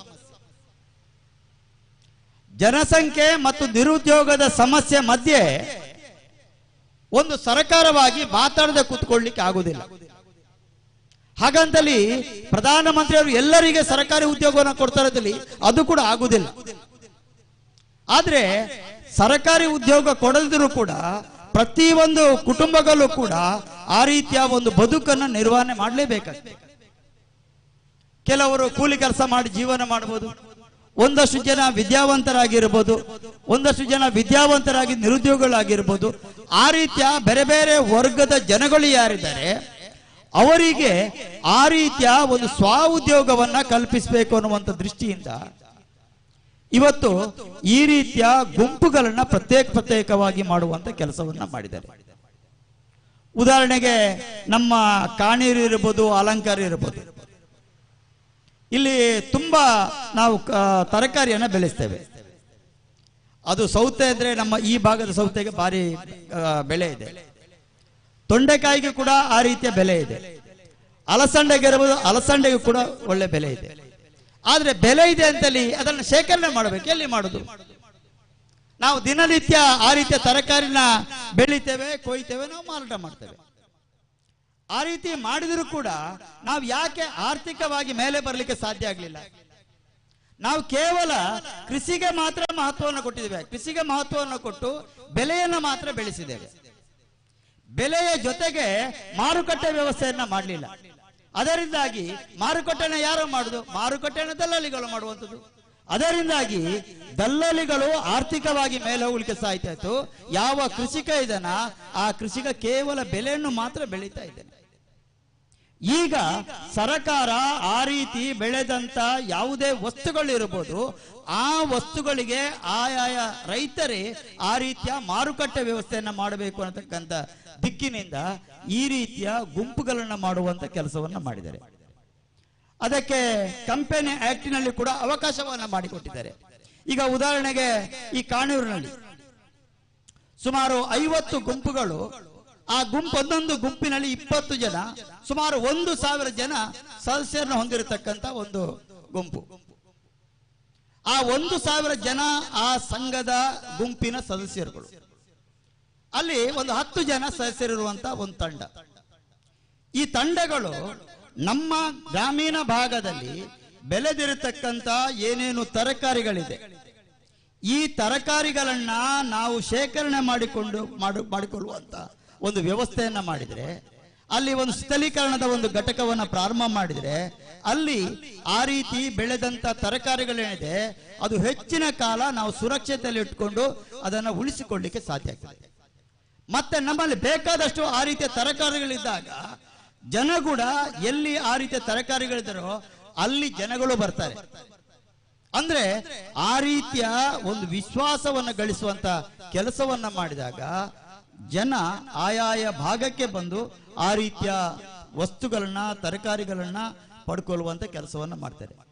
ಈಗ ಉದಾಹರಣೆಗೆ ನಾವು ಹಾಸನಕ್ಕೆ ಹೋಗ್ತೇವೆ, ಬೇಕಾದಷ್ಟು ಚೀನಿಕಾಯಿ, ತರಕಾರಿ, ಬೇರೆ ಬೇರೆ ಎಲ್ಲ ಕೂಡ ಬೇಕಾದಷ್ಟು. ನಾವೇನು ಮಾಡ್ತೇವೆ? ದೊಡ್ಡ ದೊಡ್ಡ ಕಾರ್ಯಕ್ರಮಗಳು ಅಲ್ಲಿಗೆ ಹೋಗುವಂಥದ್ದು. ಅಕಸ್ಮಾತ್ ನಾವು ಕೂಡ ಆ ರೀತಿಯ ಒಂದು ಸ್ಟೋರೇಜ್ ಅನ್ನ ಮಾಡುವಂತ ಕೆಲಸವನ್ನ ಮಾಡಿದಾಗ ನಮ್ಮ ಈ ಒಂದು 50 ಗುಂಪುಗಳಿಗೂ ಕೂಡ ಆ ರೀತಿಯ ಒಂದು ಸ್ವ ಉದ್ಯೋಗವನ್ನ ಕೊಡ್ಲಿಕ್ಕೆ ಸಾಧ್ಯ ಆಗ್ತದೆ. ಆ 50 ಗುಂಪುಗಳಲ್ಲಿ 1,000 ಜನ ಸದಸ್ಯ ಇದ್ದಾರೆ, ಅವರಿಗೆ ಕೂಡ ಆ ರೀತಿಯ ಒಂದು ಸ್ವಉದ್ಯೋಗವನ್ನು ಕಲ್ಪಿಸಿಕೊಳ್ಳಲಿಕ್ಕೆ ಸಾಧ್ಯ ಆಗ್ತದೆ. ಆ ರೀತಿಯ ಸ್ವಉದ್ಯೋಗವನ್ನು ಕಲ್ಪಿಸಬೇಕಾಗಿ ಇವತ್ತು ಕೇಂದ್ರ ಸರ್ಕಾರನು ಕೂಡ ಆ ಗುಂಪುಗಳಿಗೆ ಆ ರೀತಿಯ ಒಂದು ಸಹಕಾರವನ್ನ ಕೊಡುವಂತ ಕೆಲಸವನ್ನು ಕೂಡ ಮಾಡ್ತದೆ. ಅಂದ್ರೆ ಈ ಮೂಲಕ ನಮ್ಮ ದೇಶದ ಜನಸಂಖ್ಯೆ ಮತ್ತು ನಿರುದ್ಯೋಗದ ಸಮಸ್ಯೆಯನ್ನ ಕಣ್ಣ ಮುಂದೆ ಇಟ್ಟುಕೊಂಡು ಈ ರೀತಿಯ ಸ್ವಉದ್ಯೋಗವನ್ನ ಕೊಡಬೇಕು ಅನ್ನತಕ್ಕಂಥ ದೃಷ್ಟಿಯಿಂದ ಇವತ್ತು ಪ್ರಧಾನಿಯವರು FOP ಅನ್ನತಕ್ಕಂಥ ಒಂದು ಗುಂಪುಗಳನ್ನು ತಯಾರಿಸುವಂತ ಕೆಲಸವನ್ನ ಮಾಡಿದ್ದಾರೆ. ಅದಕ್ಕಾಗಿ ಇವತ್ತು ನನಗೆ ಕೂಡ ಮೀನುಗಾರಿಕೆ ಬಂದರು ಒಳನಾಡು ಜಲಸಾರಿಗೆ ಇಲಾಖೆ ಒಂದು ಖಾತೆಯನ್ನು ಕೊಟ್ಟಿದ್ದಾರೆ. ಈಗ ಮಾತಾಡುವಾಗ ಎಲ್ಲ ಸಮಯ ಒಂದೇ ಒಂದು ಬೆಲೆಯನ್ನ ನಂಬಿಕೊಂಡು ಇರಬಾರದು ಅಂದುಕೊಂಡು. ಯಾಕೆ ಇರಬಾರದು ಅಂದ್ರೆ ನಮ್ಮ ಭಾಗದಲ್ಲಿ ಅಡಿಕೆಗೆ ಹಳದಿ ರೋಗ ಬಂದುಬಿಟ್ಟಿದೆ. ಹಳದಿ ರೋಗ ಬಂದ ಕೂಡಲೇ ಮುಂದೆ ಅವರಿಗೆ ಯಾವುದೇ ರೀತಿಯ ಬೆಲೆ ಇಲ್ಲ, ಆದಾಯ ಇಲ್ಲ. ಆಗ ಏನು? ಆಗ ಬದಲಿ ವ್ಯವಸ್ಥೆ ಮಾಡಲೇಬೇಕಾಗ್ತದೆ. ಅದಕ್ಕೋಸ್ಕರ ನಾವು ಇವತ್ತು ನನ್ನ ಇಲಾಖೆಯಲ್ಲಿ ಕೂಡ ಈ ರೀತಿಯ ಗುಂಪುಗಳನ್ನ ರಚನೆ ಮಾಡಿಕೊಳ್ಳುವಂತ ಕೆಲಸವನ್ನ ಮಾಡಿದ್ದಾರೆ. ಮೀನುಗಾರಿಕೆ ಇಲಾಖೆಯಲ್ಲಿ ಕೂಡ ಈ ರೀತಿಯ FOPಗಳನ್ನ ನಾವು ತಯಾರಿ ಮಾಡುವಂತ ಕೆಲಸವನ್ನ ಮಾಡಿದ್ದೇವೆ. ನಾನು ನನ್ನ ಸಂಬಂಧಪಟ್ಟ ಇಲಾಖೆಯ ಅಧಿಕಾರಿಗಳಿಗೆ ಹೇಳಿದ್ದೇನೆ, ಕಳೆದ ಅನೇಕ ವರ್ಷಗಳಿಂದ ಯಾವ ಮೀನುಗಾರಿದ್ದಾರೆ ಅವರು ಮೀನನ್ನು ಹಿಡಿತಾ ಇದ್ದಾರೆ, ಆ ಮೀನಿಗೆ ಸರಿಯಾಗಿರ್ತಕ್ಕಂಥ ಮಾರುಕಟ್ಟೆಯನ್ನ ಮಾಡಲಿಕ್ಕೆ ಇಲಾಖೆಯಿಂದ ಆಗಲಿಲ್ಲ. ಆದರೆ ಈ ಬಾರಿ ನಾವು ನಮ್ಮ ಇಲಾಖೆಯಲ್ಲಿ ಕೂಡ ಯಾವ ಮೀನುಗಾರರು ಮೀನನ್ನು ಹಿಡಿತಾರ ಆ ಹಿಡಿದಂತ ಮೀನಿಗೆ ಸರಿಯಾಗಿರ್ತಕ್ಕಂಥ ಮಾರುಕಟ್ಟೆಯನ್ನ ಮಾಡಬೇಕು. ಮಾರುಕಟ್ಟೆಯನ್ನ ಮಾಡುವ ಸಮಯದಲ್ಲಿ ಮೀನು ತುಂಬಾ ದಿನ ಬಾಳ್ವಿಕೆ ಬರೋದು, ಒಂದೇ ದಿನದಲ್ಲಿ ಕೆಟ್ಟು ಹೋಗ್ತದೆ. ಆ ಮೀನು ಕೆಟ್ಟು ಹೋಗುವ ಸಮಯದಲ್ಲಿ ಅದಕ್ಕೆ ಕೂಡ ಅನೇಕ ಭಾಗಗಳಲ್ಲಿ ಆ ರೀತಿಯ ಕೋಲ್ಡ್ ಸ್ಟೋರೇಜ್ಗಳನ್ನು ಮಾಡೋದರ ಮೂಲಕ ಆ ಮೀನಿನ ಒಂದು ಗುಣಮಟ್ಟವನ್ನು ಕೂಡ ಕಾಪಾಡಬೇಕು ಅನ್ನತಕ್ಕಂಥ ದಿಕ್ಕಿನಿಂದ ಯೋಚನೆ ಮಾಡಿಕೊಂಡು ಆ ರೀತಿಯ ಕೋಲ್ಡ್ ಸ್ಟೋರೇಜ್ ಅನ್ನು ಕೂಡ ಮಾಡುವಂತ ಕೆಲಸವನ್ನು ಮಾಡ್ತೇವೆ. ಎರಡನೇದಾಗಿ ಆ ಮೀನು ಮಾರುಕಟ್ಟೆಯನ್ನು ಮಾಡಬೇಕಾದ್ರೆ ನಾವು ಸಾಗಾಟವನ್ನ ಮಾಡಬೇಕು. ಸಾಗಾಟವನ್ನು ಮಾಡಬೇಕಾದ್ರೆ ನಾವೀಗ ನಮ್ಮ ಭಾಗದಲ್ಲಿ ಸೈಕಲ್ ಅಲ್ಲಿ ಮೀನು ಹಿಡ್ಕೊಂಡು ಬೇರೆ ಬೇರೆ ಭಾಗಗಳಿಗೆ ಬಂದು ಮಾರಾಟ ಮಾಡ್ತಾರೆ. ಸಾಯಂಕಾಲ ಆಗುವ ಕೆಟ್ಟು ಹೋಗಿಬಿಡ್ತದೆ. ಆದ್ರೆ ಕೆಟ್ಟೋದ ಮೀನು ಮತ್ತೆ ಉಪಯೋಗಕ್ಕೆ ಬರಲ್ಲ. ಅದಕ್ಕೋಸ್ಕರ ಆ ರೀತಿಯಲ್ಲಿ ಬೆಳಿಗ್ಗೆಯಿಂದ ಸಾಯಂಕಾಲಕ್ಕೆ ಬಂದು ಉಳಿಕೆಯಾಗಿರತಕ್ಕಂಥ ಮೀನು ಏನಿದೆ ಆ ಮೀನನ್ನು ಕೂಡ ನಾವು ಒಣಗಿಸುವ ದೃಷ್ಟಿಯಿಂದ ನಾವು ಸೋಲಾರ್ ಡ್ರೈಯರ್ ಏನಿದೆ ಅದನ್ನು ಕೂಡ ನಾವು ಕೊಡುವಂತ ಕೆಲಸವನ್ನು ಕೂಡ ಮಾಡ್ತೇವೆ. ಆಗ ಮೀನು ಕೆಟ್ಟು ಹೋಗುವಂತ ಮೀನನ್ನು ಕೂಡ ನಾವು ಒಣಗಿಸಿ ಮತ್ತೆ ಆ ಮೀನನ್ನ ಮಾರುಕಟ್ಟೆ ಮಾಡಲಿಕ್ಕೆ ಸಾಧ್ಯ ಇದೆ. ಎರಡನೇದಾಗಿ ಮಾರುಕಟ್ಟೆ ಮಾಡುವಂತ ಸಮಯದಲ್ಲಿ ನಾವೀಗ 3 ವೀಲರ್ ಇರ್ಬೋದು, 4 ವೀಲರ್ ಇರ್ಬೋದು, ಈ ರೀತಿಯ ವಾಹನವನ್ನ ಕೊಡ್ತೇವೆ. ವಾಹನವನ್ನ ಕೊಡುವಂತ ಸಮಯದಲ್ಲಿ ಈಗ ವಾಯು ಮಾಲಿನ್ಯದ ಪರಿಸ್ಥಿತಿಯನ್ನು ನಾವೆಲ್ಲರೂ ಕೂಡ ಗಮನಿಸ್ತೇವೆ. ಎರಡನೇದು ಡೀಸೆಲ್ ಪೆಟ್ರೋಲ್ನ ಸಮಸ್ಯೆ ಕೂಡ ನಾವು ಗಮನಿಸ್ತೇವೆ. ಅದಕ್ಕೋಸ್ಕರ ಇಲೆಕ್ಟ್ರಿಕಲ್ ವಾಹನವನ್ನು ಕೂಡ ನಾವು ಖರೀದಿ ಮಾಡಿಕೊಂಡು ಆ ಇಲೆಕ್ಟ್ರಿಕಲ್ ಮೇಲೆ ನಾವು ಸೋಲಾರ್ ಪ್ಯಾನಲ್ ಹಾಕಿಕೊಂಡು ಆ ವಾಹನದಲ್ಲಿ ಕೂಡ ಕೋಲ್ಡ್ ಸ್ಟೋರೇಜ್ ಅನ್ನು ಮಾಡುವುದರ ಮೂಲಕ ನಾವು ಜನಗಳಿಗೆ ಉತ್ತಮ ಗುಣಮಟ್ಟದ ಮೀನನ್ನು ಕೊಡಬೇಕು ಅನ್ನತಕ್ಕಂಥ ದಿಕ್ಕಿನಲ್ಲೂ ಕೂಡ ಯೋಚನೆ ಮಾಡಿದೆ. ಆಗ ಈ ರೀತಿಯಿಂದ ಮಾಡುವುದರಿಂದಾಗಿ ಒಂದಷ್ಟು ಯಾರು ನಿರುದ್ಯೋಗಿಗಳಿದ್ದಾರೆ ಅವರಿಗೆ ಆ ರೀತಿಯ ಉದ್ಯೋಗವನ್ನು ಕೊಡಲಿಕ್ಕೆ ಸಾಧ್ಯ ಆಗ್ತದೆ. ನಿನ್ನೆ ಬೆಂಗಳೂರಿನಲ್ಲಿ ಬೆಳಿಗ್ಗೆ 10:30 ಗಂಟೆಗೆ ನಾವೊಂದು ಆನ್ಲೈನ್ ಅನ್ನ ಪ್ರಾರಂಭ ಮಾಡಿದೆವು. ಸುಮಾರು 27 ಜನರಿಗೆ ನಾವು ಆ ರೀತಿಯ ವಾಹನವನ್ನು ಕೊಟ್ಟಿದ್ದಾರೆ. ಯಾವುದೇ ಮನೆಯಿಂದ ದೂರವಾಣಿ ಕರೆ ಬರಲಿ, ನಮಗೆ ಈಗ ಒಂದು 2 kg ಬಂಗುಡೆ ಬೇಕು, ಒಂದು 2 kg ಬೂತಾಯಿ ಬೇಕು ಅಂತೇಳಿ ಆ ಯಾರು ಆನ್ಲೈನ್ ಫೋನ್ ಮಾಡ್ತಾರ ಅವರಿಗೆ ತಕ್ಷಣ ಅವರ ಮನೆಗೆ ಇವತ್ತು ಮೀನನ್ನು ತಲುಪಿಸುವಂತ ಕೆಲಸ. ಅಂದ್ರೆ ಈ ರೀತಿಯಲ್ಲಿ ನಾವು ಮನೆಗಳಿಗೆ ಆ ರೀತಿಯ ಮೀನನ್ನು ಒದಗಿಸಿದಾಗ ನಾವು ನಮ್ಮ ಮೀನಿನ ಮಾರಾಟದ ಒಂದು ಸಂಖ್ಯೆ ಆ ಗಾತ್ರನೂ ಕೂಡ ಜಾಸ್ತಿ ಆಗ್ತದೆ. ಅದರಿಂದಾಗಿ ನಮ್ಮ ವ್ಯವಹಾರ ಜಾಸ್ತಿ ಆಗ್ತದೆ. ಅದರ ಮೂಲಕ ನಾವು ಇವತ್ತು ಗುಣಮಟ್ಟದ ಒಂದು ಫಿಶ್ ಅನ್ನು ಮೀನನ್ನು ಕೊಡುವುದರ ಮೂಲಕ ಇವತ್ತು ನಮ್ಮ ದೇಹಗಳಿಗೆ ಆ ರೀತಿಯಾಗಿರ್ತಕ್ಕಂಥ ಪೌಷ್ಟಿಕವಾಗಿರ್ತಕ್ಕಂಥ ಒಂದು ಆಹಾರವನ್ನು ಕೊಡುವುದರ ಮೂಲಕ ಮನುಷ್ಯನ ದೇಹದಲ್ಲಿ ಕೂಡ ರೋಗ ನಿರೋಧಕ ಶಕ್ತಿಗಳು ಹೆಚ್ಚಾಗುವುದರ ಮೂಲಕ ಇವತ್ತು ಆ ರೀತಿಯ ಒಂದು ಆರೋಗ್ಯವನ್ನು ಕೂಡ ಕಾಪಾಡಲಿಕ್ಕೆ ಸಾಧ್ಯ ಆಗ್ತದೆ ಅನ್ನುವಂಥ ದೃಷ್ಟಿಯಿಂದಲೂ ಕೂಡ ಇವತ್ತು ಮೀನುಗಾರಿಕೆ ಇಲಾಖೆಯಿಂದ ಗಮನವನ್ನು ಕೊಡ್ತೇವೆ. ಅದಕ್ಕಾಗಿ ಇನ್ನೊಂದು ಪ್ರಮುಖವಾಗಿರ್ತಕ್ಕಂಥದ್ದು, ಈಗಾಗಲೇ ನಮ್ಮಲ್ಲಿ ಮಲಜಿ ಮತ್ತು ಮಡಂಜಿ, ಸಾಮಾನ್ಯವಾಗಿ ನಾವೆಲ್ಲರೂ ಕೂಡ ಮೀನು ತಿಂತೇವೆ. ಆ ಮೀನಿನ ಮಹತ್ವದ ಬಗ್ಗೆ ಯಾರು ಕೂಡ ತಿಳ್ಕೊಳ್ಳೋದಿಲ್ಲ. ಮಲಜಿ ಮತ್ತು ಮಡಂಜಿಗೆ ಭಾರಿ ರೀತಿಯ ಒಂದು ಮಾರುಕಟ್ಟೆ ಆಗ್ಲಿಕ್ಕೆ ಸಾಧ್ಯ ಇದೆ. ಯಾಕೆ ಸಾಧ್ಯ ಇದೆ ಅಂದ್ರೆ, ಈಗ ಮಲಜಿ ಮೀನಿದೆ. ಮಲಜಿ ಮೀನು ನಾನು ಸಂದು ಸುಮಾರು 4-5 ವರ್ಷ ಆಗ್ಬೋದು, ನನಗೆ ನೆನಪಿದೆ ಕರೆಕ್ಟಾಗಿ. ಆಗ ನನಗೆ ಸಣ್ಣದಿರುವಾಗ ಪೈಲ್ಸ್ ಕಾಯಿಲೆ ಇತ್ತು. ಅದಕ್ಕೆ ನನ್ನ ಅಜ್ಜಿ ಮೀನನ್ನ ಹಿಡಿದು ಬೆಳ್ತಿಗೆ ಅಕ್ಕಿಯ ಮೇಲೆ ತಂದು ಹಾಕುದು. ಆ ಮೀನು ಒದ್ದಾಡಿ ಒದ್ದಾಡಿ ಆ ಅಕ್ಕಿಯೆಲ್ಲ ಮೀನಿನ ಮೇಲೆ ಅಂಟಿಕೊಳ್ತದೆ. 1 ಗಂಟೆ 2 ಗಂಟೆ ಕಳೆದ ಮೇಲೆ ಮೀನು ಸತ್ತು ಹೋಗ್ತದೆ. ಆ ಮೀನು ಸತ್ತು ಹೋದ ಮೇಲೆ ಆ ಬೆಳ್ತಿಗೆ ಅಕ್ಕಿಯನ್ನ ಮೀನಿಂದೆಲ್ಲ ತೆಗೆಯುವುದು. ತೆಗೆದು ಆದ ನಂತರ ಆ ಬೆಳ್ತಿಗೆ ಅಕ್ಕಿಯನ್ನ ಗಂಜಿ ಮಾಡುದು. ಆ ಗಂಜಿ ಮಾಡಿ ಗಂಜಿಗೆ ಹರಸಿನ ಮತ್ತು ಸ್ವಲ್ಪ ಉಪ್ಪು ಹಾಕಿ ನಮಗೆ ಬರೇ ಹೊಟ್ಟೆಗೆ ಅದನ್ನು ಕುಡಿಲಿಕ್ಕೆ ಕೊಡುವಂಥದ್ದು. ಆ ಸಣ್ಣ ಪ್ರಾಯದಲ್ಲಿರ್ತಕ್ಕಂಥ ಕಾಯಿಲೆ ಇವತ್ತಿನವರೆಗೆ ನನಗೆ ಬರಲಿಲ್ಲ. ನಾನು ಯಾವ ಮೆಡಿಸಿನ್ ಕೂಡ ತಗೊಳ್ಳಿಲ್ಲ. ಅಂದ್ರೆ ಆ ಮಲಜಿಯಲ್ಲಿ ಆ ರೀತಿಯ ಗುಣ ಇದೆ, ಔಷಧಿ ಗುಣ ಇದೆ ಅಂತೇಳಿ ನಾವು ಯಾರು ಕೂಡ ಹೇಳುವುದಿಲ್ಲ. ಅದಕ್ಕೋಸ್ಕರ ಈಗಾಗಲೇ 24 ಜನ ಎಕ್ಸ್ಪರ್ಟ್ಗಳಿದ್ದಾರೆ, ಮೀನನ್ನ ಮಾರಾಟ ಮಾಡುವಂತ ವ್ಯಕ್ತಿಗಳಿದ್ದಾರೆ. ಅವರಲ್ಲಿ ಕೂಡ ನಾವು ಮಾತಾಡಿದ್ದೇವೆ. ಈ ರೀತಿಯ ನಾವು ಮೀನನ್ನ ಈ ರೀತಿಯ ಮೀನು ಇದೆ, ಇದನ್ನ ನಾವು ಬೆಳಿಬೇಕು ಅಂತ ಹೇಳಿ ಬೆಳೆದ ನಂತರ ಅದಕ್ಕೆ ಮಾರುಕಟ್ಟೆ ವ್ಯವಸ್ಥೆ ಮಾಡಬೇಕು. ಮಾರುಕಟ್ಟೆ ವ್ಯವಸ್ಥೆ ಮಾಡುವ ಸಮಯದಲ್ಲಿ ಆ ರೀತಿಯ ಒಂದು ಮೀನನ್ನ ಸಂರಕ್ಷಣೆ ಮಾಡುವ ದೃಷ್ಟಿಯಿಂದ ಸ್ಥಳೀಕರಣದ ಘಟಕ ಕೂಡ ಮಾಡಬೇಕು. ಅಂದ್ರೆ ಇವತ್ತು ಆ ಮಲಜಿ ಮತ್ತು ಮಡಂಜಿ ಮೀನುಗಳಿಗೆ ಹೆಚ್ಚು ನಾವು ಒತ್ತನ್ನು ಕೊಡ್ತೇವೆ. ಹೆಚ್ಚು ಒತ್ತನ್ನು ಕೊಡುವುದರ ಮೂಲಕ ನಮಗೆ ಈಗ ಈ ಒಂದು ಕೆಲಸಕ್ಕೆ ಕೂಲಿ ಆಳುಗಳ ಭಾರಿ ಕಷ್ಟ, ಕೆಲಸಕ್ಕೆ ಜನನೇ ಇಲ್ಲ. ಅಕಸ್ಮಾತ್ ಒಂದು ತೋಟದ ಕೃಷಿಯನ್ನ ಮಾಡಬೇಕಾದ್ರೆ ಕನಿಷ್ಠ ಒಂದು 10 ಎಕರೆ ಇದ್ರೆ ಒಂದು 5-6 ಜನ ಬೇಕು. ಅವರು ಬಂದ್ರೆ ಬಂದ್ರು, ಬರದ್ರೆ ಬರಲ್ಲ. ಆದ್ರೆ ನಮಗೆ ಕನಿಷ್ಠ ಒಂದು ಅರ್ಧ ಎಕರೆ ಇದ್ರೆ ಒಂದು 5-6 ಕಂಟಿಯ ಒಂದು ಆದಾಯ ಏನಿದೆ ಅದನ್ನ ಅರ್ಧ ಎಕರೆ ಒಳಗೆ ನಾವು ಮೀನನ್ನ ಉತ್ಪಾದನೆ ಮಾಡೋದ್ರ ಮೂಲಕ ನಮಗೆ ಆ ರೀತಿಯ ಇನ್ಕಮ್ ಅನ್ನು ಪಡ್ಕೊಳ್ಳಿಕ್ಕೆ ಸಾಧ್ಯ ಇದೆ. ಅದಕ್ಕೆ ಬರೇ ಗಂಡ ಹೆಂಡತಿದ್ರೆ ಸಾಕು, ನೀರಿನ ವ್ಯವಸ್ಥೆ ಇದ್ರೆ ಸಾಕು, ಮತ್ತೆ ಸಮಯಕ್ಕೆ ಸರಿಯಾಗಿ ನಾವು ಫುಡ್ ಹಾಕಿದ್ರೆ ಸಾಕು. ಆ ರೀತಿಯಲ್ಲಿ ನಮಗೆ ಆ ಒಂದು ಮೀನಿನಲ್ಲಿ ಕೂಡ ನಾವು ಆದಾಯವನ್ನು ಪಡ್ಕೊಳ್ಳಿಕ್ಕೆ ಸಾಧ್ಯ ಇದೆ. ಅದಕ್ಕಾಗಿ ನಾನು ಇಷ್ಟೇ ಹೇಳುವಂಥದ್ದು, ಇವತ್ತು ಕೇಂದ್ರ ಸರ್ಕಾರ, ರಾಜ್ಯ ಸರ್ಕಾರನೂ ಕೂಡ ಇವತ್ತು ದೇಶದ ಜನಸಂಖ್ಯೆ ಮತ್ತು ನಿರುದ್ಯೋಗದ ಸಮಸ್ಯೆಯನ್ನು ಕಣ್ಣ ಮುಂದೆ ಇಟ್ಟುಕೊಂಡು ಸರ್ಕಾರನೂ ಕೂಡ ಆ ರೀತಿಯ ಒಂದು ಸ್ವಉದ್ಯೋಗಕ್ಕೆ ಹೆಚ್ಚು ಒತ್ತನ್ನು ಕೊಡುವಂತ ಒಂದು ಸಂದರ್ಭದಲ್ಲಿ ಜನಗಳು ಕೂಡ ಮುಂದೆ ಬಂದು ಆ ರೀತಿಯ ಕೆಲಸವನ್ನ ಮಾಡಿಕೊಳ್ಳಬೇಕು. ನಾನು ಯಾಕೆ ಹೇಳ್ತೇನೆ ಅಂದ್ರೆ, ಇವತ್ತು ಧರ್ಮಸ್ಥಳ ಗ್ರಾಮಾಭಿವೃದ್ಧಿ ಸ್ವಸಹಾಯ ಸಂಘಗಳಿರ್ಬೋದು, ಶ್ರೀಶಕ್ತಿ ಗುಂಪುಗಳು ಇರ್ಬೋದು, ಎಲ್ಲರೂ ಕೂಡ ಆ ರೀತಿಯ ಗುಂಪನ್ನ ಮಾಡಿಕೊಂಡು ಈಗ ನೀವೇ ಎಲ್ಲರೂ ಕೂಡ ಯೋಚನೆ ಮಾಡಿಕೊಳ್ಳಿ. ಒಂದೊಂದು ಗುಂಪಿನವರು ಎಷ್ಟೆಷ್ಟು ಸಾವಿರ ರೂಪಾಯಿ ವ್ಯವಹಾರನ ಮಾಡೋದಿಲ್ಲ. ಹಾಗಾದ್ರೆ ಹಿಂದೆ ಯಾಕೆ ಅದನ್ನ ಮಾಡಲಿಕ್ಕೆ ಸಾಧ್ಯ ಆಗಲಿಲ್ಲ ಅಂದ್ರೆ, ಈ ರೀತಿಯ ಗುಂಪುಗಳನ್ನ ಮಾಡಿಕೊಂಡು ಈ ರೀತಿಯ ವ್ಯವಹಾರವನ್ನು ಮಾಡಬೇಕು ಅನ್ನುವಂತ ಒಂದು ಆಸಕ್ತಿಯನ್ನು ಹೊಂದಿ ಆ ರೀತಿಯ ಗುಂಪನ್ನ ಮಾಡಿಕೊಂಡು ಅದಕ್ಕೆ ಪ್ರೋತ್ಸಾಹ ಕೊಟ್ಟಾಗ ನಮಗೆ ಇಷ್ಟು ದೊಡ್ಡ ಒಂದು ವ್ಯವಹಾರವನ್ನು ಕೂಡ ಮಾಡಲಿಕ್ಕೆ ಸಾಧ್ಯ ಆಯ್ತು. ಆಗ ವಿದ್ಯಾವಂತರಲ್ಲ, ಅವಿದ್ಯಾವಂತರು ಕೂಡ ಮಾಡಲಿಕ್ಕೆ ಸಾಧ್ಯ ಆಯ್ತು.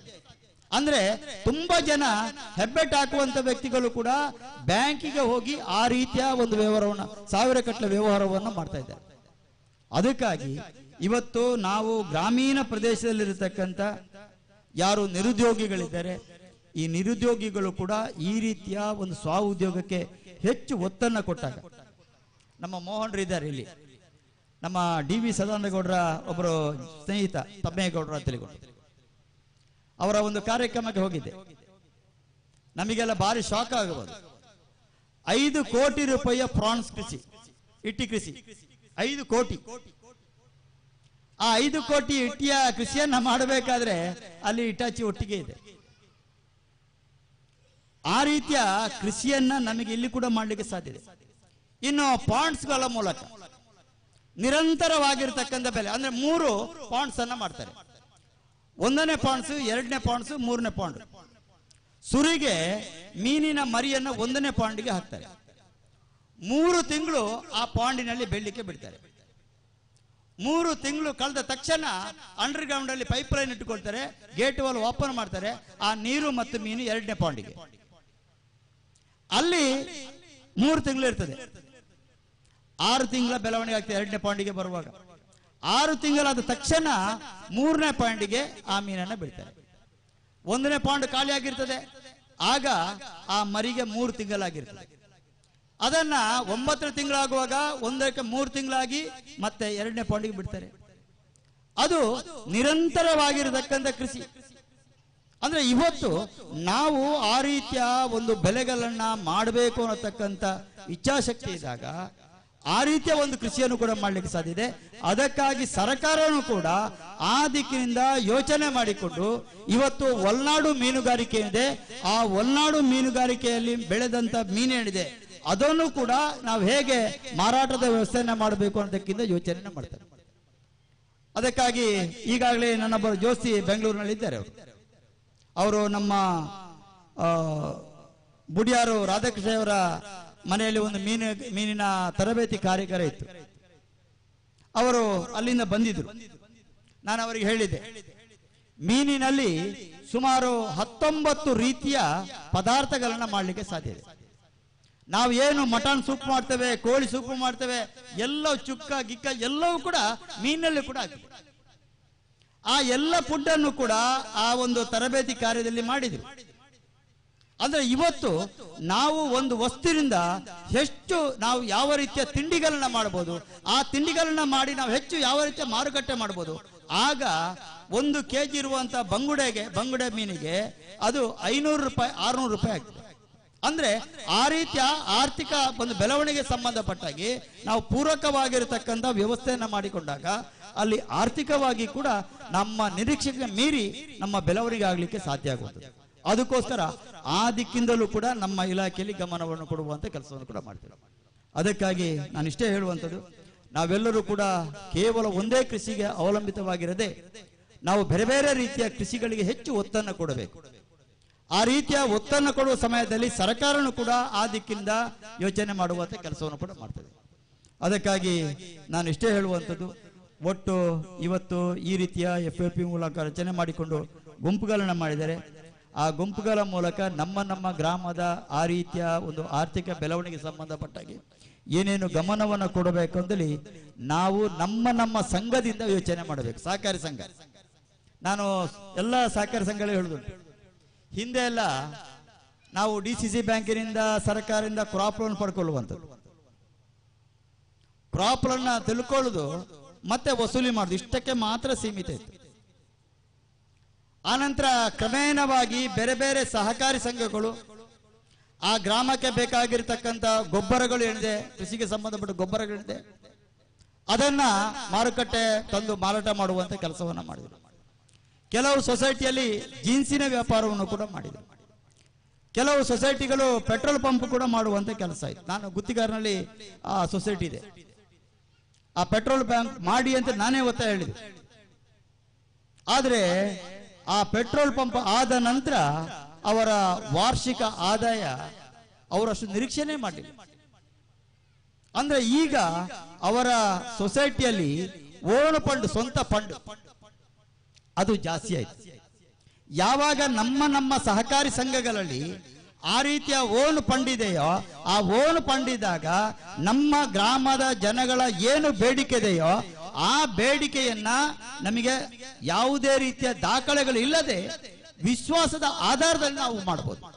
ಈಗ ಮದುವೆಗೆ ನಾವು ಒಂದು 5 ಲಕ್ಷ ಲೋನ್ ಬೇಕು, 10 ಲಕ್ಷ ಲೋನ್ ಬೇಕಾದ್ರೆ ನಾವೇನು ದಾಖಲೆ ಪತ್ರ ಸಂಗ್ರಹ ಮಾಡಬೇಕು, ಅದು ಕೊಡಬೇಕು, ಮೀಟಿಂಗ್ ಇಡಬೇಕು, ಅದು ಮಂಜೂರಾತಿ ಆಗಬೇಕು. ಮಂಜೂರಾತಿ ಆದ ನಂತರ ನಮಗೆ ಲೋನ್ ಬರುವಂಥದ್ದು. ಆದರೆ ಓನ್ ಫಂಡಲ್ಲಿದ್ದಾಗ ನಮ್ಮ ಗ್ರಾಮದಲ್ಲಿರ್ತಕ್ಕಂಥ ಸದಸ್ಯರು, ನಮ್ಮ ಗ್ರಾಮದಲ್ಲಿರುವ ಸದಸ್ಯರು ಏನು ಅವರ ವ್ಯವಹಾರ ಅಂತ ನಮಗೆಲ್ಲರಿಗೂ ಕೂಡ ಗೊತ್ತಿರ್ತದೆ. ಈಗ ಬ್ಯಾಂಕಿನಲ್ಲಿ ಅವರಿಗೆ ವ್ಯವಹಾರದ ಬಗ್ಗೆ ಗೊತ್ತಿರೋದಿಲ್ಲ. ಆದರೆ ಸಹಕಾರಿ ಸಂಘಗಳಿಗೆ ಆ ರೀತಿಯ ಯಾವ ಸದಸ್ಯರು ಹೇಗೆ ವ್ಯವಹಾರ ಮಾಡ್ತಾರೆ, ಹೇಗೆ ಕಟ್ತಾರೆ ಅನ್ನುವಂಥ ಎಲ್ಲರಿಗೂ ಕೂಡ ಗೊತ್ತಿದೆ. ಹಾಗಿದ್ದ ಕಾರಣ ನಮಗೆ ಯಾವುದೇ ರೀತಿಯ ದಾಖಲೆಗಳಿಲ್ಲದೆ ನಮ್ಮ ಸಹಕಾರಿ ಸಂಘದ ಸದಸ್ಯರಿಗೆ ಅತ್ಯಂತ ಸುಲಭದಲ್ಲಿ ನಮಗೆ ಬೇರೆ ಬೇರೆ ರೀತಿಯ ಸಹಕಾರವನ್ನು ಕೂಡ ಮಾಡಲಿಕ್ಕೆ ಸಾಧ್ಯ ಇದೆ. ಆ ರೀತಿಯಲ್ಲಿ ಮಾಡಬೇಕಾದ್ರೆ ನಮ್ಮ ಸಹಕಾರಿ ಸಂಘದ ಓನು ಫಂಡ್ ಏನಿದೆ, ಆದಾಯ ಏನಿದೆ, ಅದನ್ನ ಜಾಸ್ತಿ ಮಾಡುವಂತ ಕೆಲಸವನ್ನು ನಮ್ಮ ಸಹಕಾರಿ ಸಂಘದ ಆಡಳಿತ ಮಂಡಳಿಯವರು ಮಾಡಬೇಕು ಅನ್ನೋದಕ್ಕನ್ನು ಕೂಡ ನಾನು ಹೇಳಲಿಕ್ಕೆ ಇಷ್ಟಪಡ್ತೇನೆ. ಅದಕ್ಕಾಗಿ ನಾನು ಹೆಚ್ಚು ಮಾತಾಡಲಿಕ್ಕೆ ನಾನು ಇಷ್ಟಪಡೋದಿಲ್ಲ. ಅದಕ್ಕಾಗಿ ಬಾಲಕೃಷ್ಣರವರು ಈಗ ನಮ್ಮ CEO ಅವರಿದ್ದಾರೆ, ಎರಡನೇದಾಗಿ ಮಾತಾಡೋ ಸಮಯದಲ್ಲಿ ಆನಂದ ಗೌಡರು ಅಧ್ಯಕ್ಷರಾಗಿದ್ದಾರೆ. ಸಾಮಾನ್ಯವಾಗಿ ಟೀಕೆಗಳು ಬರ್ತದೆ. ಟೀಕೆಗಳಿಗೆ ನಾವು ಯಾರು ಕೂಡ ಜಗ್ಗಬಾರದು. ಟೀಕೆಯನ್ನ ಸವಾಲಾಗಿ ಸ್ವೀಕಾರ ಮಾಡಬೇಕು. ಸಾಮಾನ್ಯವಾಗಿ ನನಗೆ ಕೂಡ ತುಂಬಾ ಜನ ಹೇಳ್ತಿದ್ರು, ಆರ್ದಾಯ್ತು ಚಪ್ಪೆ ಅಂತ ಹೇಳಿಕೊಂಡು, ತುಂಬಾ ಜನ ಅದೇ ಚಪ್ಪೆ ಅಂತ ಹೇಳಿಕೊಂಡು. ನಾನು ಯಾಕೆ ಚಪ್ಪೆ ಅಂತ ಅದನ್ನು ಯೋಚನೆ ಮಾಡೋದಿಲ್ಲ. ನಾನು ಈ ಸ್ಥಾನದಲ್ಲಿರುವ ಸಮಯದಲ್ಲಿ ನನ್ನ ಸ್ಥಾನವನ್ನ ಅಧಿಕಾರದ ದರ್ಪವಾಗಿ ಉಪಯೋಗ ಮಾಡಬಾರದು. ನನ್ನ ಅಧಿಕಾರದ ಸ್ಥಾನವನ್ನ ನಾನು ವಿಶ್ವಾಸವನ್ನು ಗಳಿಸುವುದರ ಮೂಲಕ ಮಾಡಬೇಕು. ಆ ವಿಶ್ವಾಸವನ್ನ ಗಳಿಸುವುದರ ಮೂಲಕ ನಾನು ಅತ್ಯಂತ ಯಶಸ್ವಿಯಾಗಿ ನನ್ನ ಕಾರ್ಯಕ್ಷೇತ್ರವನ್ನು ನಿರ್ವಹಣೆ ಮಾಡಬಹುದು. ಹಾಗಂತಲ್ಲಿ ಎಲ್ಲರಿಗೆ ಎಲ್ಲ ಕೆಲಸ ಆಗ್ತದೆ ಇಟ್ಟುಕೊಳ್ಬೇಡಿ, ಅದು ಆಗುದಿಲ್ಲ. ನಾನು ಅದಕ್ಕೆ ಹೇಳಿದ್ದು, ಒಂದು ಸಹಕಾರಿ ಸಂಘ 100% ವಸೂಲಾತಿಯನ್ನ ಮಾಡಬೇಕಾದ್ರೆ ರಟ್ಟೆ ಬಲದಿಂದ ಅದು ಆಗುವುದಿಲ್ಲ, ಬಲಾತ್ಕಾರದಿಂದ ಆಗುವುದಿಲ್ಲ.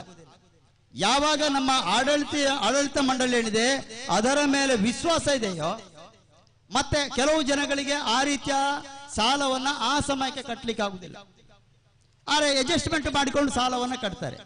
ಆ ಅಡ್ಜಸ್ಟ್ಮೆಂಟ್ ಮಾಡಿರುವ ಸಮಯದಲ್ಲಿ ಅವರಿಗೆ ಪೂರಕವಾಗಿ ನಾವು ಹೇಗೆ ಸ್ಪಂದಿಸ್ತೇವೆ, ಅದರ ಮೇಲೆ ಬೇರೆ ಬೇರೆ ರೀತಿಯಲ್ಲಿ ಬೇರೆ ಬೇರೆ ಸಾಲವನ್ನು ಪಡ್ಕೊಂಡು ಈ ಒಂದು ಸಾಲ ವಸೂಲಾತಿಗೆ ಸಹಕಾರ ಕೊಡ್ತಾರೆ.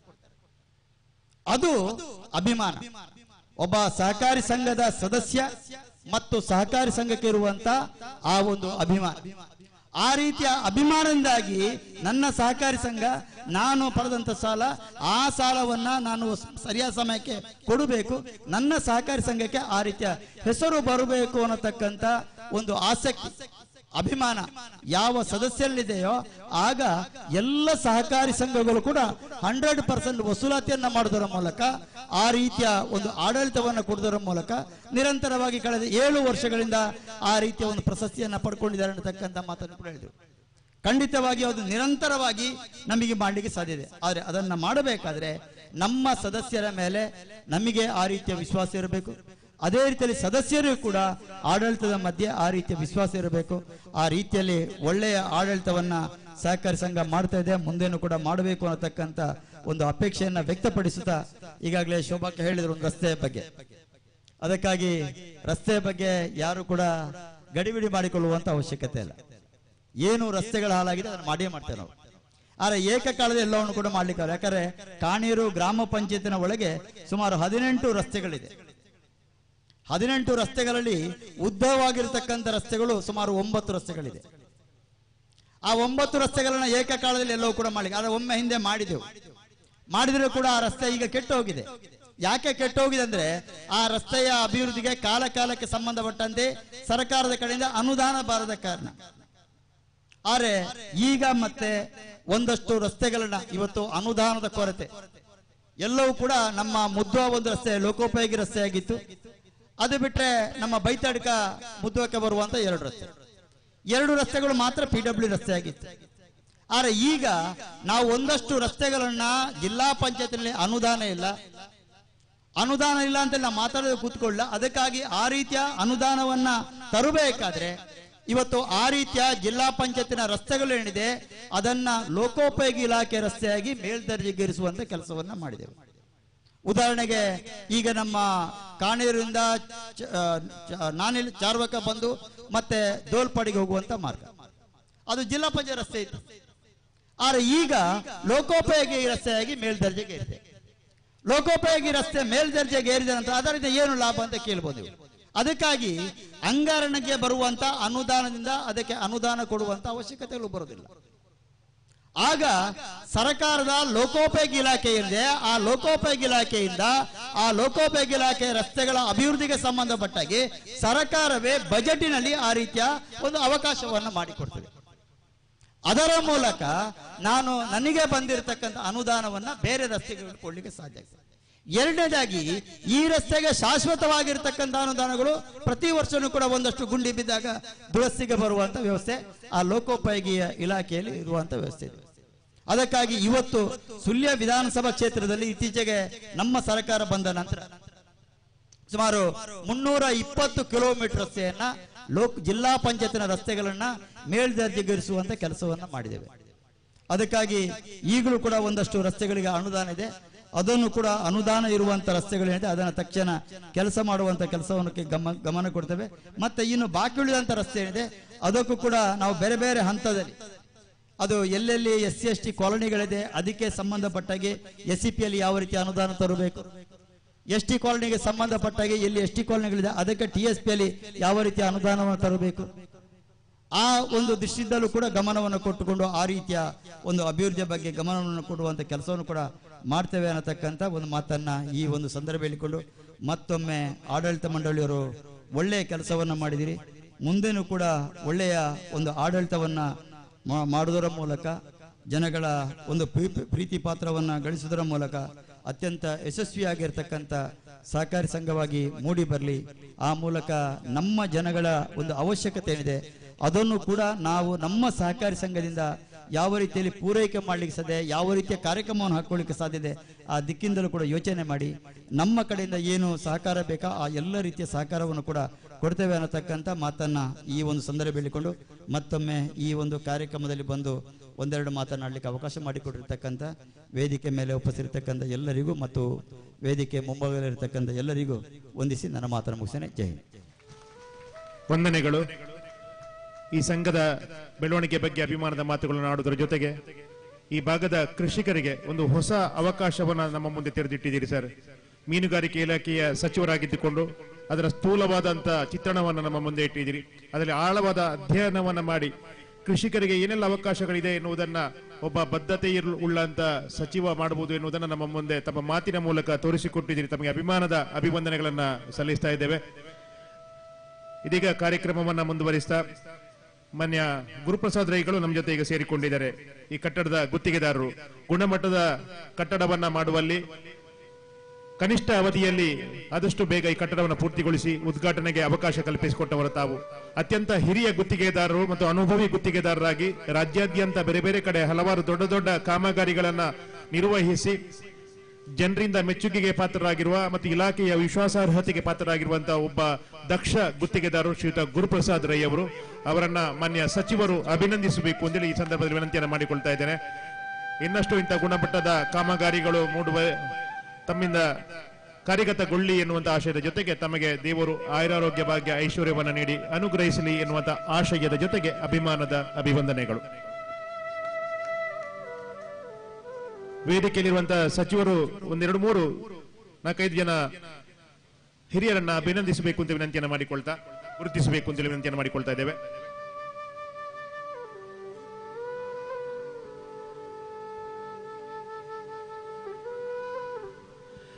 ಈ ಸಂಘದ ಬೆಳವಣಿಗೆಯಲ್ಲಿ ಕಾರಣಕರ್ತರಾದಂತಹ ಎಲ್ಲ ಹಿರಿಯರ ಬಗ್ಗೆ ಎಲ್ಲ ಅತಿಥಿ ಅಭ್ಯಾಗತರು ಉಲ್ಲೇಖ ಮಾಡಿದರು. ಇದೀಗ ನಮ್ಮ ಜೊತೆ ಇರುವಂತಹ ಮಾಜಿ ಅಧ್ಯಕ್ಷರುಗಳು ವೇದಿಕೆಗೆ ಬಂದು ಗೌರವವನ್ನು ಸ್ವೀಕಾರ ಮಾಡಿಕೊಳ್ಳಬೇಕು ಎಂದು ವಿನಂತಿಯನ್ನು ಮಾಡಿಕೊಳ್ತಾ ಶ್ರೀ ಮೋಹನಗೌಡ ಇಡ್ಯಡ್ಕ ತಾವು ವೇದಿಕೆಗೆ ಬಂದು ಈ ಸಂಘದ ಬೆಳವಣಿಗೆಯಲ್ಲಿ ತಮ್ಮೆಲ್ಲರ ಕೊಡುಗೆ ಅಪಾರವಾದಂತಹ ಕೊಡುಗೆ ಇದೆ ಎನ್ನುವುದನ್ನ ಗೌರವಪೂರ್ವಕವಾಗಿ ನಾವು ಗುರುತಿಸ್ತಾ ವೇದಿಕೆಗೆ ಬಂದು ಅಭಿಮಾನದ ಪ್ರೀತಿಯ ದ್ಯೋತಕವಾಗಿ ಗೌರವವನ್ನು ಸ್ವೀಕಾರ ಮಾಡಿಕೊಳ್ಳಬೇಕು ಎಂದು ವಿನಂತಿಯನ್ನು ಮಾಡಿಕೊಳ್ತಾ ಇದ್ದೇವೆ.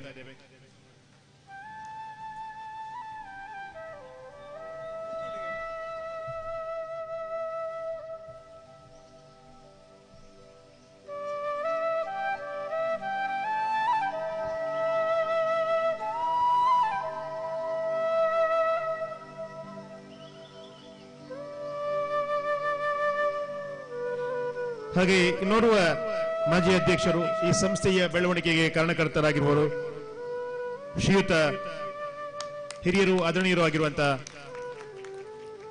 ಮೇದಪ್ಪ ಗೌಡ ಕೀಲೆ ಆದರಣೀಯರಾದಂತಹ ತಾವು ದಯವಿಟ್ಟು ವೇದಿಕೆಗೆ ಆಗಮಿಸಿ ಗೌರವವನ್ನು ಸ್ವೀಕಾರ ಮಾಡಿಕೊಳ್ಳಬೇಕು ಅಂತ ವಿನಂತಿಯನ್ನು ಮಾಡಿಕೊಳ್ತಾ ಇದ್ದೇನೆ.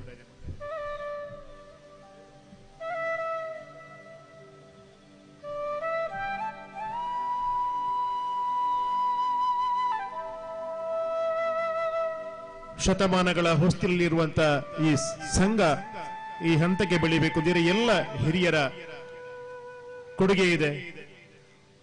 ಅದೆಷ್ಟು ಅಗಲಿದ ಚೇತನಗಳ ಕೊಡುಗೆ ಇದೆ, ಅವರ ಆಶೀರ್ವಾದ ಇದೆ ಎನ್ನುವುದನ್ನು ಈ ಸಂದರ್ಭದಲ್ಲಿ ಹೇಳುತ್ತಾ ಮಾಜಿ ಅಧ್ಯಕ್ಷರಾಗಿರುವಂತಹ ಮೇದಪ್ಪ ಗೌಡ ಕೀಲೆ ಅವರಿಗೆ ಅಭಿಮಾನದ ಅಭಿವಂದನೆ. ಇದೀಗ ವಾಸುದೇವಗೌಡ ಅಭಿಕಾರ ತಾವು ದಯವಿಟ್ಟು ವೇದಿಕೆಗೆ ಬಂದು ಪ್ರೀತಿಯ ಗೌರವದ ದ್ಯೋತಕವಾಗಿ ಗೌರವವನ್ನು ಸ್ವೀಕಾರ ಮಾಡಿಕೊಳ್ಳಬೇಕು. ತಾವು ತಮ್ಮ ಬದುಕಿನ ಬಹುಭಾಗವನ್ನ ಅಥವಾ ತಮ್ಮ ಶ್ರಮದ ಬಹುಭಾಗವನ್ನ ಈ ಸಂಸ್ಥೆಯ ಬೆಳವಣಿಗೆಗೆ ವಿನಿಯೋಗಿಸಿದ್ದೀರಿ. ತಮ್ಮ ಕೊಡುಗೆ ಅವಿಸ್ಮರಣೀಯ ಅಂತ ಹೇಳ್ತಾ ತಮ್ಮ ಈ ಬದ್ಧತೆ ಇನ್ನು ಉಳಿದಿರುವಂತ ಕಿರಿಯ ಕಾರ್ಯಕರ್ತರಿಗೆ ಆದರ್ಶ ಆಗಲಿ ಎನ್ನುವಂತ ಆಶಯದೊಂದಿಗೆ ಉದ್ದೇಶದೊಂದಿಗೆ ಈ ಗೌರವಾರ್ಪಣೆ ತಮಗೆ.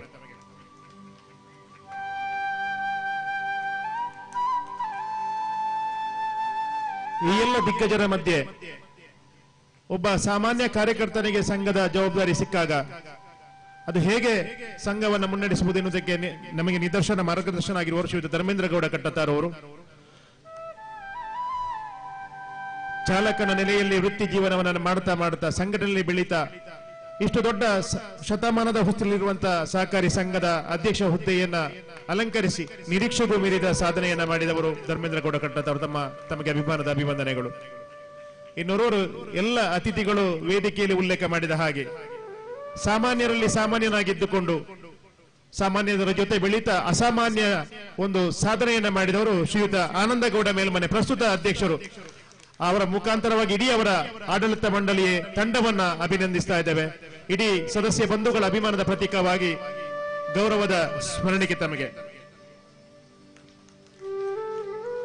ಅದೆಷ್ಟು ಅಗಲಿದ ಚೇತನಗಳ ಆ ಶ್ರಮವನ್ನ ಅವರ ಕೊಡುಗೆಯನ್ನು ಕೂಡ ಗೌರವಪೂರ್ವಕವಾಗಿ ಸ್ಮರಿಸ್ತಾ ಇದ್ದೇವೆ. ಎಲ್ಲ ಮಾಜಿ ನಿರ್ದೇಶಕರುಗಳು ಮಾಜಿ ಉಪಾಧ್ಯಕ್ಷರುಗಳ ಗೌರವವನ್ನು ಸ್ಮರಿಸ್ತಾ ಇದ್ದೇವೆ. ನಮ್ಮ ಎಲ್ಲ ಸಹಕಾರಿ ಬಂಧುಗಳಲ್ಲಿ ಒಂದು ಸಂಪ್ರದಾಯ ಇದೆ. ಅವರೆಲ್ಲರೂ ಕೂಡ ಒಂದು ಸಹಕಾರಿ ಸಂಘದಲ್ಲಿ ಕಾರ್ಯಕ್ರಮ ಆದಾಗ ಎಲ್ಲರೂ ಮನೆಯ ಕುಟುಂಬದ ವಾತಾವರಣದ ಕಾರ್ಯಕ್ರಮ ಅಂತೇಳಿ ಎಲ್ಲರೂ ಬೇರೆ ಬೇರೆ ಸಂಘದವರು ಸೇರಿಕೊಳ್ತಾರೆ. ಹಾಗೆ ಇವತ್ತು ನಮ್ಮ ಈ ಕಾರ್ಯಕ್ರಮದಲ್ಲಿ ಕೂಡ ಪುತ್ತೂರು ಕಡಬ ತಾಲೂಕಿನ ಬೇರೆ ಬೇರೆ ಸಹಕಾರಿ ಸಂಘಗಳ ಅಧ್ಯಕ್ಷ ಸಿಇಒಗಳು ನಮ್ಮ ಜೊತೆ ಇದ್ದಾರೆ. ಅವರು ವೇದಿಕೆಗೆ ಬಂದು ಸ್ಮರಣಿಕೆಯನ್ನು ಸ್ವೀಕಾರ ಮಾಡಿಕೊಳ್ಳಬೇಕು. ತಮ್ಮ ಸಹಕಾರಕ್ಕಾಗಿ ನಾವು ಕೃತಜ್ಞತೆಯನ್ನು ಸಮರ್ಪಿಸುತ್ತಾ ಸವಣೂರು ಪ್ರಾಥಮಿಕ ಕೃಷಿ ಪತ್ತಿನ ಸಹಕಾರಿ ಸಂಘದ ಅಧ್ಯಕ್ಷರಾಗಿರುವ ಗಣೇಶ್ ಟಿಂಡೋಣ್ಣಯ್ಯ ಮತ್ತು ಸಿಇಒ ಚಂದ್ರಶೇಖರ್ ಅವರು ಇದ್ದರೆ ವೇದಿಕೆಗೆ ಬಂದು ಗೌರವದ ಸ್ಮರಣಿಕೆಯನ್ನು ಸ್ವೀಕಾರ ಮಾಡಿಕೊಳ್ಳಬೇಕು. ಅದೇ ರೀತಿ ನರಿಮಗರು ಪ್ರಾಥಮಿಕ ಕೃಷಿ ಪತ್ತಿನ ಸಹಕಾರಿ ಸಂಘದ ಅಧ್ಯಕ್ಷರು ಬಾಬು ಶೆಟ್ಟಿ, ಕಾರ್ಯನಿರ್ವಹಣಾಧಿಕಾರಿ ಮಧುಕರಾಚಾರ್, ಆರ್ಯಾಪು ಸೊಸೈಟಿಯ ಅಲ್ಲಿ ಪ್ರತಿನಿಧಿಗಳಿದ್ರು ಕೂಡ ದಯವಿಟ್ಟು ವೇದಿಕೆಗೆ ಬಂದು ಗೌರವವನ್ನು ಸ್ವೀಕಾರ ಮಾಡಿಕೊಳ್ಳಬೇಕು. ಸವಣೂರು ನರಿಮಗರು, ಅದೇ ರೀತಿ ಆರ್ಯಾಪು ಮಹಮ್ಮದ್ ಅಲಿ ಮತ್ತು ಸಿಒ ಜಯಂತಿ ಅವರು, ಬನ್ನೂರಿನ ಶ್ರೀಯುತ ಈಶ್ವರ್ ಭಟ್ ಪಂಜುಗುಡ್ಡೆ ಮತ್ತು ಗೋಪಾಲಕೃಷ್ಣ ಭಟ್, ಇರ್ದೆ ಬೆಟ್ಟಂಪಾಡಿಯ ರಂಗನಾಥ ರೈ ಗುತ್ತು, ರಾಮಯ್ಯ ರೈ,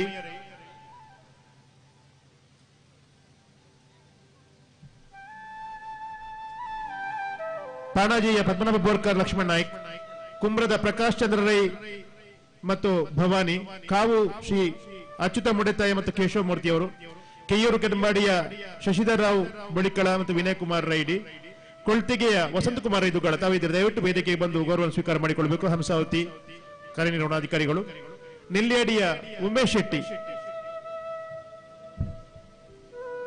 ಸಿಇಒ ದಯಾಕರ್ ರೈಗಳು ಇದ್ದಾರೆ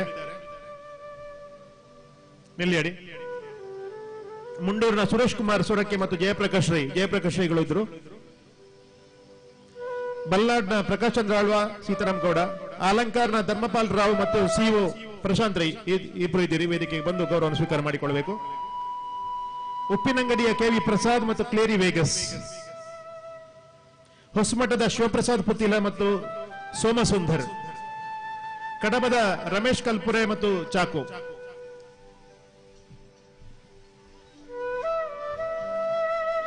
ಹೊಸಮಠದ ಶಿವಪ್ರಸಾದ್ ಪುತ್ತಿಲ ಚಾಕು ಅವರಿದ್ದಾರೆ,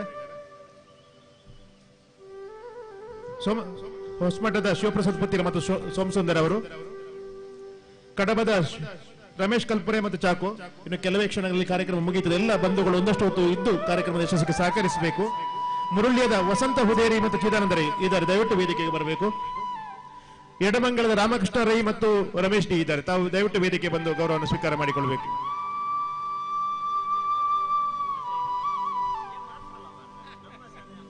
ರಮೇಶ್ ಕಲ್ಪುರೆ ಕಡಬ, ಮುರುಳ್ಯದ ವಸಂತ ಹುದೇರಿ ಮತ್ತು ಚಿದಾನಂದ ರೈಗಳಿದ್ದಾರೆ. ಎಲ್ರಿಗೂ ಸಹಭೋಜನದ ವ್ಯವಸ್ಥೆ ಕೂಡ ಇದೆ. ಅಲ್ಲಿ ಹಾಲು ಉತ್ಪಾದಕರ ಸಹಕಾರಿ ಸಂಘದ ಮುಂಭಾಗದಲ್ಲಿ ಹಾಕಿರುವಂತಹ ಶಾಮಿಯಾನದ ವ್ಯವಸ್ಥೆ ಇದೆ, ಅದನ್ನು ತಾವು ಅಲ್ಲಿ ಹೋಗಿ ಸ್ವೀಕಾರ ಮಾಡಿಕೊಳ್ಳಬೇಕು. ಇನ್ನೊಂದು ಕೆಲವೇ ನಿಮಿಷಗಳಲ್ಲಿ ಸಭಾ ಕಾರ್ಯಕ್ರಮವನ್ನು ಮುಗಿಸ್ಲಿಕ್ಕಿದ್ದೇವೆ ನಾವು.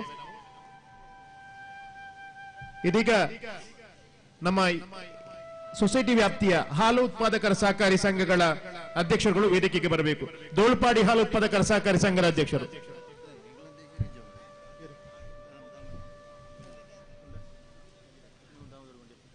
ಬಿಳಿನೆಲೆ ಪ್ರಾಥಮಿಕ ಕೃಷಿ ಪತ್ತಿನ ಸಹಕಾರಿ ಸಂಘದ ಅಧ್ಯಕ್ಷರು ದಾಮೋದರ ಗುಂಡ್ಯ ಮತ್ತು ಸಿಒ ಸುಜಾತ ಮತ್ತು ನಿರ್ದೇಶಕರು ಇದ್ದ ವೇದಿಕೆಗೆ ಬಂದು ಸ್ವೀಕಾರ ಮಾಡಿಕೊಳ್ಳಬೇಕು. ಬಿಳಿನೆಲೆ ದಾಮೋದರ ಗುಂಡ್ಯ, ಸುಜಾತ ಬಿ.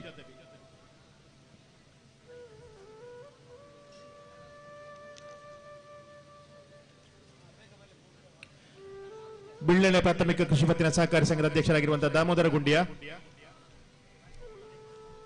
ಮತ್ತು ಸಿಒ ಜೊತೆಗಿದ್ದಾರೆ.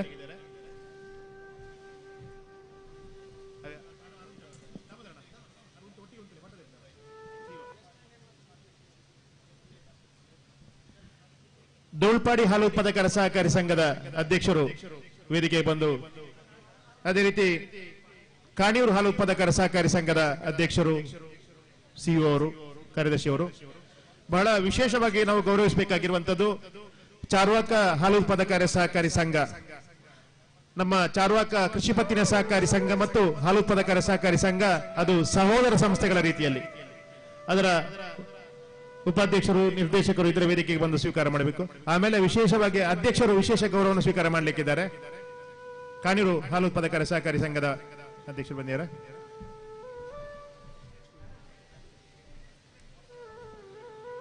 ಚಾರ್ವಾಕ ಹಾಲು ಉತ್ಪಾದಕರ ಸಹಕಾರಿ ಸಂಘದ ಕಾರ್ಯದರ್ಶಿಯವರು ಕೂಡ ಬರಬೇಕು. ಆದಷ್ಟು ಬೇಗ ಅಭಿನಂದನೆಗಳು, ಕೃತಜ್ಞತೆಗಳು.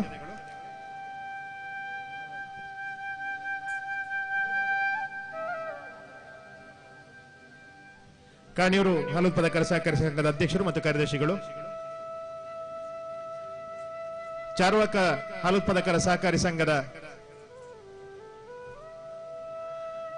ಅಧ್ಯಕ್ಷರು, ನಿರ್ದೇಶಕರು, ಕಾರ್ಯದರ್ಶಿಗಳು ಬರಬೇಕು.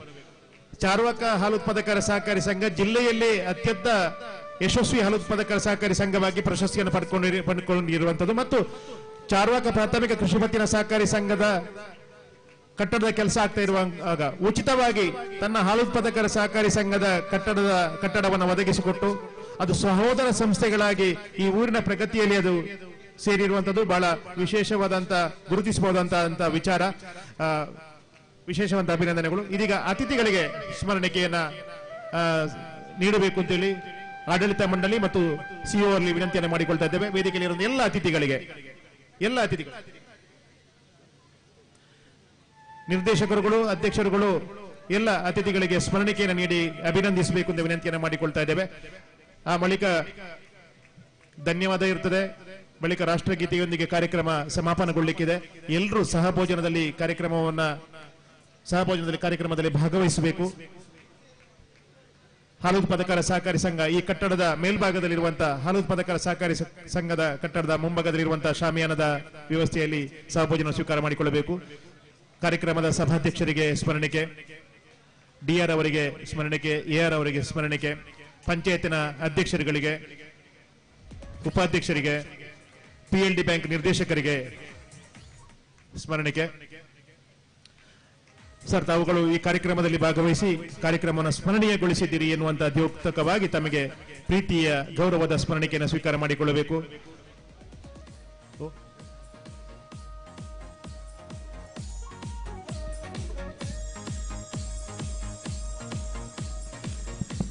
ಆತ್ಮೀಯರೇ, ತನ್ನ ಜೀವನದಲ್ಲಿ ವಿಶೇಷವಾದ ದಾನವನ್ನು ಮೈಗೂಡಿಸಿಕೊಂಡು ರಕ್ತದಾನದ ಮೂಲಕ ಹಲವಾರು ನೊಂದ ಜೀವಗಳಿಗೆ ಮರುಜೀವ ನೀಡುತ್ತಿರುವ ಇವತ್ತಿನ ನಮ್ಮ ಚಾರ್ವಾಕ ಶಾಖಾ ಉದ್ಘಾಟನಾ ಸಮಾರಂಭದ ಕಾರ್ಯಕ್ರಮ ನಿರೂಪಣೆಯನ್ನು ಅತ್ಯುತ್ತಮವಾಗಿ ಮಾಡಿದಂತ ಶ್ರೀ ರಾಕೇಶ್ ರೈ ಕೆಡಂಜಿ ಇವರಿಗೆ ಗೌರವದ ಸ್ಮರಣಿಕೆ ನೀಡಬೇಕಾಗಿ ಮಾನ್ಯ ಶಾಸಕರಲ್ಲಿ ಹಾಗೂ ಎಲ್ಲ ಅತಿಥಿಗಳಲ್ಲಿ ವಿನಂತಿಸ್ತಾ ಇದ್ದೇನೆ.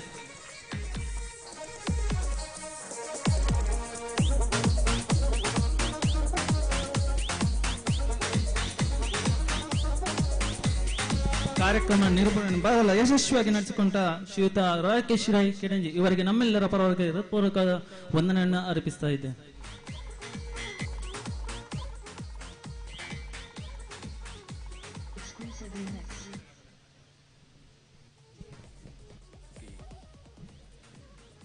ಕಾರ್ಯಕ್ರಮದ ಕೊನೆಗೆ ಧನ್ಯವಾದ ಸಮರ್ಪಣೆಯನ್ನ ನೆರವೇರಿಸಲಿಕ್ಕಿದ್ದಾರೆ ನಮ್ಮ ಮಾಜಿ ಅಧ್ಯಕ್ಷರು ಮತ್ತು ಪ್ರಸ್ತುತ ನಿರ್ದೇಶಕರಾಗಿರುವಂತಹ ಶ್ರೀಯುತ ಧರ್ಮೇಂದ್ರ ಗೌಡ ಕಟ್ಟತಾರ್ ಇವರು.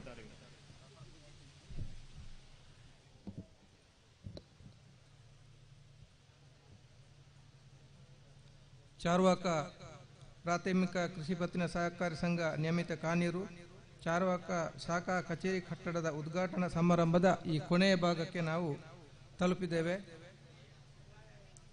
ಇವತ್ತು ಈ ಒಂದು ಸಂಸ್ಥೆ ಇಷ್ಟು ಅಭಿವೃದ್ಧಿ ಹೊಂದಬೇಕಾದ್ರೆ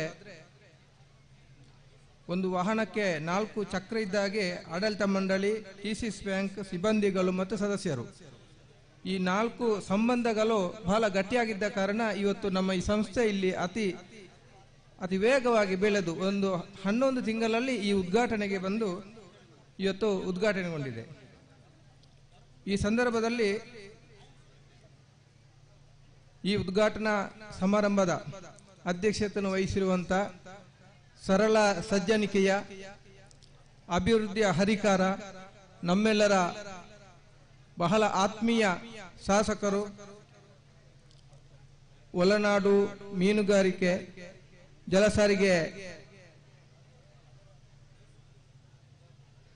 ಇದರ ನಿರ್ವಹಣೆಯನ್ನು ಮಾಡಿಕೊಂಡು ಇವತ್ತು ಬಹಳ ಈಗಾಗಲೇ ಉಲ್ಲೇಖ ಮಾಡಿದ್ರು ಮೀನುಗಾರಿಕೆ ಬಗ್ಗೆ ಬಹಳ ತಮ್ಮ ಖಾತೆಯನ್ನು ಯಶಸ್ವಿಯಾಗಿ ನಿರ್ವಹಿಸಿಕೊಂಡು ಬಂದಿರುವಂತಹ ಶ್ರೀ ಎಸ್ ಅಂಗಾರ ಇವರಿಗೆ ನಿಮ್ಮೆಲ್ಲರ ಪರವಾಗಿ ತುಂಬ ಹೃದಯದ ಅಭಿನಂದನೆಗಳು. ಅದೇ ರೀತಿ ಈಗಾಗಲೇ ದೀಪ ಪ್ರಜ್ವಲನಗೊಳಿಸಿ ನಮಗೆ ತೋಟಗಾರಿಕೆ ಕೃಷಿಯ ಬಗ್ಗೆ ಮಾಹಿತಿ ಕೊಟ್ಟಂತ ಕೇಂದ್ರದ ರಾಜ್ಯ ಕೃಷಿ ಮಂತ್ರಿಯಾಗಿರುವಂತಹ ಕುಮಾರಿ ಶೋಭಾ ಕರಂದ್ಲಾಜೆ ಇವರಿಗೆ ಕೂಡ ನಿಮ್ಮೆಲ್ಲರ ಪರವಾಗಿ ತುಂಬ ಹೃದಯದ ಧನ್ಯವಾದಗಳು. ಅದೇ ರೀತಿ ನಮ್ಮ ಈ ಸಹಕಾರಿ ಸಂಘಕ್ಕೆ ಬಹಳ ಒಂದು ಸಹಕಾರವನ್ನು ನೀಡುತ್ತಾ ಬಂದಿರುವಂತಹ ನಮ್ಮ ಜಿಲ್ಲಾ ಡಿಸಿಎಸ್ ಬ್ಯಾಂಕ್ ಅಧ್ಯಕ್ಷರಾಗಿರುವಂತಹ ಸನ್ಮಾನ್ಯ ರಾಜೇಂದ್ರ ಕುಮಾರ್ ಸಹಕಾರ ರತ್ನವನ್ನು ಪ್ರಶಸ್ತಿಯನ್ನು ಪಡೆದುಕೊಂಡಿರುವಂತಹ ಸನ್ಮಾನ್ಯ ರಾಜೇಂದ್ರ ಕುಮಾರ್ ಇವರಿಗೆ ಕೂಡ ನಿಮ್ಮೆಲ್ಲರ ಪರವಾಗಿ ತುಂಬ ಹೃದಯದ ಧನ್ಯವಾದಗಳು. ಇನ್ನೋರ್ವ ನಿರ್ದೇಶಕರು ಅವರೊಟ್ಟಿಗಿದ್ದು ಈ ಭಾಗದ ಡಿಸಿಸಿ ಬ್ಯಾಂಕ್ ನಿರ್ದೇಶಕರಾಗಿರುವಂತಹ ಶ್ರೀ ಶಶಿಕುಮಾರ್ ಬಾಲ್ಯೋಟು ಅವರಿಗೆ ಕೂಡ ತುಂಬ ಹೃದಯದ ಧನ್ಯವಾದಗಳು.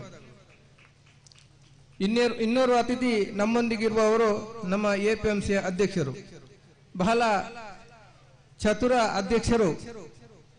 ಯಾವುದಾದರೂ ಒಂದು ಸಮಸ್ಯೆಗಳನ್ನು ಮಾನ್ಯ ಅಧ್ಯಕ್ಷರಾಗಿರುವಂತಹ ದಿನೇಶ್ ಮೆದು ಇವರಲ್ಲಿ ನಾವು ಹೇಳಿದ್ರೆ ತಕ್ಷಣ ಅದಕ್ಕೆ ಸ್ಪಂದಿಸಿ ನಮಗೆ ಸಹಕಾರವನ್ನು ಕೊಡುವಂತ ಬಹಳ ಉತ್ತಮ ರೀತಿಯ ಅಧ್ಯಕ್ಷರು. ಅವರಿಗೂ ಕೂಡ ತುಂಬ ಹೃದಯದ ಧನ್ಯವಾದಗಳು. ಅದೇ ರೀತಿ ಇವತ್ತಿನ ಕಾರ್ಯಕ್ರಮದಲ್ಲಿ ಪ್ರವೀಣ್ ನಾಯಕ್ ಮಾನ್ಯ ಸಹಕಾರ ಸಂಘಗಳ ಉಪನಿಬಂಧಕರು ಇವರು ಕೂಡ ಇದ್ದಾರೆ. ಇವರಿಗೆ ಕೂಡ ನಿಮ್ಮೆಲ್ಲರ ಪರವಾಗಿ ತುಂಬ ಹೃದಯದ ಧನ್ಯವಾದಗಳು. ಇನ್ನೋರ್ವ ಅತಿಥಿ ಶ್ರೀಮತಿ ಸುಕನ್ಯಾ ಮೇಡಮ್, ಇವರು ಆಗಲೇ ಉಲ್ಲೇಖ ಮಾಡಿದರು, ಕಳೆದ ಚುನಾವಣೆಯ ಸಂದರ್ಭದಲ್ಲಿ ನಮಗೆ ಬಹಳ ಯಶಸ್ವಿಯಾಗಿ ಚುನಾವಣೆ ನಡೆಸಿಕೊಟ್ಟಿದ್ದಾರೆ. ಒಂದಷ್ಟು ಗೊಂದಲಗಳ ಮಧ್ಯೆ ಇಲ್ಲಿ ಸ್ವಲ್ಪ ಗೊಂದಲಗಳಿದ್ದು ಚುನಾವಣಾ ಸಂದರ್ಭದಲ್ಲಿ ಎಲ್ಲವನ್ನು ಅಚ್ಚುಕಟ್ಟಾಗಿ ನಡೆಸಿಕೊಂಡು ಈ ಸಂಸ್ಥೆಗೆ ಸಹಕಾರವನ್ನು ಕೊಟ್ಟಿರುವವರು ಶ್ರೀಮತಿ ಸುಕನ್ಯಾ ಮೇಡಮ್, ಅವರಿಗೆ ತುಂಬ ಹೃದಯದ ಧನ್ಯವಾದಗಳು. ಇನ್ನೋರ್ವ ಅತಿಥಿ ನಮ್ಮ ಪಂಚಾಯತ್ ಅಧ್ಯಕ್ಷರು ಶ್ರೀಮತಿ ಲಲಿತಾ, ಇವರು ಕೂಡ ಬಹಳ ಸರಳ ಸಜ್ಜನಿಕೆಯ ವ್ಯಕ್ತಿ ಹೌದು, ನಮ್ಮೂರಿನ ಜನಪ್ರತಿನಿಧಿ ಹೌದು, ಅವರಿಗೆ ಕೂಡ ತುಂಬ ಹೃದಯದ ಧನ್ಯವಾದಗಳು. ಇನ್ನೋರ್ವ ನಮ್ಮ ವೇದಿಕೆ ಅತಿಥಿ ಗಣೇಶ್ ಉದುನಡ್ಕ, ನಮಗೆಲ್ಲ ಚಿರಪರಿಚಿತರಾದಂತಹ ಬಹಳ ಉತ್ತಮ ರೀತಿಯಲ್ಲಿ ಪಂಚಾಯತ್ನಲ್ಲಿ ನಿರ್ವಹಣೆ ಮಾಡಿಕೊಂಡು ಪಂಚಾಯತ್ನ ಯಾವುದೇ ಅಭಿವೃದ್ಧಿ ಕೆಲಸದ ಬಗ್ಗೆ ಬಹಳ ಮುತುವರ್ಜಿಯಿಂದ ಜನರಿಗೆ ಸೇವೆಯನ್ನು ಒದಗಿಸುವಲ್ಲಿ ಬಹಳ ಯಶಸ್ವಿಯನ್ನು ಕಂಡಂತ ಧೀಮಂತ ನಾಯಕ ಅಂತ ಹೇಳಿ ಹೇಳ್ಬೋದು. ಇವರಿಗೆ ಕೂಡ ತುಂಬ ಹೃದಯದ ಧನ್ಯವಾದಗಳು. ಅದೇ ರೀತಿ ಇನ್ನೋರ್ವ ಅತಿಥಿ ದೇವಯ್ಯ ಖಂಡಿಗ, PLD ಬ್ಯಾಂಕ್ ನಿರ್ದೇಶಕರು, ನಮ್ಮ ಆತ್ಮೀಯರು ಹೌದು, ಅವರಿಗೆ ಕೂಡ ತುಂಬ ಹೃದಯದ ಧನ್ಯವಾದಗಳು. ಧನಂಜಯ ಕೇನಾಜ, ಈ ಹಾಲು ಉತ್ಪಾದಕರ ಸಹಕಾರ ಸಂಘದ ಅಧ್ಯಕ್ಷರು, ಇವರಿಗೆ ಕೂಡ ತುಂಬ ಹೃದಯದ ಧನ್ಯವಾದಗಳು. ಇವತ್ತು ನಮ್ಮ ಈ ಸಮಾರಂಭದಲ್ಲಿ ಕಡಬ ಹಾಗೂ ಪುತ್ತೂರು ಎಲ್ಲ ಸಹಕಾರ ಸಂಘಗಳ ಅಧ್ಯಕ್ಷ ಉಪಾಧ್ಯಕ್ಷರು ಇದ್ದಾರೆ, ಅವರು ಕೂಡ ಧನ್ಯವಾದಗಳು. ಅದೇ ರೀತಿ ಈ ಸಂಘದಲ್ಲಿ ಇವತ್ತಿನ ಕಾರ್ಯಕ್ರಮದಲ್ಲಿ ನಮ್ಮ ಹಾಲು ಉತ್ಪಾದಕರ ಸಂಘದ ಅಧ್ಯಕ್ಷರು ಉಪಾಧ್ಯಕ್ಷರು ಕೂಡ ಇದ್ದಾರೆ, ಅವರಿಗೆ ಕೂಡ ಧನ್ಯವಾದಗಳು. ಅದೇ ರೀತಿ ಇವತ್ತು ನಮಗೆ ಈ ಕಾರ್ಯಕ್ರಮ ನಿರೂಪಣೆ ಮಾಡಿದಂತ ರಾಕೇಶ್ ರೈ ಕೆಡಿಂಜಿ ಈಗಾಗಲೇ ಉಲ್ಲೇಖ ಮಾಡಿದ್ರು, 58 ಸಲ ರಕ್ತದಾನ ಮಾಡಿದ್ದಾರೆ. 58 ಸಲ ರಕ್ತದಾನ ಮಾಡಿ ಮಾದರಿಯಾಗಿದ್ದ ಅಂತ ನಮ್ಮ ರಾಕೇಶ್ ರೈ ಅವರಿಗೆ ಕೂಡ ಅಭಿನಂದನೆಗಳು ಹಾಗೂ ಧನ್ಯವಾದಗಳು. ಅದೇ ರೀತಿ ಇವತ್ತಿನ ಈ ಕಾರ್ಯಕ್ರಮದಲ್ಲಿ ನಮ್ಮದು ಇರುವಂತಹ ಪತ್ರಿಕಾ ಮಾಧ್ಯಮ ಮಿತ್ರರಿಗೆ ಕೂಡ ತುಂಬ ಹೃದಯದ ಧನ್ಯವಾದಗಳು.